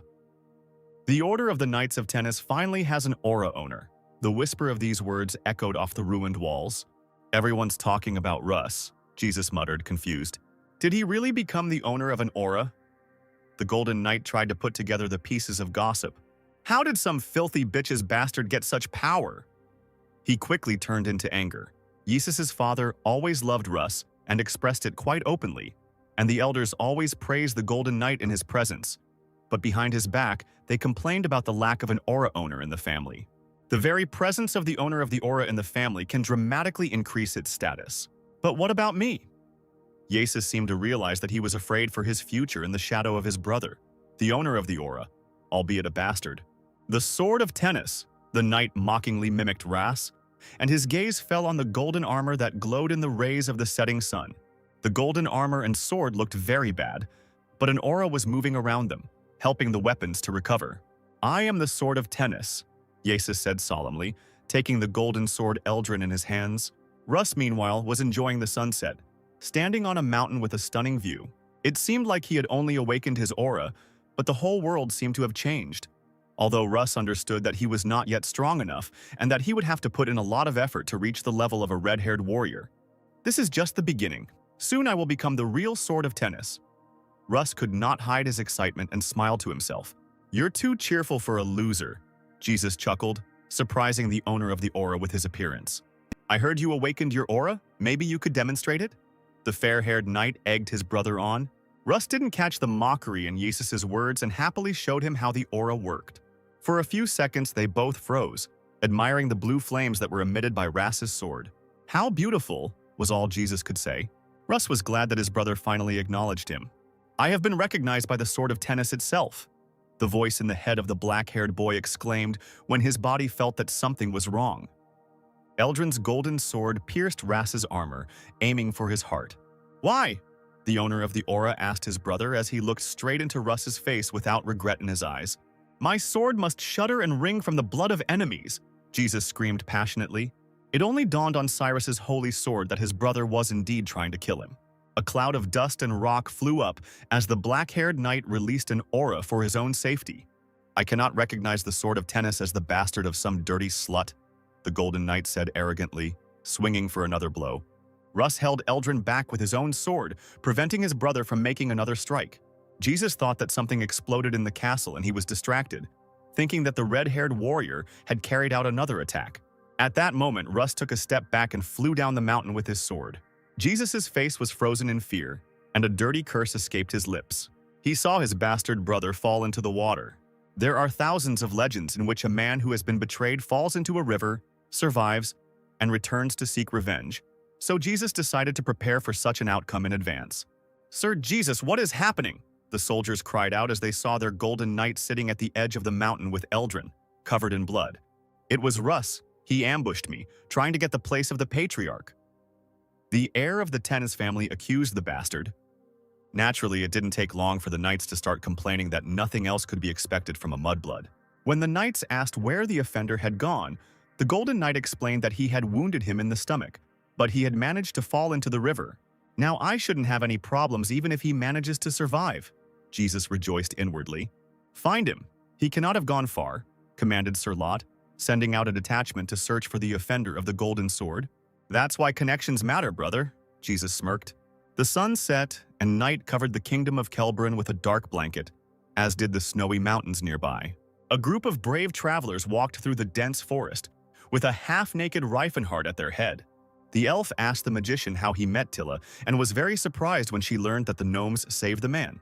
"Their priest said that I was destined to save the dwarf race," Reifen boasted sheepishly.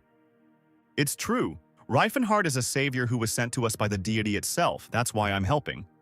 Tilla, who had overheard the conversation from the very beginning, responded to Cyrus's doubts. Scylla was surprised that the dwarves had gods and priests, to which Tilla muttered something disappointedly about how people found it hard to believe that a race for slavery could have its own interests and even a religion. "Isn't Alpot an evil deity?" the priest playfully asked Riffenhardt when he learned who exactly the dwarves worshipped. The magician knew that among the 12 gods there were 2 little-known deities, Eldia, the goddess of the elves, and Alpot, the god of the dwarves. Alpot was known as an evil deity, but no one can tell why he is called that, not even Scylla, although he tries to act like a know-it-all. "Mr. Riffenhardt, look there," the elf shouted, pointing to the river. "I may be wrong, but it looks like a person." Cyrus stopped and looked at the water more closely. In the middle of the icy waters there really was a body lying there, wearing a green knight's uniform and with dark hair. The company of travelers did not leave the poor fellow in the water, and while Scylla treated the boy, Riffenhardt tried to understand what Cyrus was doing here and why he had a sword wound. When the priest asked whether the red-haired warrior knew the boy, Reifen answered evasively. "Could it be that this is a continuation of the priest's prophecy?" the magician asked himself. The wheels of the cart stumbled over the snow-covered rocks, giving the passenger inside a healing jolt. After another rock in the road, Russ finally opened his eyes. The owner of the aura sat down and looked around, realizing that he was in a carriage. A couple of minutes later, Russ remembered his brother's treacherous blow. Jesus is too strong, and the black-haired knight is unable to resist him, although he did everything possible not to disgrace his brother. How naive Russ was to think that if he gained enough experience, the Golden Knight would recognize him. Cyrus laughed nervously, realizing that his expectations had been dashed to ashes. "Are you awake? How are you feeling?" Riefenhardt asked as the boy stepped out of the wagon and into the scent of the fire. "Did you save me?" Russ asked back, unable to take his eyes off the food being prepared. "Yes, your body was floating down the river in a half-dead state," the magician admitted. The young man then learned that they were now in the kingdom of Wade, and 3 days had passed since the incident at Kelbrin Castle. "We were originally going to stop at a tavern where a healer could take care of you, but Scylla insisted that the wounds were too deep and you needed professional care," Riffenhardt informed the boy, and Scylla added that if Russ didn't have an aura, his help would be powerless. "It seems that it was your aura that helped you avoid a fatal wound," the priest concluded, confirming in Russ's mind the fact that his brother had deliberately wanted to kill him. I'm not implying anything, but we actually saved you. Can't you force yourself to thank us? We even took a cart for you. Riefenhart shamed the boy, who immediately showered him with gratitude. But anyway, it wasn't me who paid for the cart, thanks Solana, Riefen immediately translated, without mentioning that he himself didn't have a penny. It will be to our advantage if the future Holy Swordsman ends up in our debt. Even if he becomes our enemy, he definitely won't want to kill his saviors, the magician triumphed. When Ras was asked if he needed money to get back to the castle, it was the knight's turn to tell about what his new comrades had missed.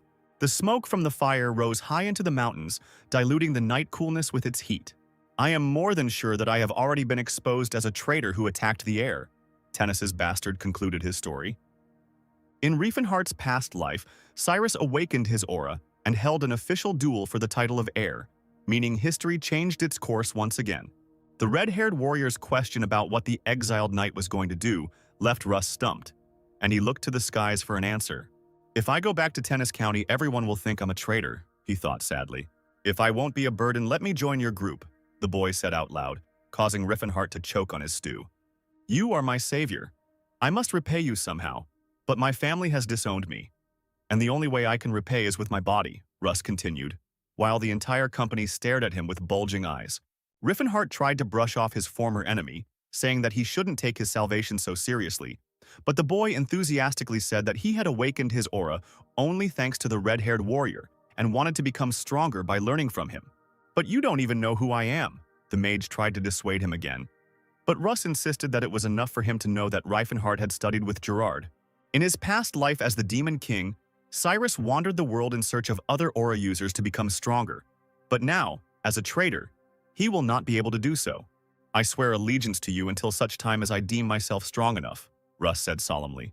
Two personalities were fighting inside Riefenhart, the old him, who could not forgive Cyrus for killing Tashid, and the new mage, who had the opportunity to take under his wing one of the most talented swordsmen on Earth.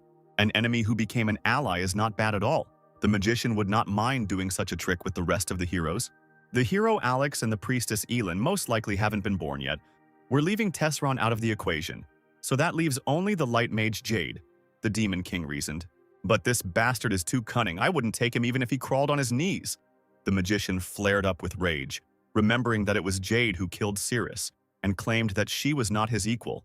No need to swear allegiance, but I wouldn't mind if you joined, the red-haired warrior encouraged Ras. Can I call you Big Brother? How old are you? Russ asked happily. I'm 27, Riefenhart answered, and learned that the black-haired boy was only 23. We'll leave the elf's surprised exclamations behind the scenes. The Dark Night covered not only the mountain peaks, but also the Kelberin Castle. In one of the halls of the palace, a golden knight was kneeling and apologizing to the Silver Sage. I am disappointed because you had all the information you needed in your hands, said the sage. Nothing supernatural was required of you. Could my request really be so impossible to fulfill? He continued. Or is the Golden Knight of the Kingdom of Grime incapable of anything? The Silver Sage pressed on the sore spot. Sorry, Jesus mumbled again, forced to listen to all these insults. I admit my guilt, but please spare my family. They have nothing to do with this. The Golden Knight of Grima understood that if a mage was powerful enough to send his image through space, then he might be capable of things that Jesus could not even imagine. With your actions, you have put the future of the Tennis family at risk, the Silver Sage continued to scold, ignoring the endless words of apology from Jesus. The image of the Silver Sage dissolved into the air as a purple haze, leaving the Golden Knight Grime to wonder about his future fate. They managed to screw up even with my help. There was no point in relying on an immature sword mage, the mage muttered under his breath while holding the purple sphere in his hands. Duke Ilinard wishes to see you. The servants conveyed the message to him as soon as they learned that business was finished. Greetings, Sage Reston, the Duke greeted the magician when he entered his room. I wanted to know for what purpose you use the seal, Ilinard asked the sage. You are truly an amazing person, the Duke continued, without waiting for an answer. In all of our history, no one has ever managed to awaken an aura at the age of 20.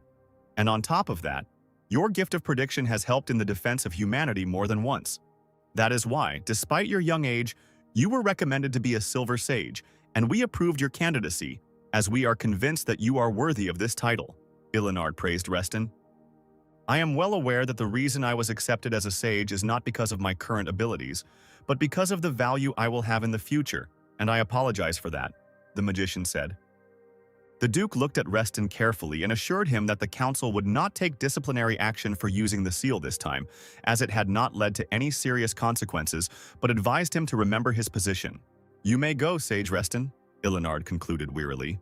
Doubt crossed the Duke's face for a moment. "Oh no, you're Tesron," Ilinard corrected himself. "Let's give you a minute to recover from the turning point, and remind you who the Silver Sages are. They are the protectors of humanity, a secret order that rules the continent from the shadows. Their power is so great that they are able to influence the destinies of entire nations. The main problem for Tesron, the former king of martial arts, was that he was still at the very bottom of the hierarchy. The demon king who held the entire world in fear, comparable in intelligence to an archmage, he was reborn in the mortal world, having at his disposal a body of steel, who was able to restrain him, Tesron thought. Aleutian's voice is a great loss, and now the mage must stop it before Reifenhart regains his powers. But we still have hope, because no matter how trained Reifenhart's body is, without my brains, it will not be easy for him to regain the magic he had in his prime, Tesron concluded, realizing that he needed to be stronger in any case. Aleutian's voice and similar items are what Jade said helped the Demon King gain his power, so he needs to be stopped before he gets his hands on the artifacts. "Wait for me, Demon King Reifenhart," Tesron sent threats into the universe. Meanwhile, a cart was moving through the snowy forest. The elf and the dwarf chatted, not noticing Sillin, who sat between them and made displeased faces. "What an interesting group," Russ marveled at the sight as he walked alongside the cart, sword at the ready. "Our heroes immediately seemed strange to the Holy Sword, because the tasks that could be entrusted to the elven slave were distributed among themselves using a lottery, in which, by the way, Reifenhart lost. Senior, why did you decide to do this yourself instead of giving the order to the slaves?" the knight asked, catching up with the red-haired warrior, who was heading with the plates to the river. "Some may consider them slaves, but not me." Reifenhart looked tenderly at the group remaining by the fire. "For me, they are dear comrades, and so it will be. I'll understand if after my words you want to leave the group." The mage made another attempt to drive the swordsman away, but Russ had already rolled up his sleeves and started helping his older comrade wash the dishes, thinking that no matter how strange Reifenhart was, he had sworn allegiance to him and would not leave until he achieved perfection with his sword. Until then, Russ will pretend that the red-haired warrior is a lord, and that he, as a loyal knight, must carry out the nobleman's orders. "I wonder what he's doing there now," the swordsman thought, looking at the cart. What was happening inside did not resemble meditation for enlightenment. Reifenhart restored his mana and tried to turn on Aleutian's voice. Stage 1 test. Newbie was announced by a glowing box that instantly became a Rubik's Cube. A second later, the red-haired warrior himself was standing inside a purple cube, which consisted either of aura or of magic itself. The magician didn't like this design of the box, so he decided to change the landscape a little. "That's better," Reifenhart said happily as he saw purple change to blue and busty girls appear around him. "The Silver Age is truly a blessed era," the magician rejoiced, allowing the girls to root for him in the upcoming test. "Welcome to the magical rhythm," said Aleutian's voice, and immediately, multicolored plates began to rain down on the magician.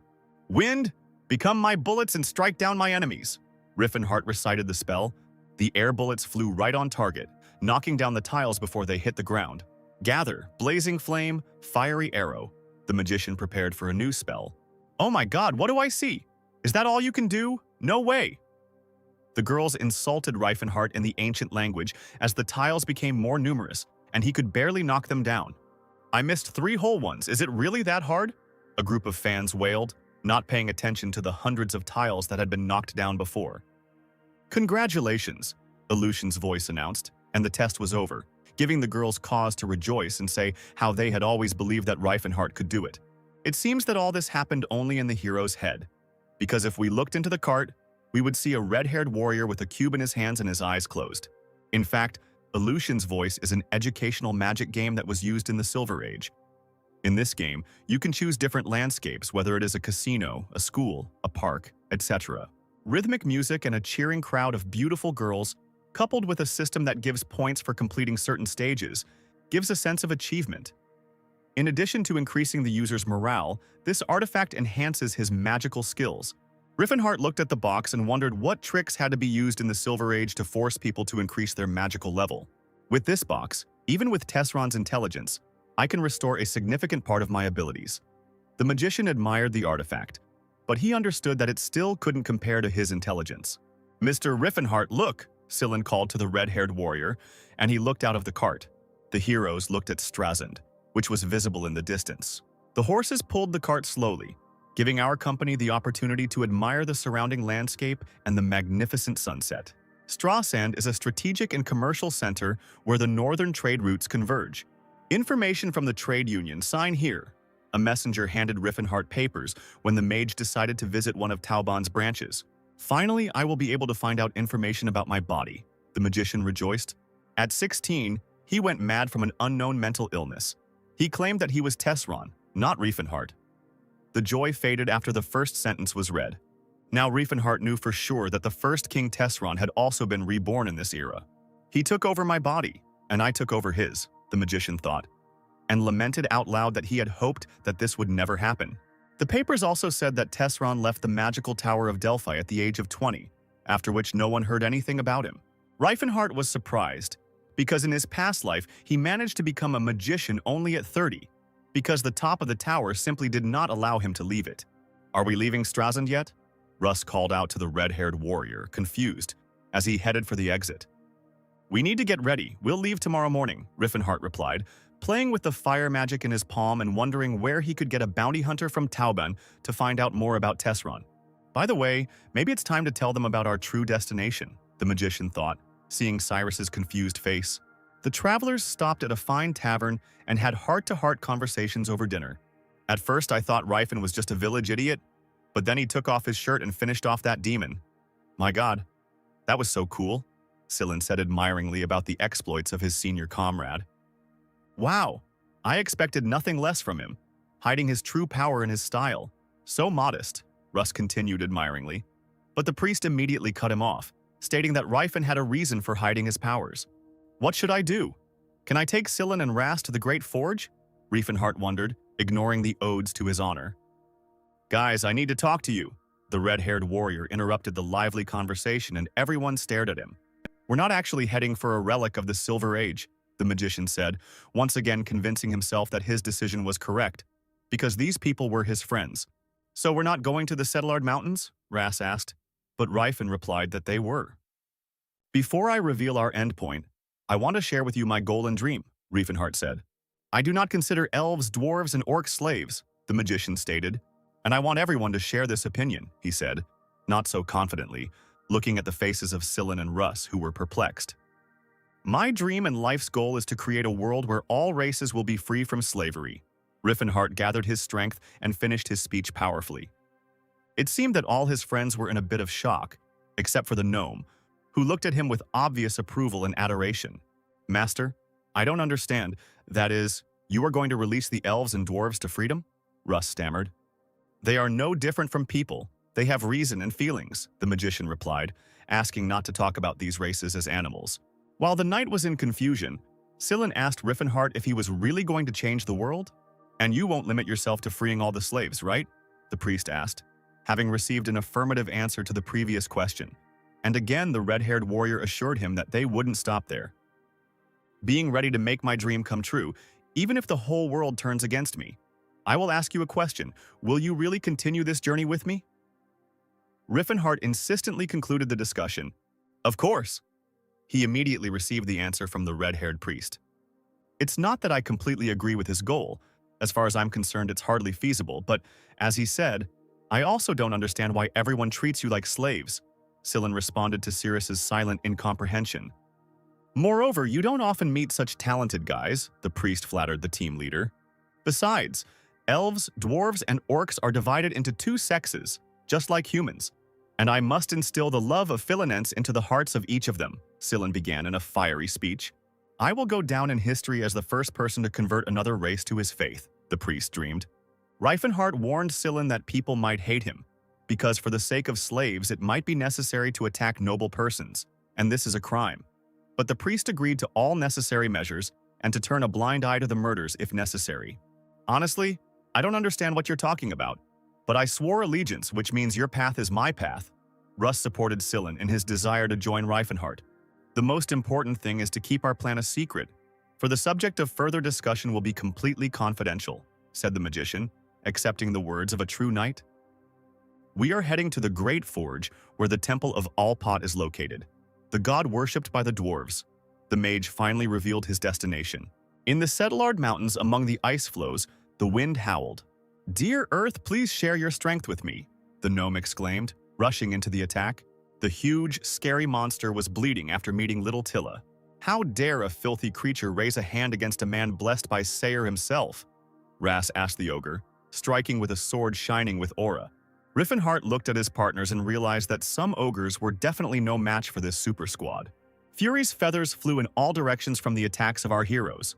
The three-headed Hydra died before it could harm any of the travelers. The bear, which had gone wild and had also attacked the heroes, was also neutralized. Riffenhardt looked at his opponent in surprise, who had fallen with one blow. It turns out that werewolves aren't particularly useful against aura-based enemies either. The magician told his comrades that the temple was built here because the place was teeming with monsters, and therefore no outsiders would be able to get close to the shrine. Are gnomes really capable of surviving in such conditions? I don't believe you. Russ was indignant, trying to catch his breath. Just follow me and you'll see, Riefenhardt replied, hitting the monster flying up behind him with a chi bullet without looking. But instead of dying, the griffin created a clone of himself. These are not ordinary griffins, but phantoms. We need to find the original, the magician realized, and asked Ras to cover him while he worked magic. Mirror of Truth, show your light. Reifenhardt cast the illusion-dispelling spell and created a vortex of green mist around himself. Glowing balls formed from the smoke and flew towards each of the griffins, destroying them one by one.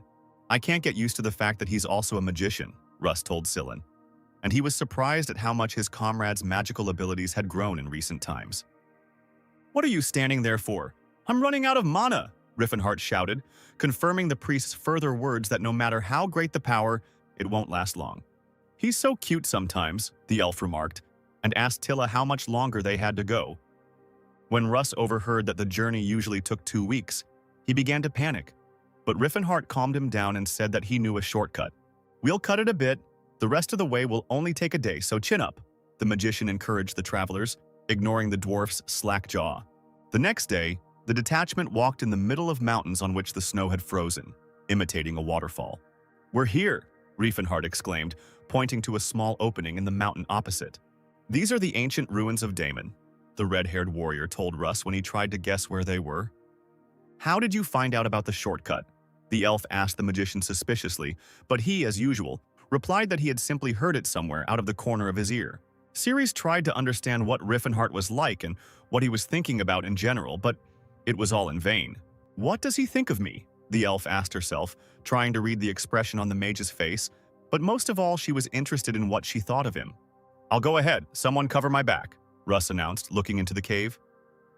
We're going the wrong way, Riffenhardt said slyly, opening what looked like an archway at the side of the cave.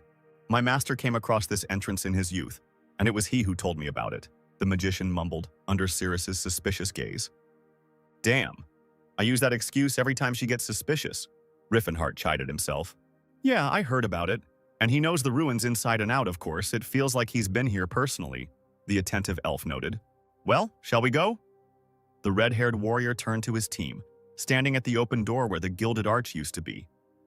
Travelers were amazed at what the Great Forge looked like from the inside. The ancient language of Hawkril, how I missed it. The magician touched the raised letters carved on the plates in the wall, and then he hit the aura right in the center of the plate, which he had so gently run his hand over before. A bright light was pouring out from the gap in the plate. For a moment, Riffenhardt felt as if he had gone blind. Everything was so bright that other colors ceased to exist. The same fate befell his comrades. Tilla came to her senses faster than anyone else and made out a bright hall in the passage in the wall. After waiting for their vision to return, the entire gang walked through the opening in the wall and found themselves in the center of the Great Forge Hall. Statues of great warriors from the dwarven race decorated the hall. The travelers looked at the temple from the bottom up and from the top down, trying to comprehend the full magnificence of the moment. Riffenhardt even smiled when he heard Sillin and Russ agree that the creations of the Silver Age were something beyond comprehension. Reifen, was it us who broke that thing? Sillin asked innocently, pointing to the plate that the mage had destroyed. "Everything is fine, at the altar," the Demon King began, but did not finish, realizing that he had done something bad again. "I came to the Great Forge following memories from a past life," the magician thought, turning pale. That time, part of the temple was damaged, but it didn't cause any problems because at that time, Alpat had already announced his prophecy. But what will happen now? Ryfin panicked, not understanding how much of the past and future he had already changed. "The temple is destroyed. We are under attack," the temple guardians shouted in the Dwarven language, setting their weapons to lethal mode. Considering that Alpat's prophecy has changed dramatically, the dwarves will definitely get it wrong. Riffenhart was horrified as he watched the dwarven soldiers begin to gather on the balconies of the hall. The entire group looked at their leader, each with different emotions, but definitely making the mage sweat and get nervous. "Aim!" the dwarf shouted, giving the order to all the crossbowmen. "Why do gnomes always rush to conclusions? They just saw us and are already trying to kill us." Sillin was indignant, hiding behind the fragments of the sacred gnome tile along with the others. "Did you think they would offer us tea? Not only did we invade their home, we also tore down the wall," Riffenhart yelled at Sillin's whining. But when he asked why the wall had to be torn down, the mage had no answer. The gnomes looked terribly furious, but in principle they could be understood after all. Their home was under attack. "Inferior beings, how dare you attack humans?" Cyrus shouted passionately, charging his sword with aura. "Russ, stop!" Riefenhart commanded, and the boys stopped in confusion. "Listen, we come in peace," the magician said in the Dwarven language, leaving the shelter and raising his hands up as a sign of defenselessness. The next moment, a dozen arrows hit his chest, and a couple of seconds later, several dozen arrows and spears were trying to pierce Riffenhart's body. "O sons of the earth, capable of hearing the voice of truth, we are not your enemies." The magician tried once again to reach the dwarves while they were reloading their guns. Riffenhart knew that the gnomes were walking lie detectors, and they could immediately tell if he was telling the truth. "A man dares to say that he is not our enemy?" One of the gnomes chuckled. "Well, if you're not an enemy, then who are you and what are you doing here?" he asked the red-haired warrior. "I am your savior, the man spoken of in the Alpat prophecy," Riffenhart shouted, knowing how humiliating his speech would sound. "How can you say such nonsense with such confidence? Even I feel a little ashamed," Sillin muttered, and the mage immediately snapped at him.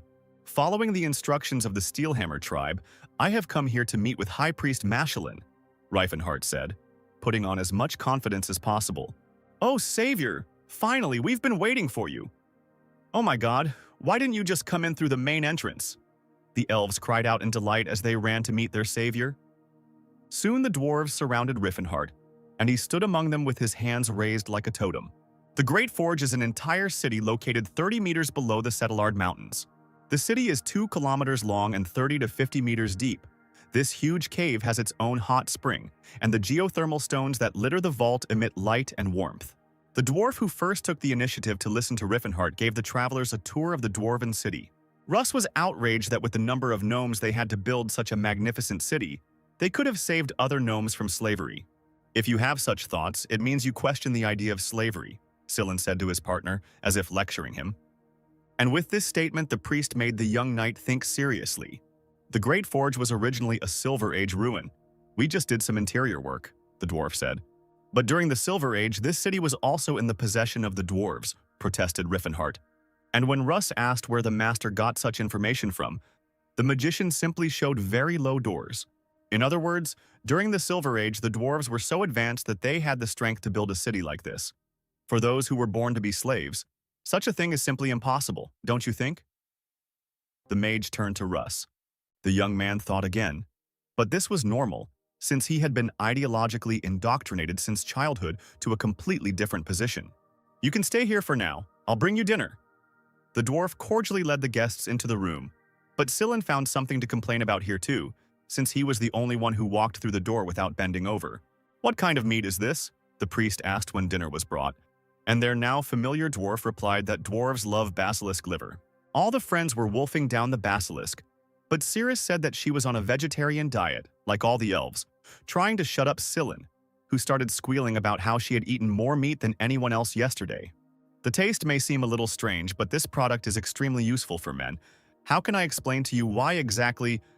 The dwarf was embarrassed. Scyllin and Russ immediately pounced on the basilisk's liver without waiting for the host of the dinner to find the right wording, while the gnome and Cirrus only watched them with disdain. Interrupting dinner, the dwarf came in and asked the dwarf Pulvrat and the savior to go to the central tower. This way, Pulvrat pointed to the corridor at the very top as he led Riffenhart to the huge staircase. Apparently, only authorized persons can go further.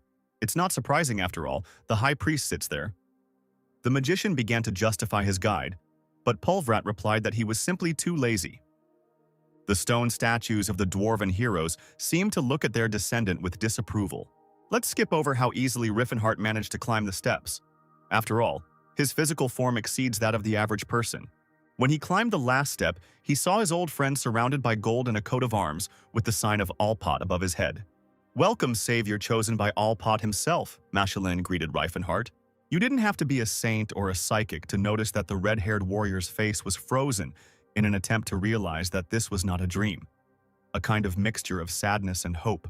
At that moment, the scene of the final battle with the Demon King froze before Tesron's eyes. The first king himself did not understand when he managed to fall asleep, because he only wanted to rest a little. He felt that his efforts were still not enough, even though he had been damn busy for the past 6 years. Even with such a frail body, he managed to awaken his aura at the age of 20 and used this power to intimidate the elders of the Delphia Magic Tower so that they would grant him the formal rights of a magician. After that, Tesron contacted those who were destined to become powerful warriors in the future, and also became a member of the Silver Sages. But he still could not defeat the Demon King with only the aura and magic of the Fifth Circle. Most likely, Riffenhart is much stronger, and all thanks to the powerful body of the young Tesron. Also, the first king did not know how much of the original magic the Demon King had managed to restore. He's most likely also in search of his subordinates and the lost magic, Tesron mused. It wouldn't hurt for him to acquire some strong warriors who would help him defeat the enemy. "Long time no see, High Priest Machelin," Riffenhart addressed his most devoted subordinate, loyal friend and respected teacher all rolled into one. "I haven't left this place for 50 years. Have we really met before?" the dwarf replied, noting that the man was not lying, although it seemed physically impossible. "It's hard for me to explain, but we were destined to meet 10 years later." Riffenhart decided to be completely honest.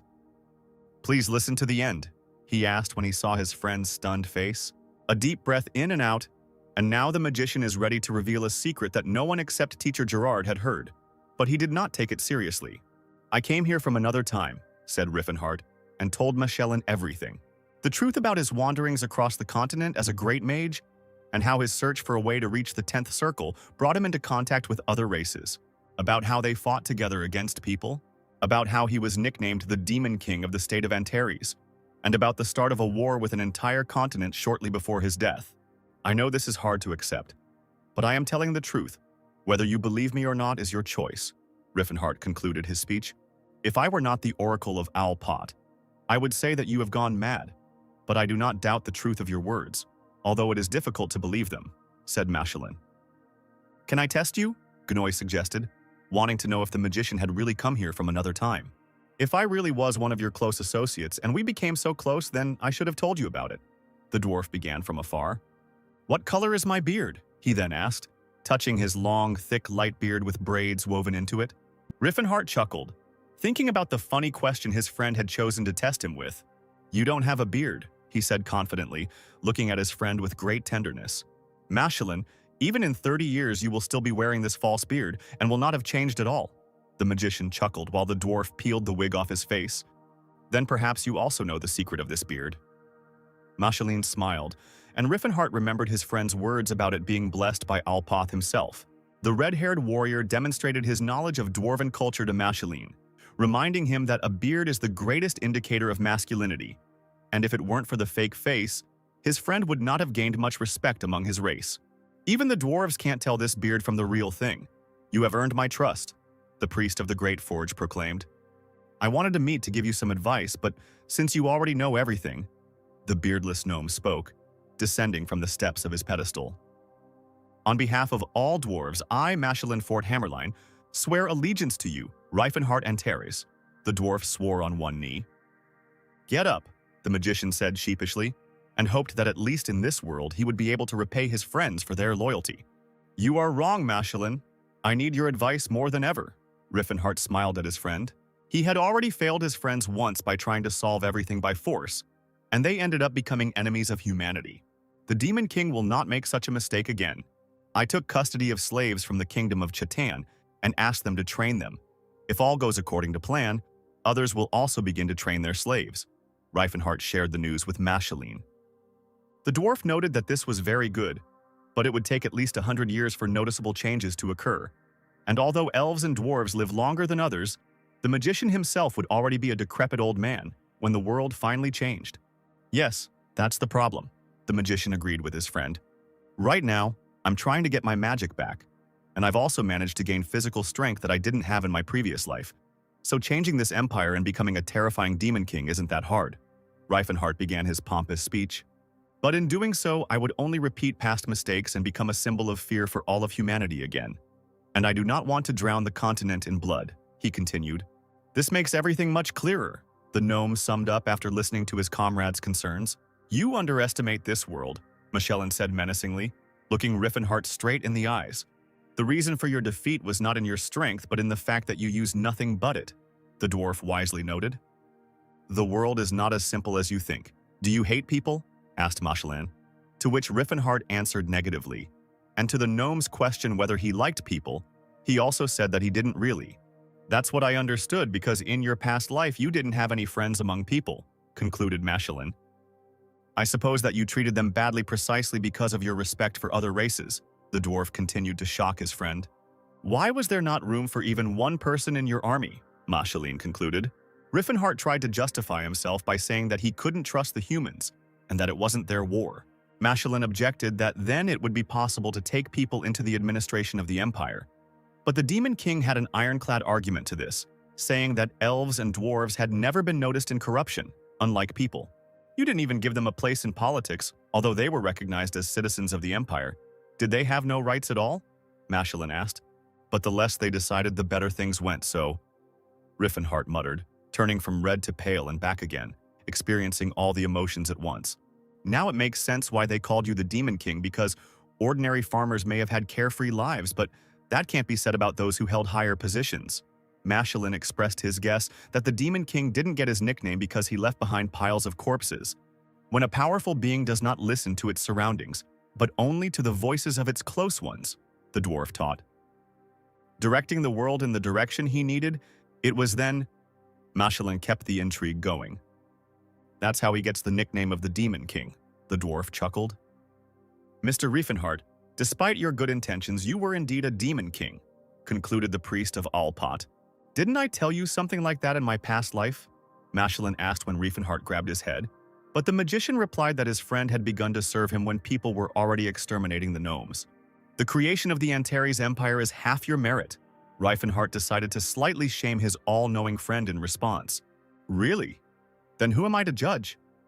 The dwarf was embarrassed, and the magician just smiled and asked what they should do with all this now. Mascheline emphasized that the Demon King's biggest mistake in the past was the idea that this was a war between other races against humans, because humans are doing a great job of exterminating each other, and other races don't even need to interfere. Greed never leads to anything good, that's all I can advise. Think carefully about my words, the dwarf asked. A snowstorm raged among the Settlard Mountains. The roar of the ice dragon knocked the snowy tops off the mountains, raising an even bigger blizzard around. A large number of dwarves held the beast on dozens of ropes. 7 blades, Russ shouted, launching boomerangs of aura at the ice monster. Each boomerang hit its target and caused pain to the dragon, but did not knock it off its feet. Russ was not happy. He was trying to copy Reifenhart's air bullet technique, and obviously he was still far from a master. The elf fired from Nihilin at the same ice target, and despite the accuracy and power of the artifact itself, Cirrus still failed to inflict significant damage on the monster. She immediately realized that there was no point in continuing any further, but out of the corner of her ear she heard someone rushing to attack. "Cardamite now!" shouted the massive black-bearded dwarf. The warrior Cardamite made a huge leap and rose above the ground, holding the axe on his shoulder. Russ looked closely at this suicidal man and noticed a faint light gradually embracing Cardamite. The next second, the gnome sparkled like a Christmas tree, engulfed in a fiery aura. In one move, Cardamite cut off the ice dragon's head. "A glorious feast awaits us today," said the hero, smiling. Sillin and Russ looked extremely shocked and tried to comprehend that there were also aura possessors among the dwarves. And among their friends there were 3 mighty warriors with illumination. I heard that the dwarves are superior in strength to an entire nation, but this... The bastard tennis tried to gather his fear and surprise into one thought. More than a month has passed since the travelers arrived at the Great Forge. At first, there was a noticeable difference in culture, although the friends adapted well in a short period of time, although there were still some shocking moments. And the snowstorm in the Great Forge only intensified. "Yay, I've grown a whole centimeter," Scylla rejoiced. "That's so great, Scylla. Congratulations." Russ and Cirrus congratulated the priest in turn. And what's so good about being tall? Maybe people prove their strength this way? The gnomes were surprised, but Tilla told them that it was as cool as growing an inch taller in the shoulders. "Where is the master?" Russ asked. And the priest said that he was probably in the same place as usual. After these words, they both looked at the high tower and still could not imagine what he was doing inside. The massive steel tower at the center of the Great Forge is the power source that feeds the geothermal rocks. This is, one might say, the son of the Great Forge, life itself. Magrim. The Silver Age was truly beautiful, Riffenhart marveled, standing before the son of the forge. It is quite natural that other races, turned into slaves, did not preserve their traditions.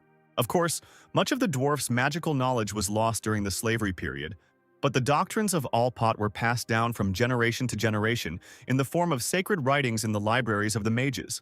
The power of a god depends on the status of his worshippers, and since the authority of the gnomes in this world has fallen, Owlpot can hardly influence this reality. At best, he can awaken Magrim, the magician thought, but came to the conclusion that he could do it too. However, Tesron's body has been devoid of magic for a long time, so no matter how hard Ravenheart tries, his mana reserves do not increase, but with the power of Magrim, he will be able to change this body, making it more prone to magic. In his past life, Riefenhart managed to subjugate Magrim to his will within a year, something only gods are capable of. And then, inspired by this method, he invented the spell for a 10th circle nuclear explosion, which he used just once to defeat the kingdom of Vasily in one fell swoop. In general, Magrim is a concentration of purest mana, and in order to change the characteristics of the body, you need to get rid of any obstacles, so our red-haired warrior even had to take off his underwear. "It's good that no one sees me, otherwise it would be a shame if someone came in," Riefenhart thought, absorbing the rays of the Magrim sun. If the magician had turned his head to the left and up, he would have seen a completely modern video camera. The monitors were watched by lustful gnomes, displaying an image of Riefenhart on the main screen and zooming in on all the intimate areas. They were wives with many years of experience, so it is not surprising that they thirsted for a young and such a pumped-up body, and they literally rejoiced when he turned his back or face to the sun. Without going into further detail about Riefenhart's not-so-personal solarium, let's just say that 40 days have passed since our friend's visit to the Great Forge. The wires in the control panel of Magrim's sun glowed bright orange. A second later, the color changed to purple, and this immediately made it clear that magic was affecting the artifact. "Son of the cold snows, essence of the north wind, I ask you to obey my will and reveal yourself." Riefenhart read the spell. "Frost Elemental!" The magician shouted the name of the technique, rejoicing at how high quality the magic had turned out. "I was able to create a 5th circle summoning spell. All that remains is to increase my mana." The magician summed up the success of the lesson. Riefenhart considered various ways to increase his mana, and came to the conclusion that it would be better to follow Mashelin's advice and first look into the kingdom of Croans. "Wow, Scylla, you've started to grow muscles." The magician praised his comrade's physical form when he came down from his solarium. "Really? So noticeable?" The frail, red-haired priest rejoiced. He immediately began to show off his not very large, but still already visible biceps in front of his partner. Having received not very sincere approval, the priest was satisfied and finished the training, putting on a caftan. Scylla wondered how soon they would be leaving the Great Forge after learning that Riefenhart had finished his business. "What? Have you managed to get used to this place?" The older comrade smiled, but the priest only complained that he hadn't managed to convert the gnomes to his faith. Russ said he felt something and decided to go into seclusion, throwing himself into training just like you. He took a week's supply of provisions with him, Scylla reported, and Riefenhart realized that Cyrus would not return to them anytime soon, for he had received enlightenment. The dwarf children ran around the yard with toy axes, shouting out the phrases of the spells with which their parents went into battle with monsters. Ceres watched them from her place on the steps, Her thoughts were not in the Great Forge, but far away in her childhood. She remembered the little elves who bragged among themselves not about their combat weapons, but about the new plants they had found and the lizard they had caught. The elf was confused, as most of her memory was closed to her, and she thought that she would never remember such things again. Riffenhart approached Cirrus to find out what she was doing. "The children are free here," the elf shared her observation.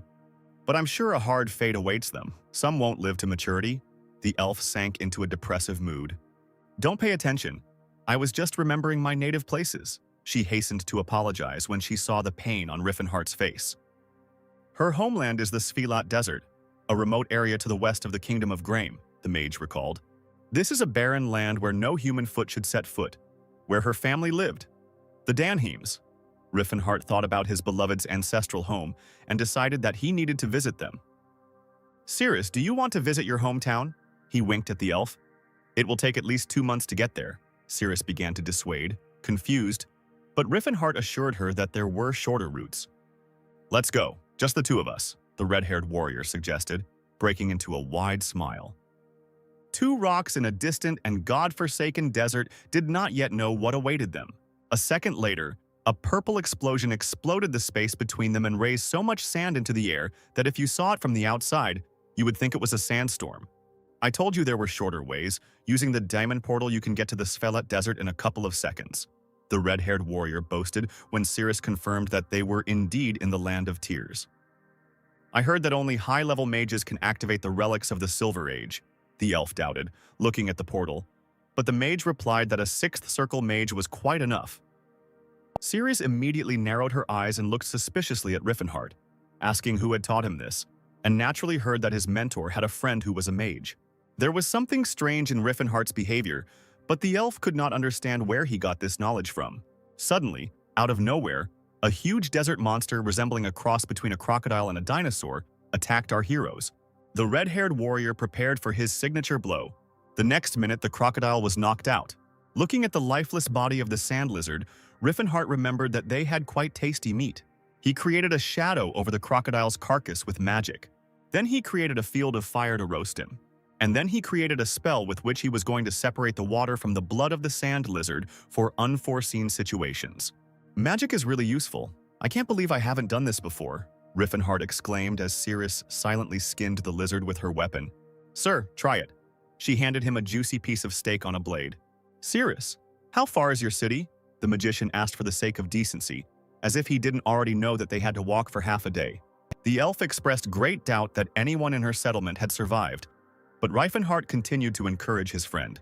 "You never know what to expect from life," the red-haired warrior said cheerfully, and Cirrus was slightly distracted from her sad thoughts, although perhaps this happened because of a very tasty piece of meat. The travelers decided not to set out at nightfall and spent the night in the same place where they had left the portal. The next day they set out early in the morning, and by midday they were on the threshold of the destroyed city of the elves. The heroes stood still, not daring to enter such a quiet and motionless city. "My daughter, you must grow up and protect our clan," the ruin said in the voice of Cirrus' mother. "Well done, great lunge!" The elf's dad praised her after a successful training session. These voices echoed loudly in Cirrus's head as she walked through the deserted city. "Why did I even come here? Not a single soul!" The elf cursed herself mentally. The memories of her parents' faces, the voices of her friends, the longing for the smell and breath of her brothers and sisters ate at Cirrus.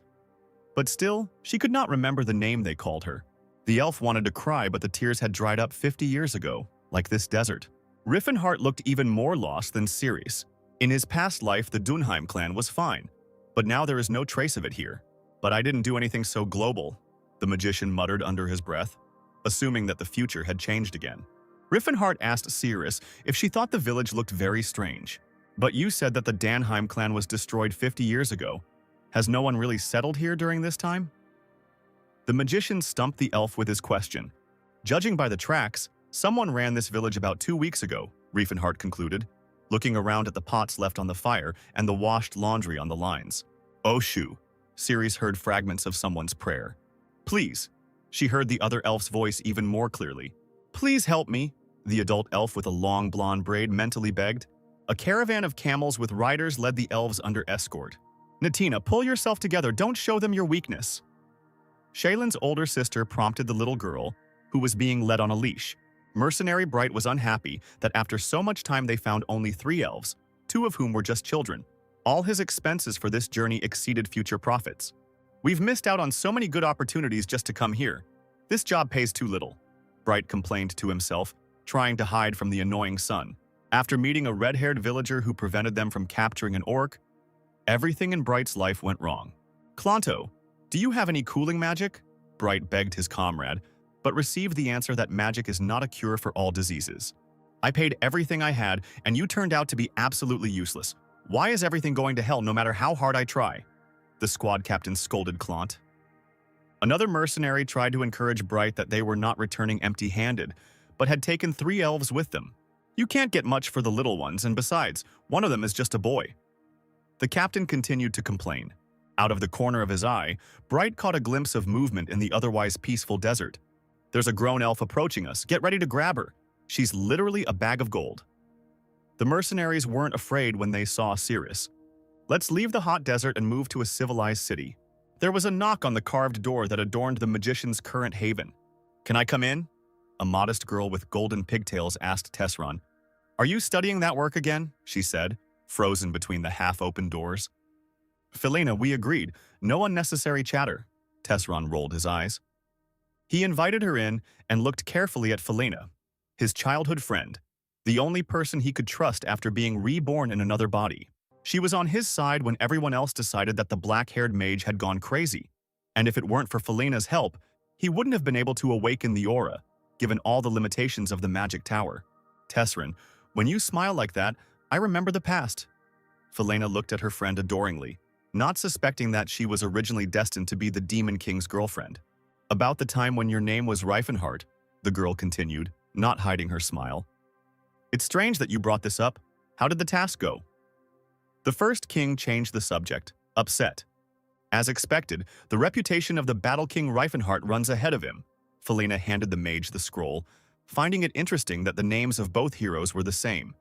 "My name is different now," Tesron reminded her, and disagreed with her further assertion that it was an irony of fate. The Golden Knight suffers a crushing defeat from the new owner of the aura, most likely the work of a certain family, envious of the success of Count Tennis, reads the headline of the newspaper, The First King, and remains dissatisfied because such news will only make Riffenhart more famous. "Have you seen Sir Jesus?" the magician asked his friend and received an affirmative answer. It turns out that after reading the letter, the Golden Knight immediately agreed to meet. Tesron was pleased with this news, as in the letter he offered Yesus to become his ally in order to defeat Reifenhart, which meant he had gained a powerful ally. "By the way, I managed to find another suitable candidate," Felina recalled. "Stefan von Altion, the second son of Marcus Altion of the Kingdom of Vasili." Her friend introduced another ally. "The name sounds familiar, but it doesn't matter. If it turns out to be useless, I can always find a proper use for it," Tesron thought. "Great job. Thank you very much." The magician hugged his friend. "Demon King Reifenhart, you took what is mine and I will take what is yours." The magician hugged Felina and gloated. If her friend had seen the look in his eyes, filled with rage and the desire to take everything that was left from Riffenhart, she would not have stayed in his arms any longer. Meanwhile, one of the mercenaries tried to capture Cirrus in the desert. Before he could strike with his axe, his face was cut in two by a sword. Cirrus had no intention of showing mercy to those who used and hurt her people. "This is just an ordinary elf, grab her!" Bright screamed as the squad froze in indecision, looking at the head of Cirrus's previous offender, cut open like a watermelon. In the end, the bravest one decided to attack her from behind. But the elf did a graceful somersault in the air and dodged the attack. Her eyes burned with hatred and the thirst to kill. The elf was so fast that the mercenaries did not have time to follow her. Her victims were swirled around as if in a sandstorm after encountering her. And while the mercenaries were trying to figure out whether they were dead or just badly wounded, she was already preparing for the next strike. Where did she come from? Bright was now seriously scared. "Heat, fill your palms with your power, let it turn into flame and strike down my enemy." Clonto cast a spell, sending a shockwave of fire towards Cirrus. The fireballs he launched made the desert not just hot, but literally turned it into hell. At such a distance, the magician could not see how fatal his blow was for the elf.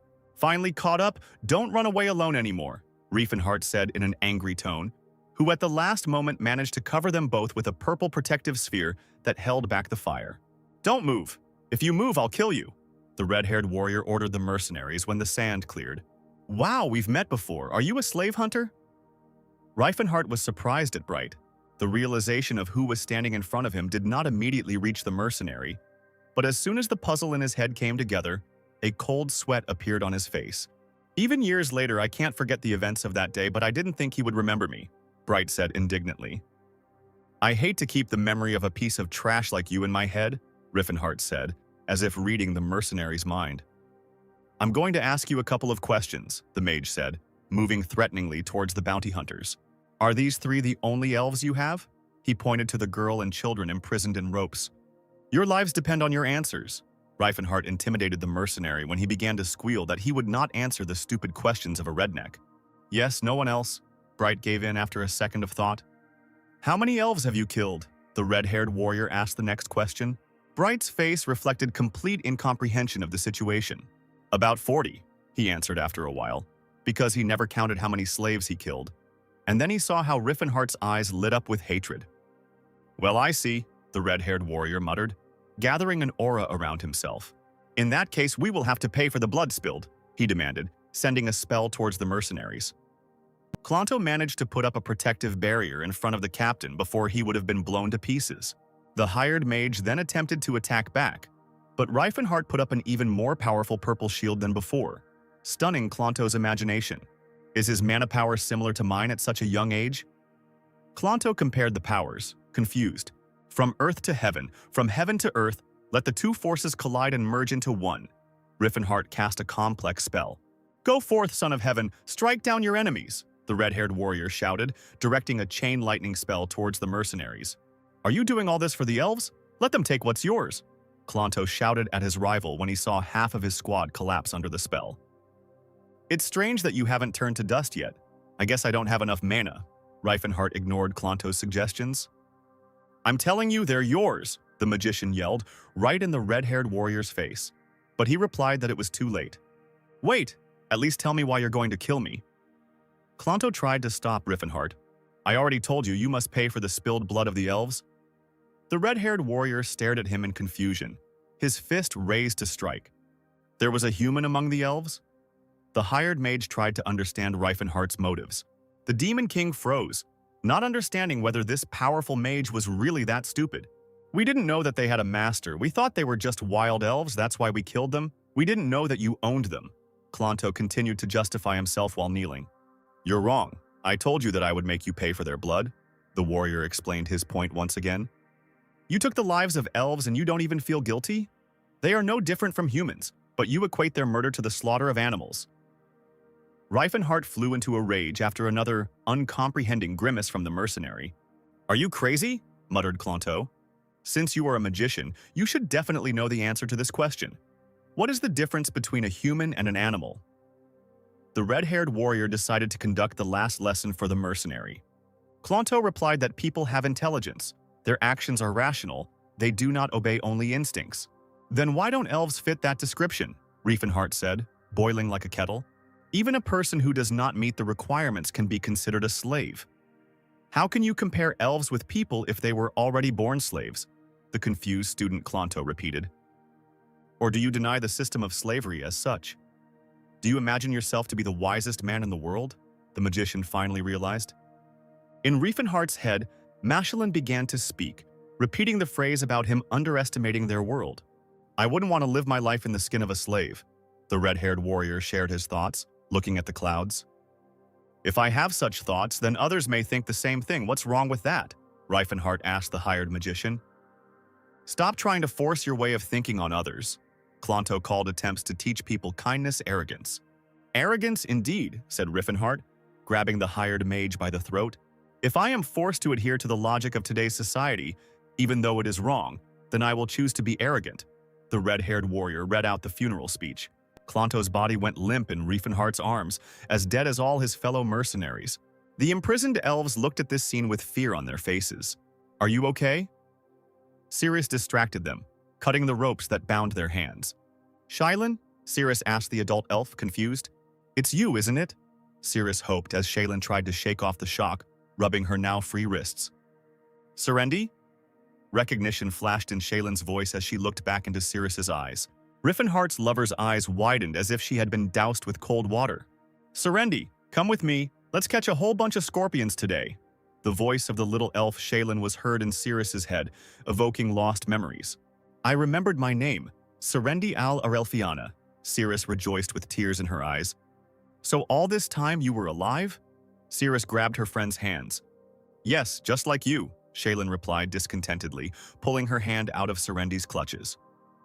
"Shaylin," Serendi whispered in shock, not understanding why her friend wasn't happy to see her.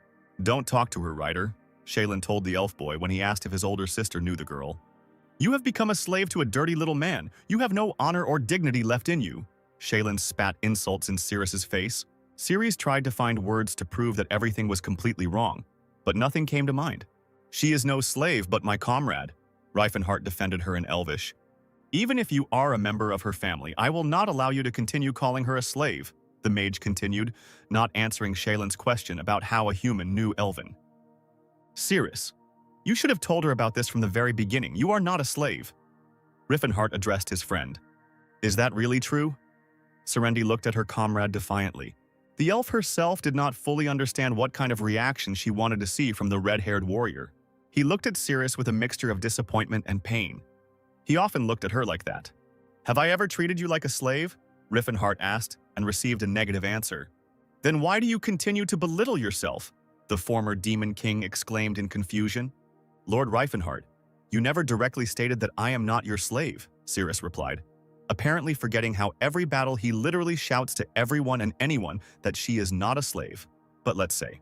Riefenhart looked confused, glanced sideways at Shaylin, and then back at Sirius.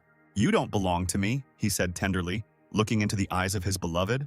"You and I are equal. You are a free elf," he said, stunning Serendi and Shaylin. Riefenhart stared at Sirius, waiting for some kind of answer. "I know, and I understand perfectly well that you do not consider elves slaves," Serendi finally almost whispered. "You sincerely treat other races as equals, I don't even doubt it," the elf continued. "But I still can't comprehend it because there is one thing that I am 100% sure of," she said, looking straight into the magician's eyes. "When you look at me, you see someone else." Sirius quickly looked down. Riefenhart blushed to match Scylin's hair. "Before, these words would have meant nothing to me, because I considered myself a simple slave," Sirius continued her confession. "You are certainly not trying to deceive me, but in that case, I would prefer that you treat me like a servant." "Please don't say such things with such sincerity," Serendi begged, not knowing what confusion was going on in Riefenhart's head. He was proud that he had saved the elf from her fate, but if you think about it, he had acted like the average person who had bought her. To her, he was a stranger trying to win her favor with money and care. Their whole friendship was just an illusion to him. He impressed upon her that she was not a servant, but he gave her no reason to think that she meant anything more to him than a valuable investment. "I can't accept sincerity that's meant for someone else," Serendi said sheepishly, breaking the mage out of his self-flagellation. "I understand everything. You are free," Riefenhart said seriously. "You can do whatever you want, Sirius." The magician gave her his blessing to leave his mission. "More precisely, Serendi al-Arelfiana," he corrected himself. "I now see a different meaning in my previous words," Riefenhart said, letting the elf know that this was a deliberate decision. "You can stay or go, it's up to you, and no matter what you choose, I will respect it," he said, looking into Serendi's eyes. "Do you want me to leave you?" The elf was upset. "I really want you to stay, but I'm not going to limit you anymore," the magician objected. "Let me think for a moment," Serendi said, completely confused about her feelings. "Will you help her find her family?" Riefenhart asked Shaylin. "I repeat, she is not my slave, and I will not reveal the location of your village to anyone," the magician convinced the elf while Sirius climbed onto the camel. He was going to wait nearby for Serendi's decision, but Shaylin called him along to repay her savior. "You were bound to find our hideout sooner or later, weren't you?" Shaylin chuckled when Riefenhart tried to dismiss the idea. "That sounds quite rational," he smiled, and the elf supported him, saying that their race was generally a rational people. The caravan of camels, unladen with nothing but 5 horsemen, set off. Shaylin apologized to Serendi for her behavior, explaining that she would have done the same thing if she had been in a similar situation. "You've met a good man," Shaylin turned to Riefenhart, who was bringing up the rear of the caravan. "Exactly, truly kind," Serendi smiled tenderly.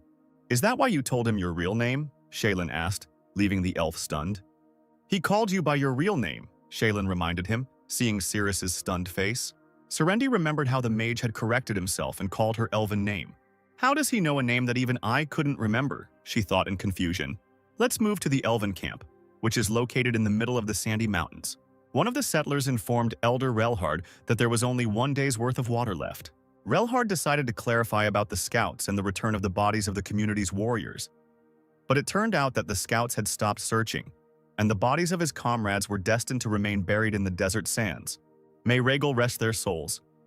The elder, who had seen too many deaths in his 343 years, cried out to the gods.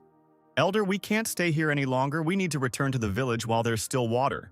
The boy demanded a solution to the problem, and Relhard replied that they needed to get ready, since they were leaving at sunset.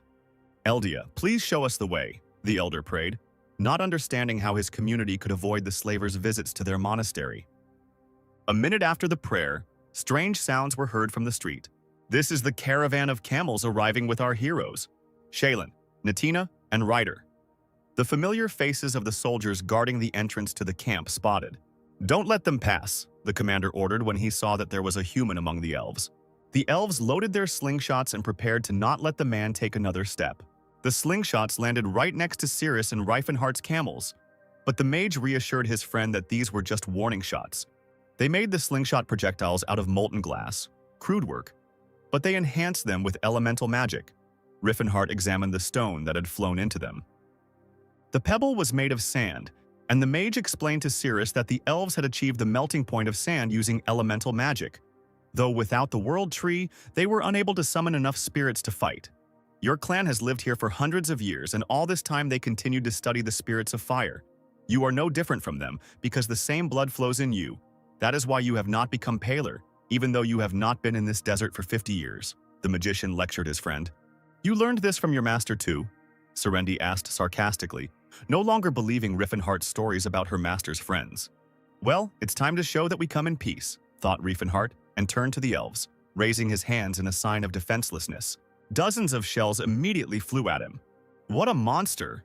Our attacks don't work on him, the elves exclaimed. Descendants of the great spirits, even though I am a man, I am not your enemy. As a man well-versed in elven history, I ask you for a token of friendship, Reifenhardt said loudly, so that the elves in ambush could hear. Elder Rielhard tried to understand how a person could know the elven language and their rules of etiquette. Your words sound convincing, but it's still not enough, Relhard replied after a slight hesitation. I expected nothing less, Riffenhardt rejoiced, calling on the mana. What kind of energy is this? The elder was frightened, seeing how the red-haired warrior was surrounded by a fiery aura.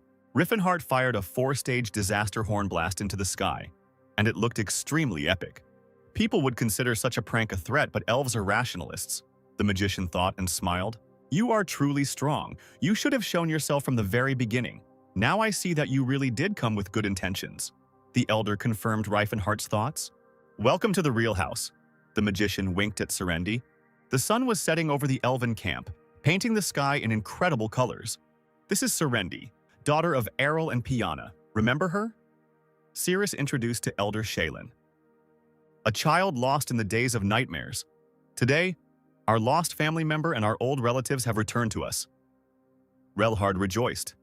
You are truly our benefactor, the elves embarrassed Reifenhardt, but he replied that instead of compliments, they should prepare for their return. And so, after a short journey, the elves arrived at their village. Despite the late night, no one wanted to sleep. Everyone was happy, dancing around the fire, singing songs. They raised toasts in honor of their benefactor Riffenhardt and to their entire family. Ceres was surrounded by her ex-girlfriends, trying to figure out which one she remembered. Riffenhardt sat on the ground, leaning against the wall of one of the buildings, lost in thought. He saw how happy Serendi was surrounded by other elves, many of whom were boys her age, by the way.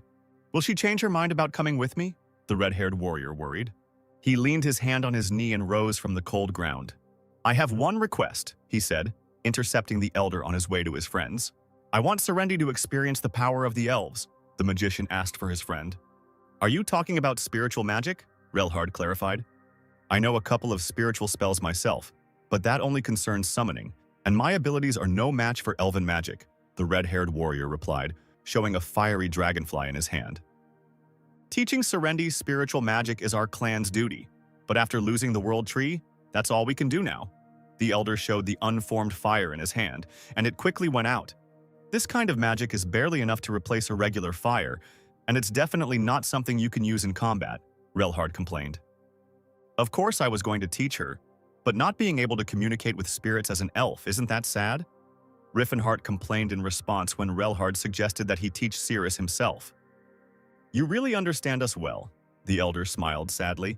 If she still decides to stay here, and you don't want to part with her, then the Dunheim clan has no choice but to consider you one of their own, Relhard said, looking at the cheerful Serendi. You are our brother now, the elder added, looking into Riffenhart's eyes. After the night party, 4 more days passed, which Riffenhart spent in the elven village, waiting for Serendi's decision. If you practice spiritual magic, sooner or later you will be able to communicate even with the spirits of wind and water. But first you need to learn to sense them and resonate with them, Shaylin taught her friend. Ceres was upset that she didn't feel anything, but her friend understood her, because her own resonation process took 3 whole years, and they only studied for a couple of days. And suddenly, Serendi felt something, seeing red lights dancing around her.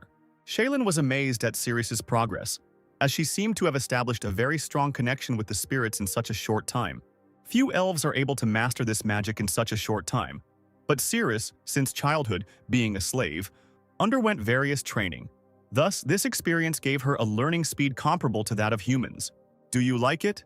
Riefenhart asked the elf, when he noticed that she had mastered the basics of spiritual magic, and received an affirmative answer. So, have you made a decision yet? The magician did not delay with the question that tormented him. Yes, I want to stay here and help them, Ceres said, hiding her eyes from Riffenhart. But even so, I won't be able to fundamentally change their lives. She turned to the community, not noticing how broken her comrade was.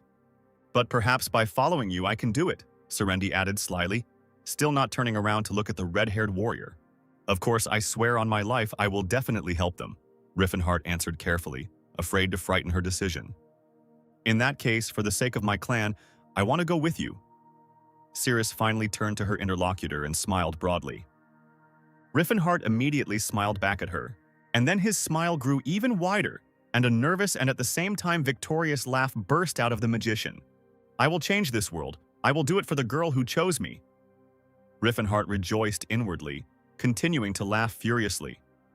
And then he released another blast of the Horn of Disaster into the heavens, unable to contain his joy as he attacked the heavens. Ceres, right now I will show you the future of your clan. Riefenhart addressed his friend, having come to his senses. He called Serendi and the Elder and led them to a rift between the mountains. You said you were using this place as a temporary shelter, right? Riffenhart asked Relhard when he asked why he had been brought here. This will now be the village of the Danheim clan, the red-haired warrior declared, ignoring Relhard's cries that there wasn't even water here. Ceres, could you lend me your Nihilin? The mage asked his friend. You awakened the connection with the spirits in just 4 days. Isn't it interesting how that happened? He convinced her to give up his magical bow. It's because you are the rightful owner of Nihilin that he considered you his mistress and granted you the power to call upon his name and use his power, Riefenhart said. And after such a fiery speech, he abruptly thrust Nihilin into the stone where he had just stood. Awaken, protector of our world, the seed that nourishes these lands. Riefenhart read the spell over the stick in the stone, and then a green sprout sprouted from Ceres's weapon. A wave of green aura washed over the surrounding area, and the elves' eyes widened in surprise, unable to believe that this was happening in reality and not in a dream. The sprout was no longer alone. The onion was blossoming, sending out leaves and branches. It can't be. The elder still couldn't believe his eyes. In front of the elves stood a contented red-haired warrior and a small tree next to him. From under the roots of the tree, where there was only stone and nothing else, water began to flow in thin streams. In a couple of minutes, it was already a mighty stream of water, what the elves had previously called springs. Relhard, I think you already understood everything. The mage, pleased with himself, addressed the elder. The elder wept with happiness, and the streams of his tears joined the stormy torrent that gushed from under the roots of Elfenheim. Feelings like what he was experiencing now were described only in legends, but every elf is able to recognize the world tree instinctively. There can be no doubt. Nihilin, who served as Ceres's weapon, was in fact a lost branch of the Tree of Life. Riefenhardt awakened Nihilon's life force to root itself into the earth and strengthened the mana flows to feed it. Who are you? Are you really a savior sent to us by Eldia itself? The elder asked the red-haired warrior, still crying. But Riefenhardt replied that he was only a friend of the elves, and friends should help each other. The Demon King apologized to his beloved and said that he would find her a stronger weapon. Well, I guess it's time for us to return to the Great Forge, Riefenhardt said, not giving Cirrus a chance to clarify the situation and find out how he had arranged the resurrection of the World Tree. The magician created a portal without much effort, and he and the elf stepped into it. On the other side of the purple glow, Sillin was already waiting for them with a question about where they had disappeared to. To avoid explanations, Riefenhardt complimented the priest on his physical fitness, and he happily began to boast about his success in training. "Master, you're finally back. Why didn't you warn us?" A crowd of gnomes rushed towards the savior. "So, have we made any progress?" Riefenhardt asked his students. "Delphir Lesterin, touch the void and make it your weapon, Air Bullet." One of the gnomes cast a spell.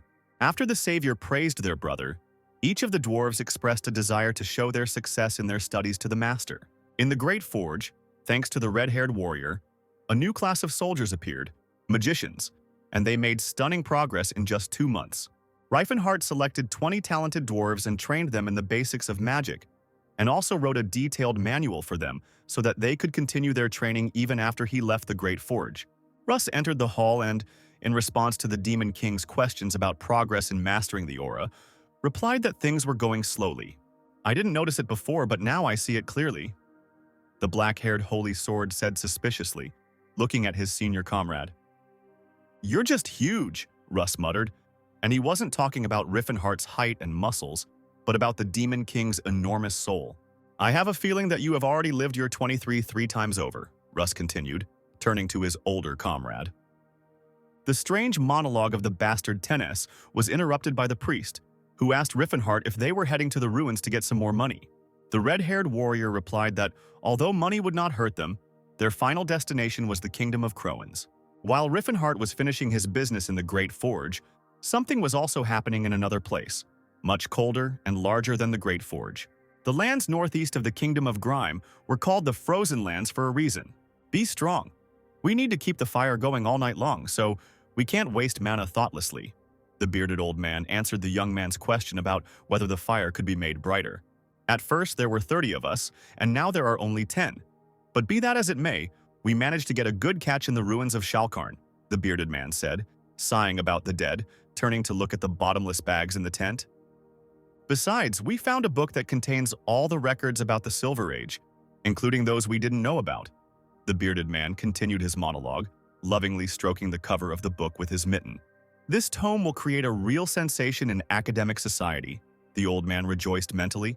Although due to the difficulties of translation, he himself had not yet deciphered everything, having grasped only the main essence. A wild scream was heard somewhere in the camp, and the youth and the old man turned into the void, wondering if a monster had attacked the camp. But what the old man saw amazed him more than any demon. The body of his comrade lay in the snow, bleeding, and above him stood a detachment of warriors, barely dressed for such snowy weather, and armed to the teeth. "Kill them!" Tesron gave a curt order to his allies. The Golden Knight of Grime, dressed in his usual armor and holding Eldrin over his shoulder, walked through the snow as if on a red carpet. Stefan, dressed in similar armor but black, ran ahead of the entire squad, with a devilish grin on his lips, casting brief glances at his friend Lelsia. The Golden Knight and the heir of Altian were similar in that both had eyes that sparkled with the lust to kill. Stefan decapitated the youth in 2 leaps. Yesus didn't want to lag behind his partner, so with one swing of Eldrin he killed the one who tried to protect his grandfather from the sword, standing in the Golden Knight's way. "If you came for the relics, I will give you everything," the old man screamed in horror, watching as his few remaining comrades were cut to pieces. "Forgive me, magician, but we didn't come for the relics, but for you," Tesron said lazily, pointing his sharp saber at the old man. The next second, this saber took the old magician's life. Tesron, was that really necessary? Felena asked fearfully, and the magician replied that the treasure hunters had opened a door that should have remained closed, so the Silver Sages had no choice but to eliminate them. "No one should know this part of history, all for the sake of protecting humanity," the black-haired mage said, picking up the book stained with the Elder's blood. "I have of course heard that the Silver Sages work for the common good, but But these people, they have not done anything bad. Felena tried to reason with her friend, but Tesron only noted that a small sacrifice for the well-being of all mankind is nothing. "What do you say, Stefan? How do you like the berserker armor?" the mage asked the heir of Altian, not wanting to listen to any more lectures from Felena. "Better than anything I've tried before, Sir Tesrin," the young man replied, his eyes shining with pleasure, promising that as soon as he got used to the armor, he would immediately deal with Ryfin. Yesus noticed that the heir of Altian was not the only one who was thirsty for revenge, and asked what they were going to do with the relics that were lying in the tent. "We'll take everything that might be useful and sell the rest. We'll give the things on the list to the Silver Sages for safekeeping," Tesron replied. "Among the relics of the Silver Age, there are many dangerous items that, if they fall into the wrong hands, will cause a lot of trouble," the black-haired mage explained the last sentence. "I like this pendant. It feels like a light spring breeze is blowing on me, even though there is a blizzard raging around," Jesus said thoughtfully, fiddling with the pendant hanging around his neck. "We'll give him to the sages too," said Tesron, wanting more to tease the Golden Knight, and then he stopped short.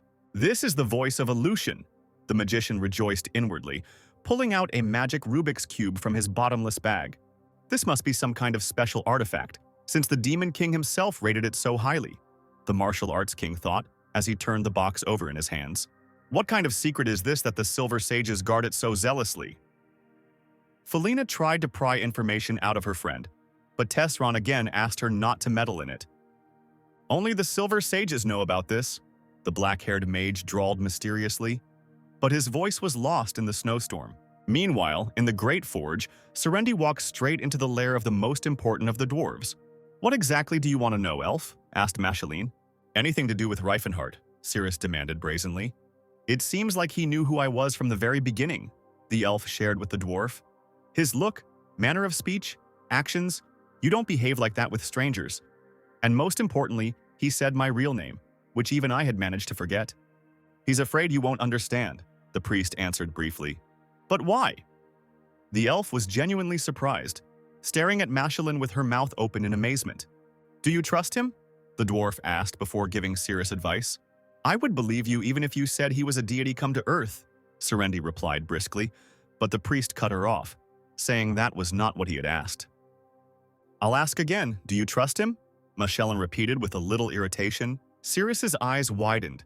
A trickle of sweat ran down her face, and the elf swallowed, unable to utter a word. And so, after some time, Serendi walks through the Great Forge at night to her room, trying to collect her thoughts. Riffenhart sits on a table in the local tavern as if it were the only stool that would fit him. "Did he tell you everything?" he asked the elf as soon as she enters the building. Ceres looks at the red-haired warrior in shock, his already huge eyes wide open. "Yes, it's truly an incredible story," she mutters quietly, looking down at the floor. "He managed to go back in time," Serendi recalls Mashalin saying. "The Archmage of the 10th Circle, the first in history," the dwarf spoke of this with genuine pride. "Because of his attempts to change our world for the benefit of other races, he once bore the title of Demon King. He failed that time, but he managed to turn back time to try to fulfill his dream again." The gnome happily finished the story about his friend. "Cirrus Valencia is the leader, representative, and protector of all the elves of the continent." The thoughts in the elf's head continued in a dwarven voice. "Master of the spirits of the 7 elements and Archmage of the 8th Circle." When Cirrus just thought about it, her head was spinning. What Archmage is there? Many called her the reincarnation of Eldia, but among humans she was known as the Goddess of Madness, Mashalin chuckled. "Lord Reifenhart, I understand why you behave this way. You saw your former love in me," Serendi said quietly, remembering the dwarf's words about Cirrus being the red-haired warrior's beloved. "Can you forgive me?" asked the magician. The elf nodded confidently but was unable to raise her eyes to her betrothed. "I'll continue to follow you. That's all I can say," she said, still looking somewhere at her feet. "I am not the Ceres you once knew," the elf said, already turning to leave. And yet, the elf suddenly stopped on her way to the door, as if simultaneously wanting and not wanting to say the next phrase. "That doesn't mean I don't like you," Ceres said, turning around and looking Riffenhart straight in the eye, a wide smile on her face. And then she quickly slammed the door behind her, leaving the magician alone with his feelings. Riffenhart blushed and pursed his lips like a young beauty when she noticed a bard winking at her in the middle of a crowd in a tavern. "So, has she forgiven me or not?" The red-haired warrior scratched his head thoughtfully. Riffenhart and his company's next destination was in the eastern part of the continent, in the Kingdom of Croans. He owned vast tracts of fertile land, and in his time this kingdom, along with other powerful states, laid the foundation for the history of the entire continent. King Gotrin I had a legitimate heir named Talion, who was to ascend to the throne by birthright. However, sometime after the death of Gotrin I, Talion died of an unknown disease. The news of this terrible news shook the entire kingdom. The empty throne provoked a split in the nobility, forcing the rich to tear each other's throats, playing throne games. This subsequently led to the emergence of two claimants to the throne, and a period of turmoil began. "For the true king! For Lord Karsus!" the warriors shouted, marching under the red banners. "Kill these traitors! In the name of the rightful heir!" The soldiers answered them under the blue flags. Jewel Ren Crovens, for whom soldiers fought to the last drop of blood, had only recently turned 18. He was the child of a royal concubine, so he had the right to ascend to the throne. The second contender was Prince Karsus, who was linked to the throne through Duke Fernando. Although Karsus was not a direct descendant of King Gothrin, his bloodline was closely intertwined with the king's. There is currently a civil war going on in Crovence. Karsus was known for his impeccable fighting skills from a young age, and his subordinates trusted and respected Karsus immensely. Yuvel was known from a completely different side, where, apart from his blood relationship with the previous king, the only thing he was famous for was his uncontrollable libido. Half a year passed, and the throne was still empty. But the bloody battle between the supporters of Prince Karsus and Yuvel was approaching its climax. How much longer can we hold out? Why did the famine break out now? Is Redanti no longer giving us his mercy? Juvel asked the sky, sitting on the balcony, admiring the stars. And who decided that I should become king anyway? I didn't want it, they forced me. And now I have to deal with the chaos that happened because of my appointment, he sighed. The girl interrupted the prince's thoughts by asking him if it was really so hard to be the head of the kingdom. But Juvel's problem was that he had no choice, either the throne or the guillotine. Just don't pretend it doesn't concern you, Finya. If my head rolls off, you'll be next in line for the scaffold, Juvel teased his beloved dwarf. And she only sighed and asked how she managed to fall in love with such a man. They say wars are not waged on an empty stomach, which means that the opponents will not make the next move until they replenish their food supplies. Finya tried to calm her prince, but he kept arguing that, although he had time to catch his breath, his life did not belong to him. The lovers began to joke that they should run away, get married secretly, hide their identities, and perhaps then their enemies would not follow them. Prince Juvel had been raised with such tenderness that he could not even accept as a joke that his girlfriend was going to take care of him and work for the good of both of them. Why? What's wrong with a slave earning money for her master? Finya said, still smiling. But her lover found it hard to accept that she called herself a slave. Finya, you and I have nowhere to run. There is no place in the world where we could love each other in peace, Yuvel said sadly, hugging his beloved and replaying in his head her words about how even if he became king, she would still remain a slave. The prince and the gnome sat on the balcony for a long time and cooed about who loved whom more. Having fun? An unfamiliar voice rang out from the darkness of the room, causing the lovers to experience wild horror. But Finya quickly came to her senses and snatched a huge axe from the knight statue. "Who's there? Show yourself," she demanded, pointing her weapon into the darkness of the room. "My name is Riffenhart. I am a mage," said the mysterious figure in a long dark cloak. "I have come here to lend a helping hand to the future ruler of the Kingdom of Croans." "Do you want to take my side?" the green-eyed blonde asked in surprise, blocked by the gnome, who insisted that the stranger was not lying. "You look quite impressive," the prince chuckled, noticing that Finya was able to distinguish lies from truth thanks to her dwarven abilities. "Are you a battle mage?" Jewel asked, and Riffenhart confirmed it. Although he was upset that the prince noticed it so quickly, he still bought a huge cloak to hide his physique. "So you really came here to help me?" asked the future ruler of Croans, to which Riffenhart answered affirmatively. "Then did I misheard or did you say have fun?" The prince decided to shame the magician, and the dwarf caught the lie in Riffenhart's answer about what the lovers imagined. "It's no wonder that I'm treated with such suspicion. Don't worry, I'm not offended." Yuvel shook his head, knowing his reputation as a lecher. "I didn't mean for it to sound like criticism, to be honest. I'm in love with an elf myself," the magician decided to justify himself, thinking that the gnomes were nothing but trouble. "It seems true," Finya muttered through her teeth, not taking her eyes off the stranger for a minute. and also remaining in a defensive position in front of the prince. "I can't believe there's a weirdo like me in this world," Jewel drawled when Riffenhart asked why they were both looking at him so suspiciously. "You said that you want to help me. What kind of help are we talking about?" The prince finally decided to get down to business.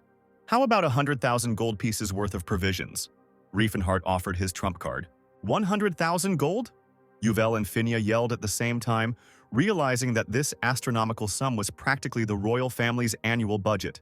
The offer to buy grain with this money, enough for 3 months for the entire kingdom, sounded very tempting. Riffenhart decided to push the prince towards the right decision by offering him as many as 6 aura owners to help him. "And what is the price?" asked Yuvel, realizing that if the mage wanted to give more aura owners than an entire country had, then it certainly wouldn't be for pretty green eyes. "Your Highness, I would like you to grant me a fief after your ascension to the throne," Riffenhart asked, hand on heart. "What is this all about?" The future ruler of Croans was confused. "I want this fief to be an autonomous territory where the laws of the kingdom will not apply," the mage went into detail. "I want to create a place where elves, dwarves, and orcs can live freely," the former Demon King said, putting all his passion into this phrase. Let's fast forward a couple of hours to a small town located in the barony of Delphia. "Were the negotiations successful?" Cirrus asked as soon as Riffenhart returned. "Of course," he answered confidently. "Now we need to watch closely what happens next." Riffenhart explained to his beloved that he could not repeat the mistakes of his past life, and therefore it was necessary to make the feud absolutely legal, so that people would have no choice but to recognize its legitimacy. The elf asked who was the king of Crovens in the mage's past life, because she learned that this meeting with Yuvel was the first for Riffenhart. It was not easy for the red-haired warrior to remember that Karsus became king at that time. Yuvel was executed to avoid the emergence of heirs and further disputes over the throne. "And it could happen again?" Cirrus asked fearfully. But Riffenhart replied vaguely that only if he didn't intervene. And then he explained quite plainly that he would do everything possible to prevent this from happening. The lovers entered the room where their remaining company was sitting at the table, and Riffenhart explained that their main goal was for the battle to teach them to perceive representatives of other races not as slaves, but as allies. Russ remembered that a month had already passed since they left the forge, and was amazed at the number of ancient ruins he had managed to visit. To be honest, carrying the relics out of the ruins was much harder than fighting demons, he boasted, and Priest Silen did not miss the opportunity to boast about his excellent physical condition in response. "Where are we supposed to get 100,000 gold coins?" The red-haired priest was surprised when Riffenhart told the details of his conversation with the prince. Then the magician reminded his friend about the grain that they had purchased through the Tauban Trading Company. If it weren't for the famine and war, this grain would only cost 4,000 gold. "But we're happy with what we have," the red-haired warrior rejoiced, while the dwarf reproached him for lying to the poor people. "You said that you would give him 6 aura users, but at the moment only you, the dwarf, and I can use the aura. 3 people in total. Are there any aura users among the elves as well?" Russ asked one question. "They have a strained relationship with the dwarves, so it would be rude to ask them for help, so I did not take the elves into account," Riffenhart replied. "I did not include myself, by the way. But where can we find 6 more then?" Tennis's holy sword was surprised, and the magician shared his plans to turn to the orcs for help. To the southeast of the Larchid Mountains, 15 days' journey from the hero's current location, there are meadows that have been nicknamed the Land of Trials. There lives a tribe of orcs who adhere to ancient traditions. These are wild orcs, not like those who have accepted the mark of slavery or like the swordsmen who are famous for their cruelty. The members of this tribe honor the true warrior spirit, and despite being fierce, they always maintain a level head. They're called the Blue Bear Tribe, Riffenhart told his friends, thinking about Tashida and how much his friend must have grown since they last met. "I've actually met a couple of skilled orc swordsmen, but are they really that strong?" Russ wondered. Riffenhart smiled warmly at his younger comrade, realizing how much he still didn't know. "These are the strongest warriors I know, even compared to humans, elves, and dwarves." The red-haired warrior put an end to this conversation. But let's take a break from the tavern talk for a moment and move into Oblivion, where there is only blue sky and floating stones. Suddenly, glowing star-shaped signs appear on 2 huge boulders drifting in zero gravity. The stars spin, creating a portal, and it seems like something is visible from them. "Well done, you tried hard. I thank you for the work you have done." The old man praised his interlocutor when he finally materialized among the stars and stones. "Thank you, Taoist protector." Tesron lowered his head modestly, hiding behind the hood of the Silver Sage's robe. Dangerous information must be in the right hands. That is how we protect humanity. We act only for the good, said the old man in the same robe. And after a couple of seconds, he disappeared into thin air just as quickly as he appeared. Did he call me for such a trifle? The former king of martial arts was indignant, thinking about how he could take a higher position and reach the highest level of power. How I wish I could give a speech about the danger posed by the Demon King, the mage sighed, realizing that in that case he would simply be called crazy. Tesron was able to get into the Council of Silver Sages thanks to the light mage Jade, who told his friend that Duke Iranad was a member of the council. And then Tesron passed off knowledge about his past life as his own theories. How great was the Silver Age, where the main heroes of the era were far from people. They were the elves with their tree of life, and the gnomes, who knew how to rule the earth. They were so powerful that already 1,000 years ago they had their own names like the people of Eldrath and the people of Alhathran. In the ancient language, Eldrad is the blessing of Eldia, and Alhatran is the blessing of Owlpot. The Silver Sages had kept from the people the fact that the Elven and Dwarven peoples were named after the gods, and Tesron believed that this was the reason they had invented the nonsense about the Silver Age. They did this supposedly to protect humanity, but in reality they are only protecting their own egos, even though they don't realize that they are making themselves look like idiots. Let's return from distant space to the eastern meadows of Fatland, or to be more precise, to the lands of the dead, Destrand. I've heard stories about how orc villages get rid of weak babies and decrepit old people. Reifenhart decided to entertain his friends with the story as they walked through Destrand. That's why it's considered an honor for orcs to leave the village on their own when they stop being useful to the tribe. That's how they've adapted to life in harsh conditions, the red-haired warrior continued enthusiastically, and the dwarf whispered from behind the priest that orcs are savages. Considering the circumstances that the orcs have to put up with, such traditions are not surprising. Or do you think that the dwarves would be able to keep the Great Forge in such a beautiful state if they lost their skills? Ceres supported the orcs because she truly believed in what was said, and not because she disliked Tilla. How are you even going to convince these orcs to help us? The priest asked, trying hard not to notice how the elf and the dwarf were glaring at each other. I have a plan, but I'm not sure it will work, so we'll just have to play it by ear, Riffenhart muttered, and Ceres whispered to him if he had followed the same principle in his past life. Tashid was with me then, he whispered back, confused. Something's coming our way, said Russ, bringing up the rear, his eyes scanning the horizon. A heavy stomping and the sounds of iron were heard, and at that moment the ground shook under the hero's feet. To be honest, even Riefenhat was a little scared, not to mention his comrades. Unga bunga, the orcs shouted, advancing on the travelers in a crowd, kicking up dust and playing with weapons in their hands. This is our land. Only death awaits the people here, the magician translated for his friends, and the priest noted that it sounded very scary. Blue Bear warriors, I am yours. The red-haired warrior began his speech.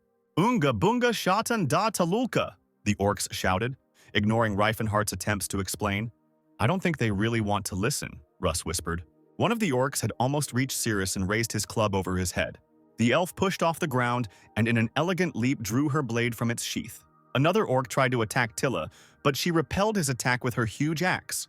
Ras fought 3 orcs at the same time and found time to shout to his master that the orcs were really strong. What was I saying? But they have a huge weakness, Riefenhart replied, ignoring the fact that several orcs were slashing at his back with their swords. Stream of sand. Turn into a fantasy of the abyss, the magician read the spell. Riefenhart used a simple second-round technique, mass euthanasia. The orcs around Ras instantly began to fall to the ground.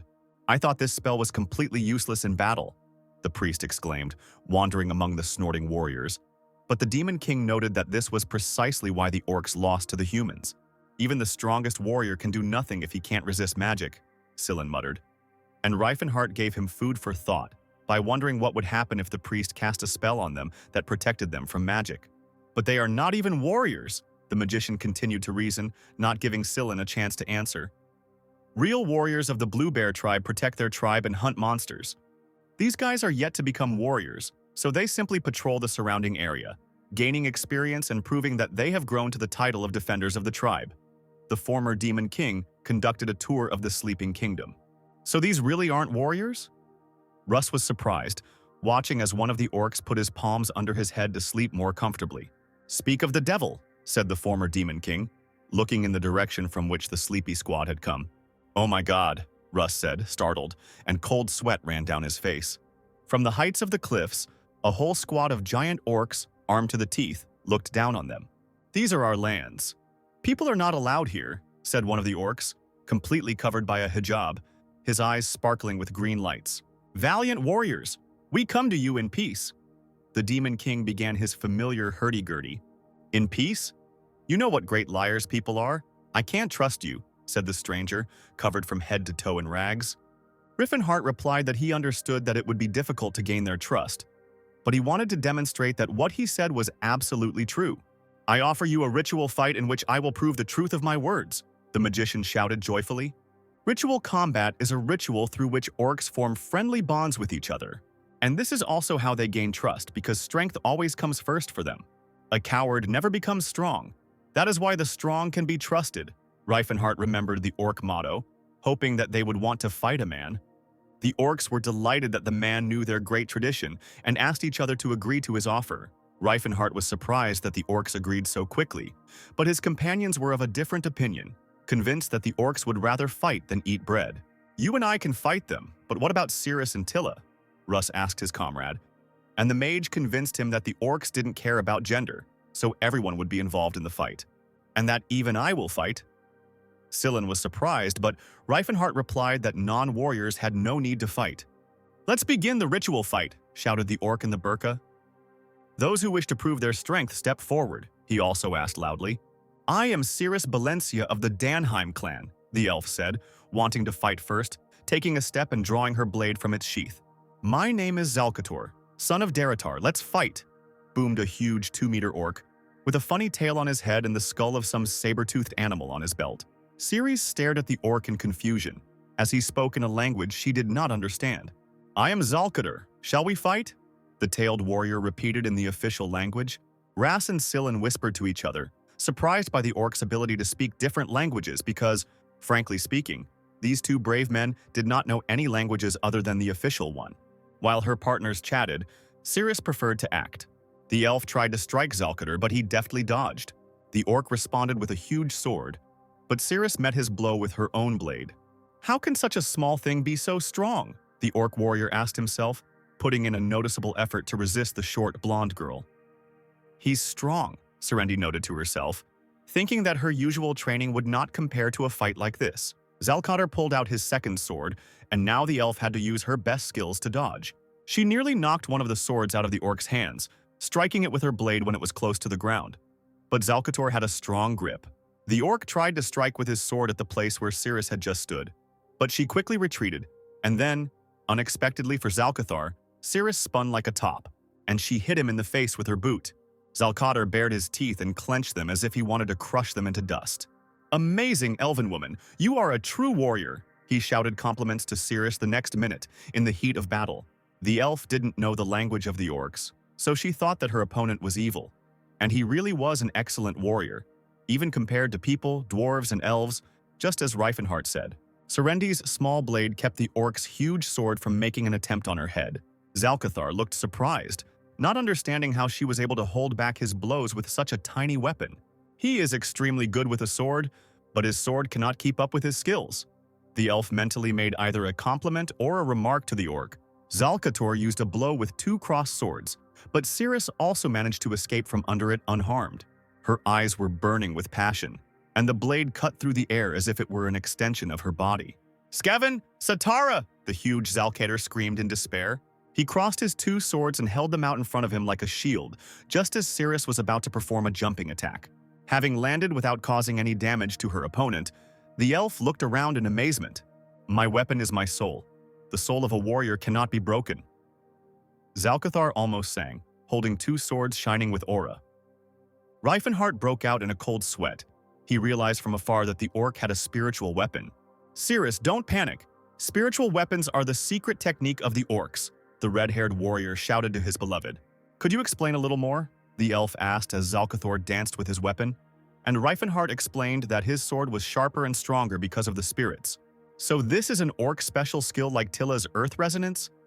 Should I fight him as if he had a famous sword in his hands?" Cirrus clarified. "More experienced warriors are able to create various types of spiritual weapons, but I don't have enough time to describe them all," the magician worried. Meanwhile, the battle continued, and the elf fought off attacks from the spiritual weapon.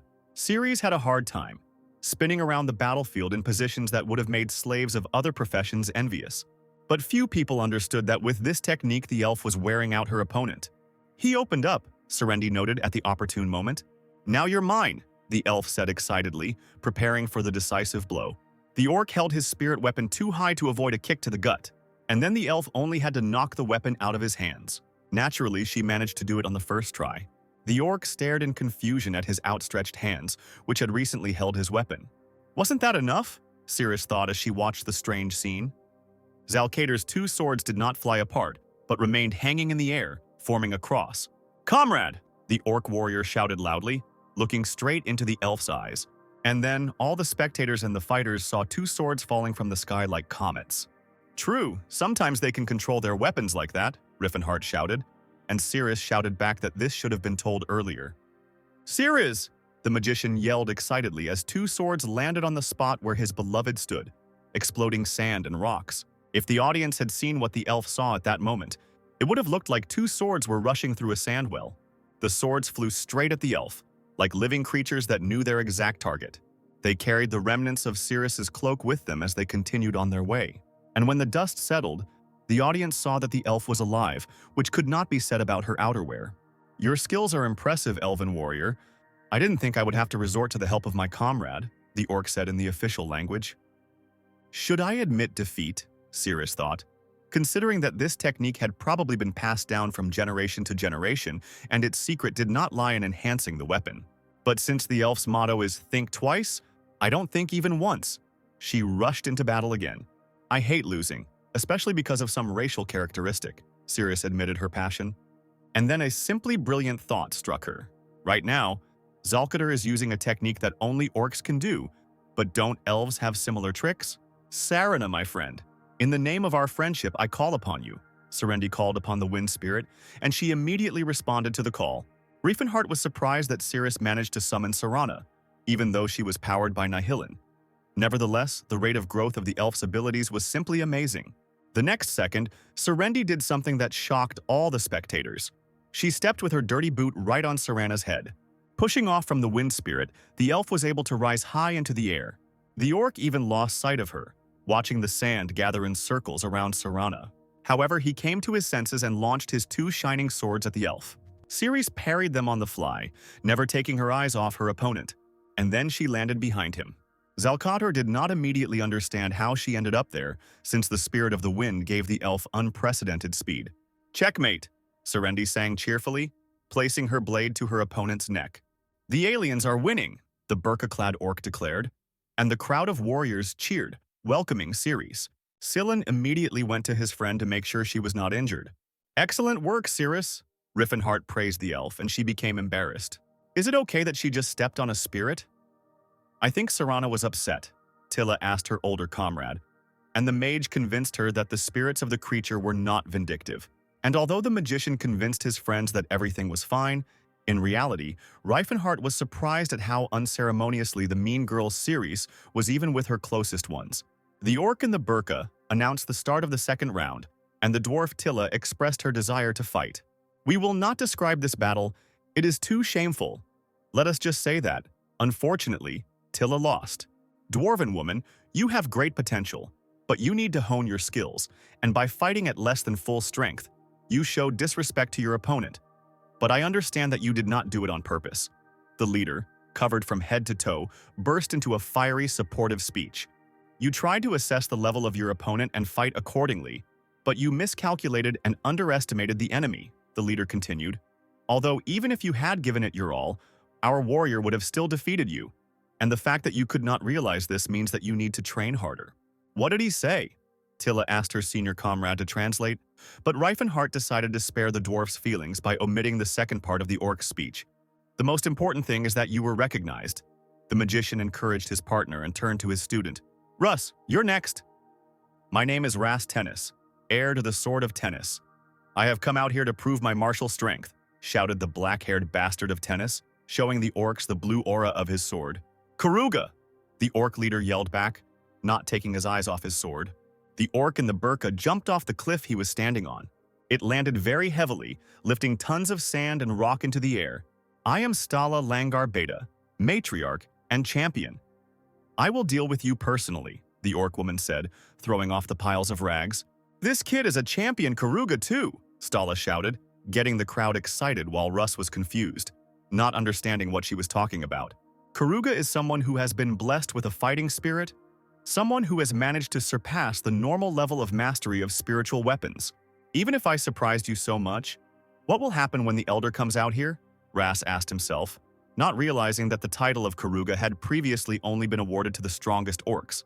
Stala released her purple aura, allowing it to scatter the orc's hair and lift her skirt, which was decorated with animal skulls. Russ saw the scope of his opponent's aura and knew that the fight would be interesting. The orc matriarch made the first move, sending streams of purple energy towards Ras. Russ successfully fought them off without even moving from his spot. Stala also easily dodged his counter techniques. The opponents had not even had time to touch each other's weapons, and there was already destruction all around. The stone was flying up as if it weighed nothing. This orc woman is really different from the others, Russ thought, as he launched another aura attack. You're not a slouch, boy. You just lack experience, Stala encouraged her opponent. Wait a minute, don't you know the orcish language? The orc matriarch exclaimed. You are strong, but I am older, she shouted at him in formal language as she launched her attack.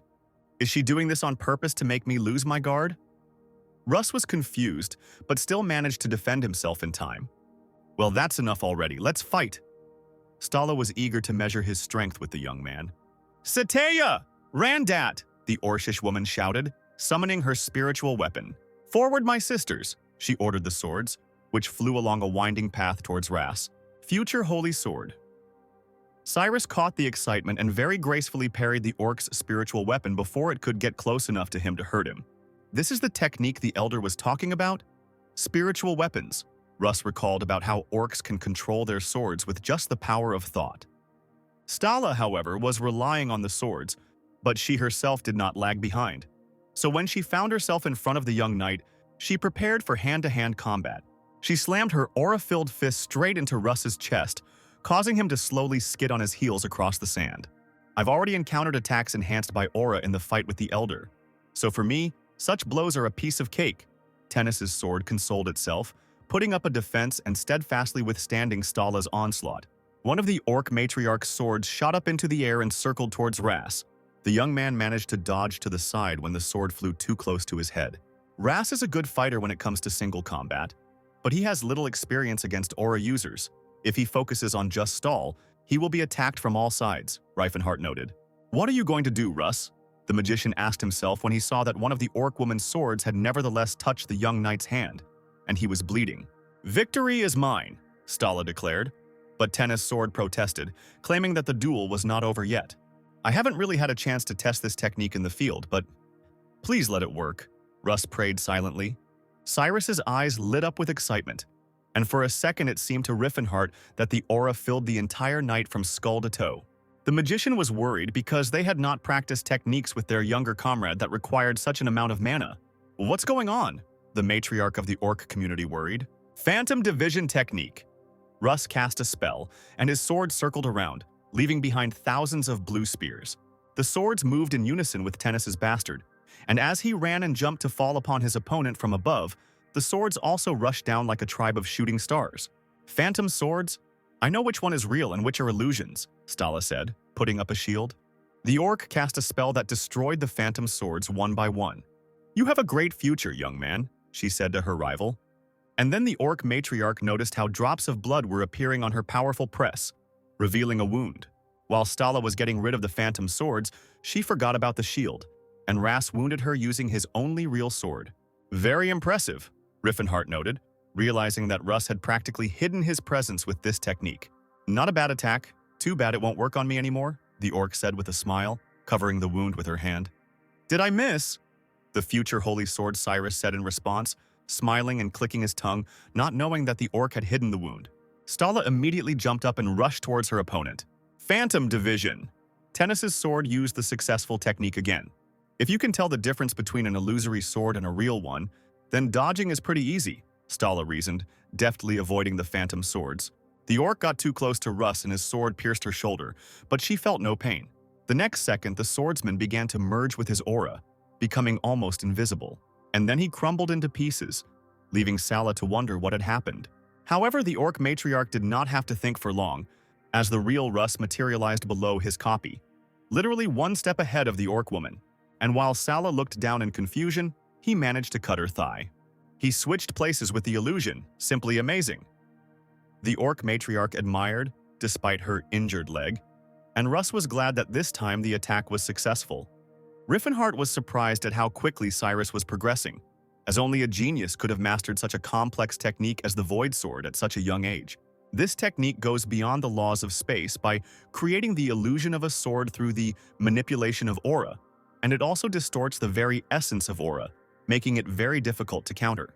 The true purpose of this technique is to move the aura to strike the enemy. This is the basis of the Void Sword technique. Considering the fact that this technique was Cyrus's signature move of the Holy Sword, this means that Russ is not that far from being the best version of himself in terms of leveling up his abilities. He must have honed it while locked away in the Great Forge for days, Riffenhart concluded, feeling ambivalent about the matter. That big guy is also blessed with a warrior spirit. If I am destined to meet him in battle a little later, then I need to finish it quickly, Stala thought, turning to Riffenhart. It was fun, but we have to finish, the orc said cheerfully, launching a huge number of blades at Russ. Fly like birds, my 12 sisters, the orc matriarch directed them. Enveloped in a purple aura, the blades rushed towards Russ as if there was a target painted on him. What the hell is this? Tennis's bastard yelled. The orc laughed, controlling the blades with her mind and dancing. 12 sharp blades flew past Russ and he closed his eyes. When the knight opened his eyes, he saw that the stone around him was cut like butter with a knife. But there was not a scratch on Russ himself. I surrender, the boy shouted, throwing down his sword and raising his hands high. The third ritual fight is won by the representative of the Blue Bear Flame, Stala declared, and her people shouted and hooted in honor of their matriarch. Then will you show me your technique? I want to see it too, Riefenhart asked Ras with a smile, but he replied that it would be useless against his older comrade because he didn't know the word dodge. If you don't try, you'll never know, the red-haired warrior said mysteriously. My turn, said Riffenhart, throwing off his hiking cloak. Wow, what a body. He doesn't even need to go through a ritual fight, we're already amazed, cooed the orcs, led by Stala. My name is Riefenhart Wild Antares. I wish to take part in the ritual fight, the red-haired warrior said in the Orcish language, while the Blue Bear matriarch lamented that traditions cannot be neglected. Wife, do you mind if I take care of him? An orc twice her size, covered in a burqa, appeared behind the matriarch. Husband, when did you manage to come here? Stala asked playfully, throwing her head back to look her husband in the eyes. It seemed to me that you were having fun here, so I watched from afar, from behind that rock. Stala's husband pointed to a boulder located 300 meters from the battle site.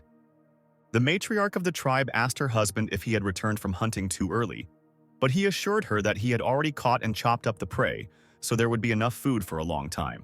I am the leader of the Blue Bear tribe, Champion Kalkin. Would you mind if I fought you in my wife's stead? The giant asked Riefenhart, throwing off his cloak to reveal his white hair, enormous biceps, and the animal skulls on his belt that were larger than any our comrades had seen today. Good! This is what I was waiting for, the red-haired warrior said, taking a fighting stance and rejoicing that he would finally fight a big guy like his master. Then let's begin, the orc shouted, drawing his giant sword and praising Riefenhart's spirit. Dream Veil, the Demon King said as he cast the spell. Kalkin fell unconscious to the ground and began to snore. It was even awkward to watch the huge orc trying to curl up into a ball.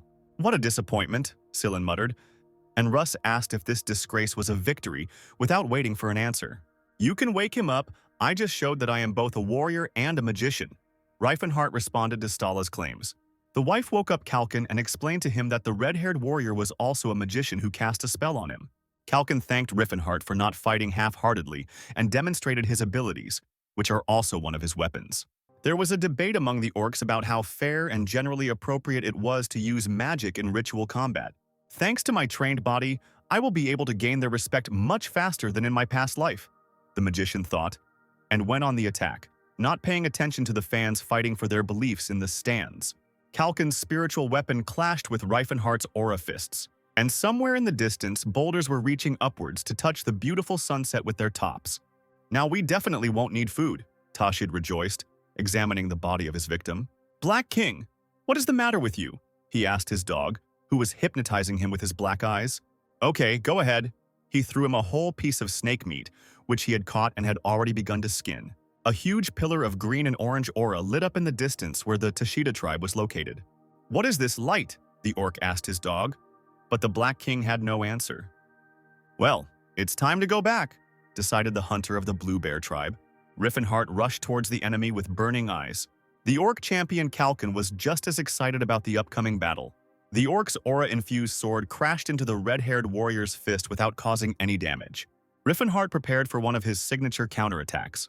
He used a chi slash, but Kalkin managed to block the attack. With amazement on his face, the orc repelled the QE bullets, amazed at the enemy's strength. Without giving his opponent a chance to come to his senses, Riffenhart went back into battle. The Demon King increased the power of his attack by using the Chain Chi Slash. The orc, skillfully using his huge sword, deflected each of the energy bullets. "Now I've definitely proven my worth, right?" the magician asked himself. "Oh spirits, come to my call, improved sleep." Riffenhart recited the spell. Kalkin passed out again, snoring loudly. Even though he has an aura, his low magic resistance is still his Achilles heel. The Demon King thought about his opponent. But then the red-haired warrior noticed the orc's strange behavior. Even though Kalkin was snoring with his eyes closed, he did not let go of his sword and continued to glow with an aura, just like his weapon. And literally a minute later, the sword of the orc patriarch struck Riffenhart in the side. The Demon King couldn't believe that his magic didn't work. Sillin and Russ watched in amazement as the owner of the aura fought in his sleep, and noted to themselves that they still had a lot to learn in this world. Who would have thought that he could use the aura to develop a conditioned reflex, Russ noted, and decided that it was worth practicing such a skill. Riffenhart was confused. He didn't remember such a technique from the orc from his past life, although perhaps Kalkin simply didn't need to demonstrate such a thing. The Demon King used one of the most powerful forms of the sleep spell, Petrified Paralysis, on the orc. At first, the orc froze, which was what the magician had hoped for. However, despite having zero magic resistance, Kalkin was in auto-combat mode and parried all attacks. "How funny," the orc laughed, coming out of his sleepy state, breaking the red-haired warrior's spell with his aura. Riffenhart could have used another spell, but he preferred to solve everything with his martial skills, so he rushed into another attack. "Finally, this is exactly what I was waiting for," the orc growled. The king of martial arts and the orc patriarch fought each with their best techniques, showing a fair and beautiful fight. The ground was cracking, rocks were flying in all directions, and a wall of dust was constantly rising around the heroes. Stones also flew at the heads of the spectators so that they would not relax any further.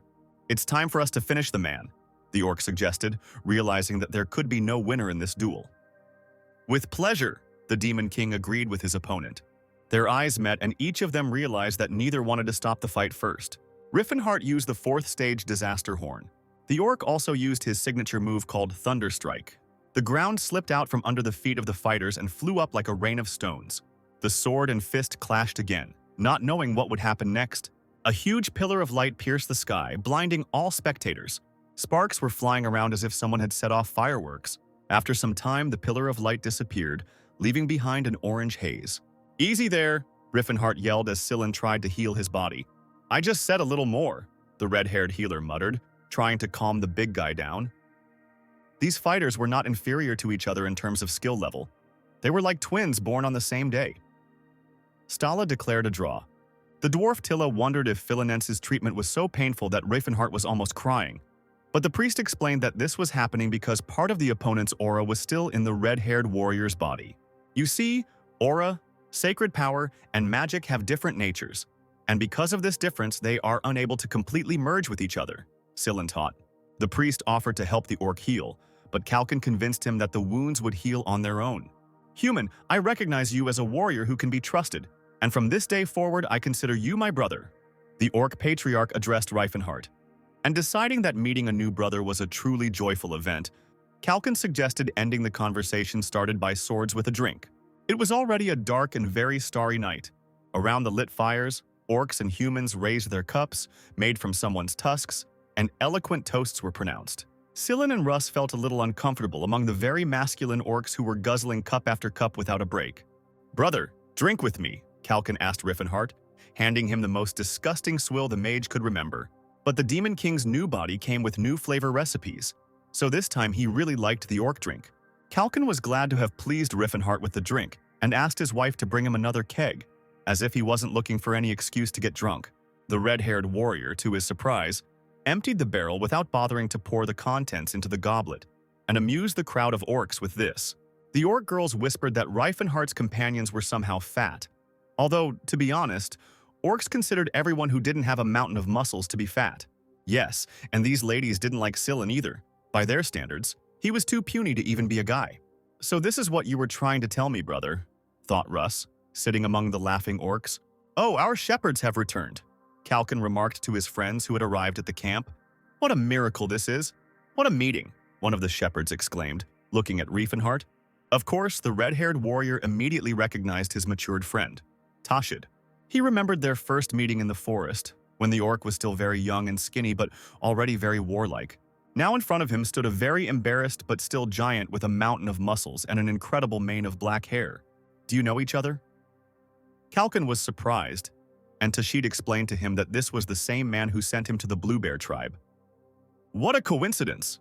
The tribal leader exclaimed joyfully and laughed. My brother, what brings you to our lands? Kalkin turned to the red-haired warrior. I want to find lands where the Blue Bear tribe could live even better, the Demon King said. And I hope that for this you can lend me your strength, he asked. So you mean to say that we will get land if we agree to fight? The Blue Bear chief clarified. To put it simply, yes, said the red-haired warrior, but he still added that his current goal was the Viscountcy of Gelfan, which bordered the great mountain of Gloten. Tashid, you grew up among people, what do you say? The chieftain asked the opinion of one of his most prominent shepherds, and he replied that he did not trust people in general, but Riefenhart was very different from them and would not lie. The chieftain agreed that the red-haired brother would not deceive the orcs, but he was still worried about the safety of the tribe, so he decided to consult with the matriarch and the blacksmith. Later, Kalkin, Riefenhart, and Tashid walked to the blacksmith's tent. Greetings, warrior, blessed with the spirit of battle. My name is Gralta. I am a blacksmith of the Blue Bear tribe. The owner of the tent introduced himself. Our new brother has shown us a new path, and for the sake of our tribe, we must make a wise decision. Kalkin explained the situation. The next morning, our travelers were already on their way. Their tribe is going to move to a safer place, and then 100 orc warriors will join us. Riefenhart briefly summarized the conversation of the previous night to his friends. Why is this guy following us? Ras asked, nodding towards Tashid, who was riding behind them on his trusty dog. And the Demon King explained that if the orcs didn't get to them in time, they would need a messenger. Elves, dwarves, and now orcs, if this continues. I wouldn't be surprised if even a troll joins us, joked the future Holy Sword Cyrus. Let's move on a few days later to the Termania tract between the Viscounty of Helfen and Fortress Sinai. Many years ago, this road was trodden by countless carts, and now it is the main trade route of the Kingdom of Croans. The two cloaked men watched from afar as a huge line of carts, accompanied by guards, moved along the highway. Only 100 soldiers as guards? Prince Jewel may seem frivolous, but he is certainly no fool. He must understand the importance of these food supplies, one of the cloaked knights reasoned. They don't even try to block my precognition spell. It looks like there are no mages among them. The second figure in the cloak was surprised, realizing that all this was strange, because very few forces were allocated for protection for such a valuable cargo. I don't even see any cavalry, and the soldiers seem too small, as if there were only children there. Maybe they decided to disguise the refugees and civilians as soldiers? The first mustachioed knight suggested. Prince Jewel is in no position to split his army now. If we attack them under cover of night, they will have a hard time, the mage noted. The enemy is nothing but brats. We only have to make a small show of force in front of them, and they will immediately run away. Don't overdo it, the mustachioed knight shouted, and several hundred cloaked figures who had been hiding in the shadows of the forest until then appeared behind him. The knights rushed into battle, urging on their horses. In the name of the true king, His Majesty Karsus, I command you to lay down your weapons and kneel, the squad leader commanded, emerging from cover and rushing into battle with Yuvel's wandering subordinates. The children's figures in cloaks did not run away, but rushed towards the knights, wanting to join the battle. The cloaks flew off from the speed of the movements of those who were underneath them, and the knights of King Karsus were amazed to see that their opponents were not children or refugees, but dwarves. What kind of psycho decided that these mole-like creatures would make excellent guards? Thought the mustachioed squad leader. The dwarves at that time did not pay attention to the surprised looks of the knights, and were already preparing for the attack. The blow of the axe landed right next to the young magician's face, terrifying him. One of the best fighting dwarves was chopping off knights' heads while spinning like a top. The mustachioed commander could not believe that a small people could be dangerous, and the eyes of the gnomes at that moment burned with rage and a request for revenge for years of humiliation. They slashed with their weapons left and right, but none of the knights engaged in a worthy fight, as they were too amazed by what was happening. "Stop panicking! It's the same old moles." The mustachioed commander was the first to come to his senses and sent the infantrymen into the attack. A huge crowd of knights rushed onto the road, running out of the forest. 800 infantrymen, that's 8 times more than us, the black-bearded dwarf calculated. But his comrade reminded him that the savior had asked him not to show his aura to people, so he would have to spend some of his strength on these knights. "Attack! These are simple gnomes. What are they even capable of?" the commander shouted, inspiring his men. The dwarves, however, were eager to prove that in battle they were clearly capable of more than people. The crowd of little people were skilled in handling axes, hatchets, and swords, so the knights had a hard time. No matter how high their fighting spirit is, they are no match for us. "It was not for nothing that I called the dwarves here," thought Reifenhart, watching the battle, driving one of the teams. The Demon King was prepared for the attack of the humans, so their army won both in mood and strategy, because the humans could not even predict that the dwarves with aura would be here. "Who commands you? A real man would not allow his people to die at the hands of inferior creatures," the mustachioed commander shouted. "This guy is getting on my nerves," muttered the black-bearded dwarf. But his comrades encouraged him, assuring him that the man did not understand anything, and there was no point in getting angry at the idiot. "I am Talcata. I will kill you," the huge orc yelled, clutching his sword. "Dirty orc spawn, don't you dare underestimate me," the mustachioed commander screeched in response. One blow of the sword was enough to silence the mustachioed man forever. "My lord, I have beheaded the enemy commander," the orc announced joyfully as he rode up to Riffenhart. "Well done," the Demon King praised Talcata. But he thought that even after training at the Tauben Trading Company, the orc's views had not changed, and he still considered him his master. It is worth taking a break from the battle to talk about what happened in the barony of Delphi a little later. At the long banquet table sat the politicians, led by Juvel's opponent, Prince Juvel. "I sincerely thank you for your help, but such a request baffles me," said Prince Juvel's grandfather, Count Phaonin. "Do you want me to officially recognize the slave race as a military force and sign a contract with them?" he asked Riffenhart, who repeated that their participation was one of the conditions for the delivery of supplies. "This is nothing but idealism that is far from reality. How can you make such unreasonable requests?" Another guest was indignant, and Phaonin grumbled that it was impossible to fight the stubbornness of magicians. "Suppose these creatures are truly capable of fighting, but there are only 100 of them. What can they achieve?" Count Phaonin continued to ask, to which the Demon King replied that there were actually 126 of them, and that the members of the Blue Bear tribe would also join them. Whispers immediately broke out around the table about how dwarves couldn't have any wishes, and how orcs were no good at all in large-scale battles. Politicians tried to reason with Riefenhart, reminding him that the lives of lower beings were expensive, and if he had nowhere to put them, they would gladly find someone who would buy them. "Are you saying that you don't trust the elves and dwarves to fight?" the magician asked, and immediately received an answer from the count that this was quite obvious. "Well then, let us prove you wrong," the Demon King smiled. "We will capture the fortress of Sinai with our own forces," Riefenhart said promisingly. "You said the Sinai fortress?" Count Phaonin said, not believing it. Riefenhart confirmed that the prince's grandfather had heard correctly. "What kind of joke is this? Do you think that the Sinai fortress is the same as some pathetic bandit camp?" The count exploded from the mage's stubbornness, reminding him that Sir Teswalt, the owner of the aura and the strongest knight of the kingdom of Croans, is currently in the Sinai fortress. "We have enough strength, believe me, and if my warriors are treated properly, they will definitely ensure victory for Prince Juvel," the red-haired warrior promised. "What nonsense! You mages don't understand anything about war." Another politician joined the argument, but Prince Jewel interrupted him. "I don't understand what exactly you don't like. What's the problem?" he asked his subjects, and received the answer that sending valuable slaves to their deaths was an unforgivable luxury. "As far as I remember, all this time supplies were much more important to us than enemies, Sir Riffenhart. You are not going to take everything with you?" the prince asked the magician. "Of course not.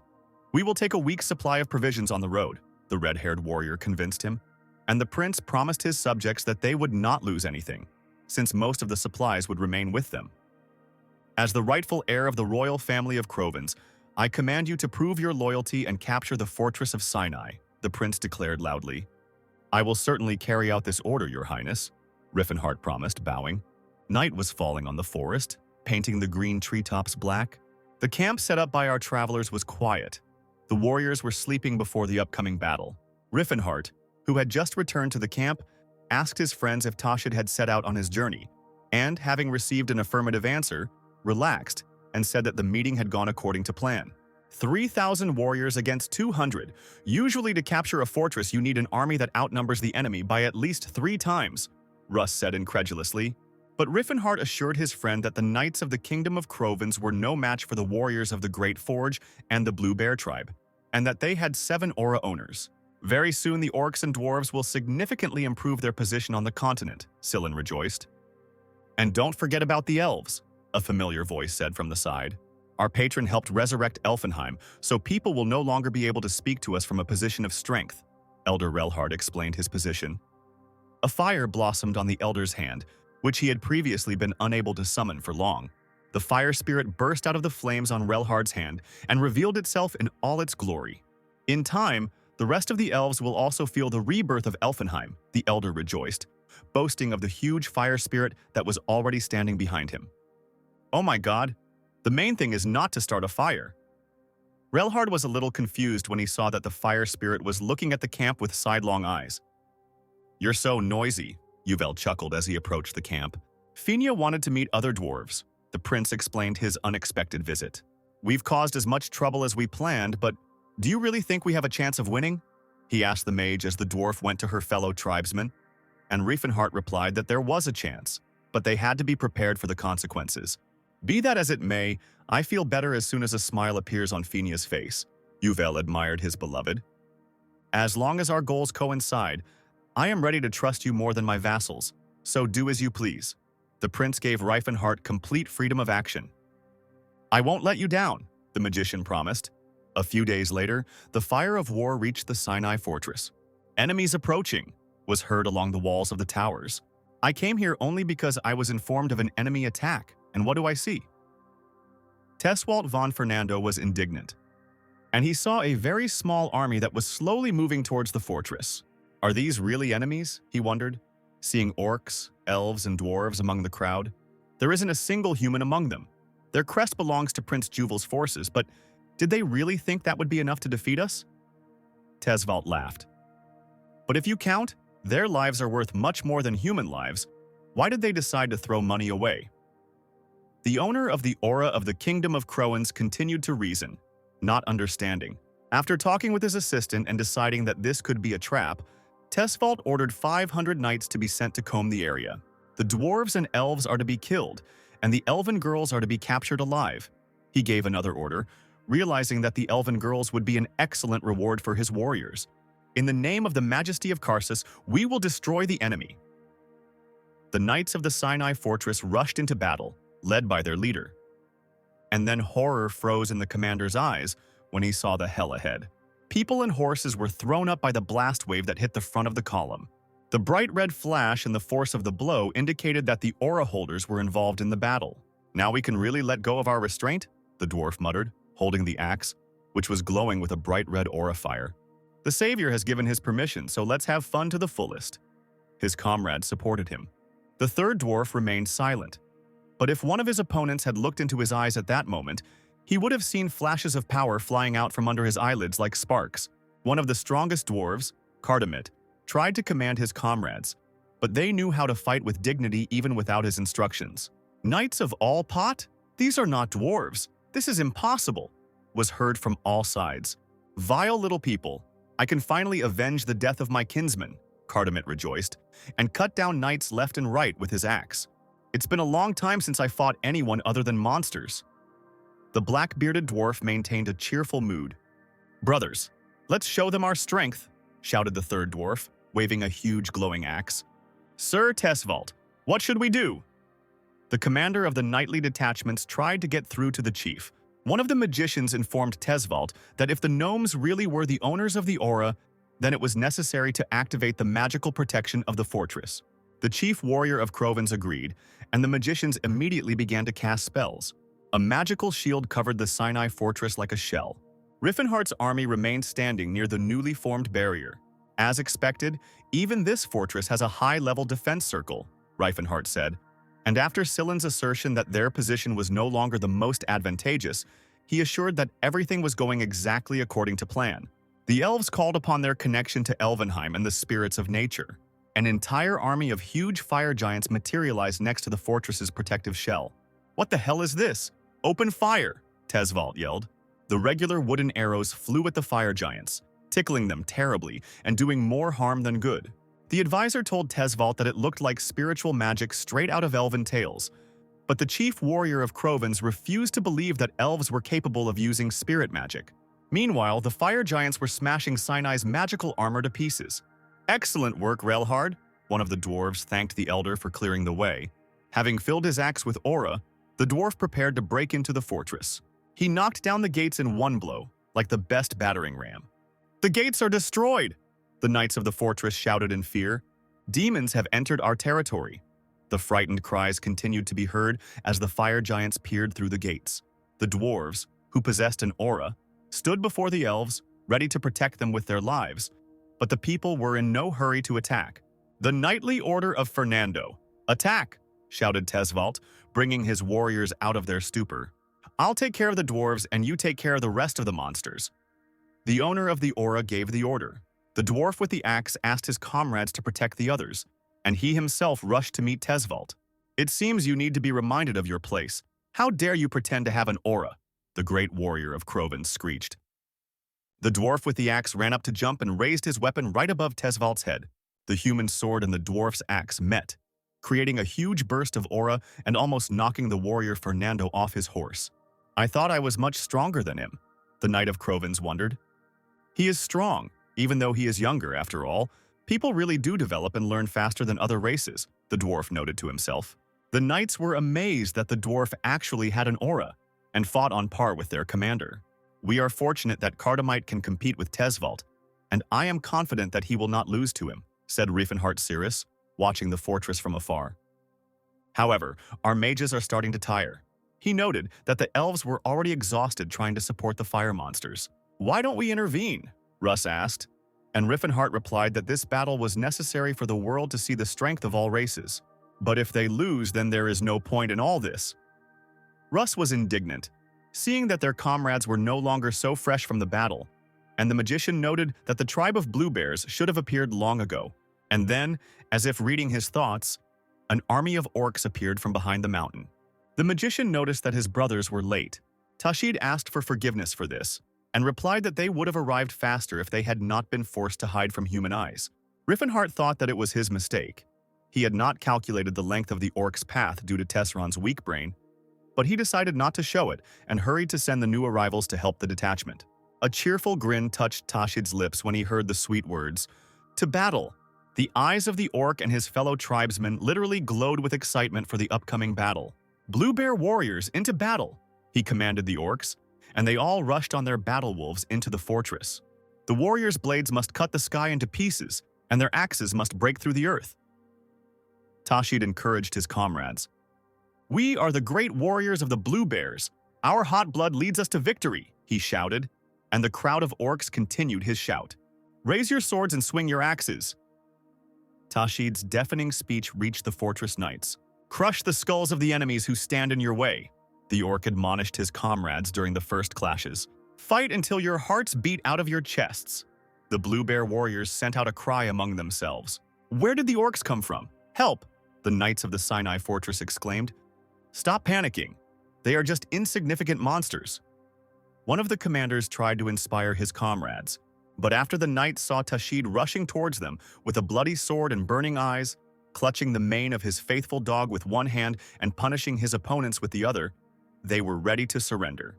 In this era, humans have no idea how other races fight, so the appearance of orcs will be a shock to them, Riefenhardt mused. Let's move to the rich and very beautiful capital of the Kingdom of Crovens, Croton. Prince Karsus had just received terrible news about what was happening in the fortress of Sinai.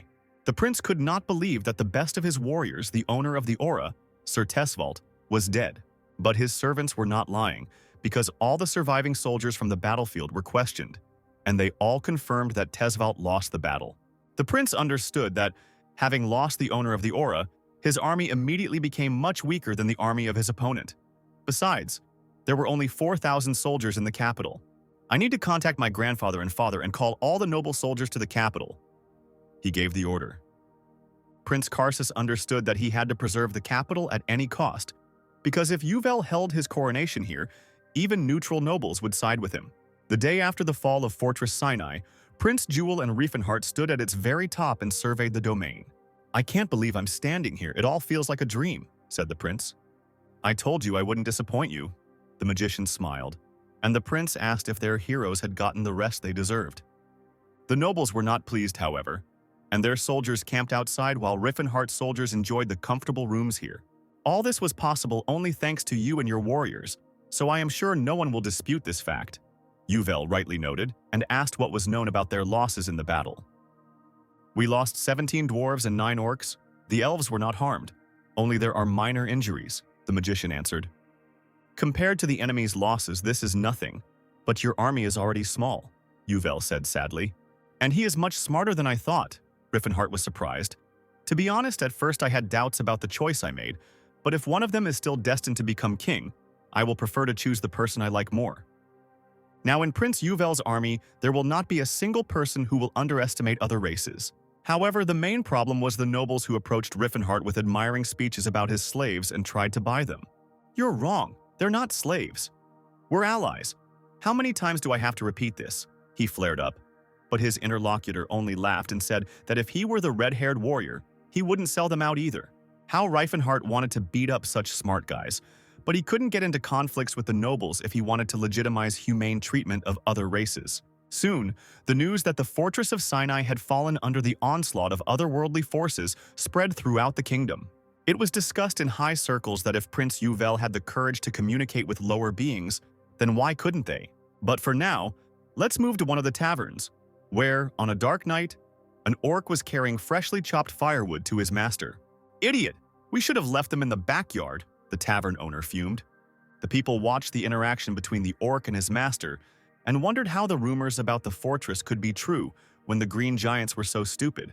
"I heard that those gnomes were controlled by St. Philinins. There are even witnesses," shared one of the interlocutors. "But the temple doesn't use slaves," his comrade doubted and saw a figure approaching them. "Excuse me, could you tell me a little more about this?" said a very tall girl, leaning towards the one who was telling the story about the priest. "Why?" the man asked, stuttering, surprised at how gigantic, yet incredibly beautiful the girl was. "I would like to know more about this Saint Philinens. Perhaps you have heard anything else about him?" she asked.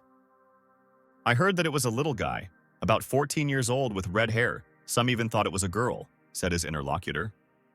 The girl squeezed the glass in her hands and it shattered into pieces, spilling wine over her interlocutors. The remaining liquid flowed down her hands, mixing with the blood. But it seemed the lady did not pay the slightest attention to it. She raised her stained hand to her lips, licking the wine. "Finally, I have found you, my fiancé Silin Phil Marsis," she exclaimed in ecstasy.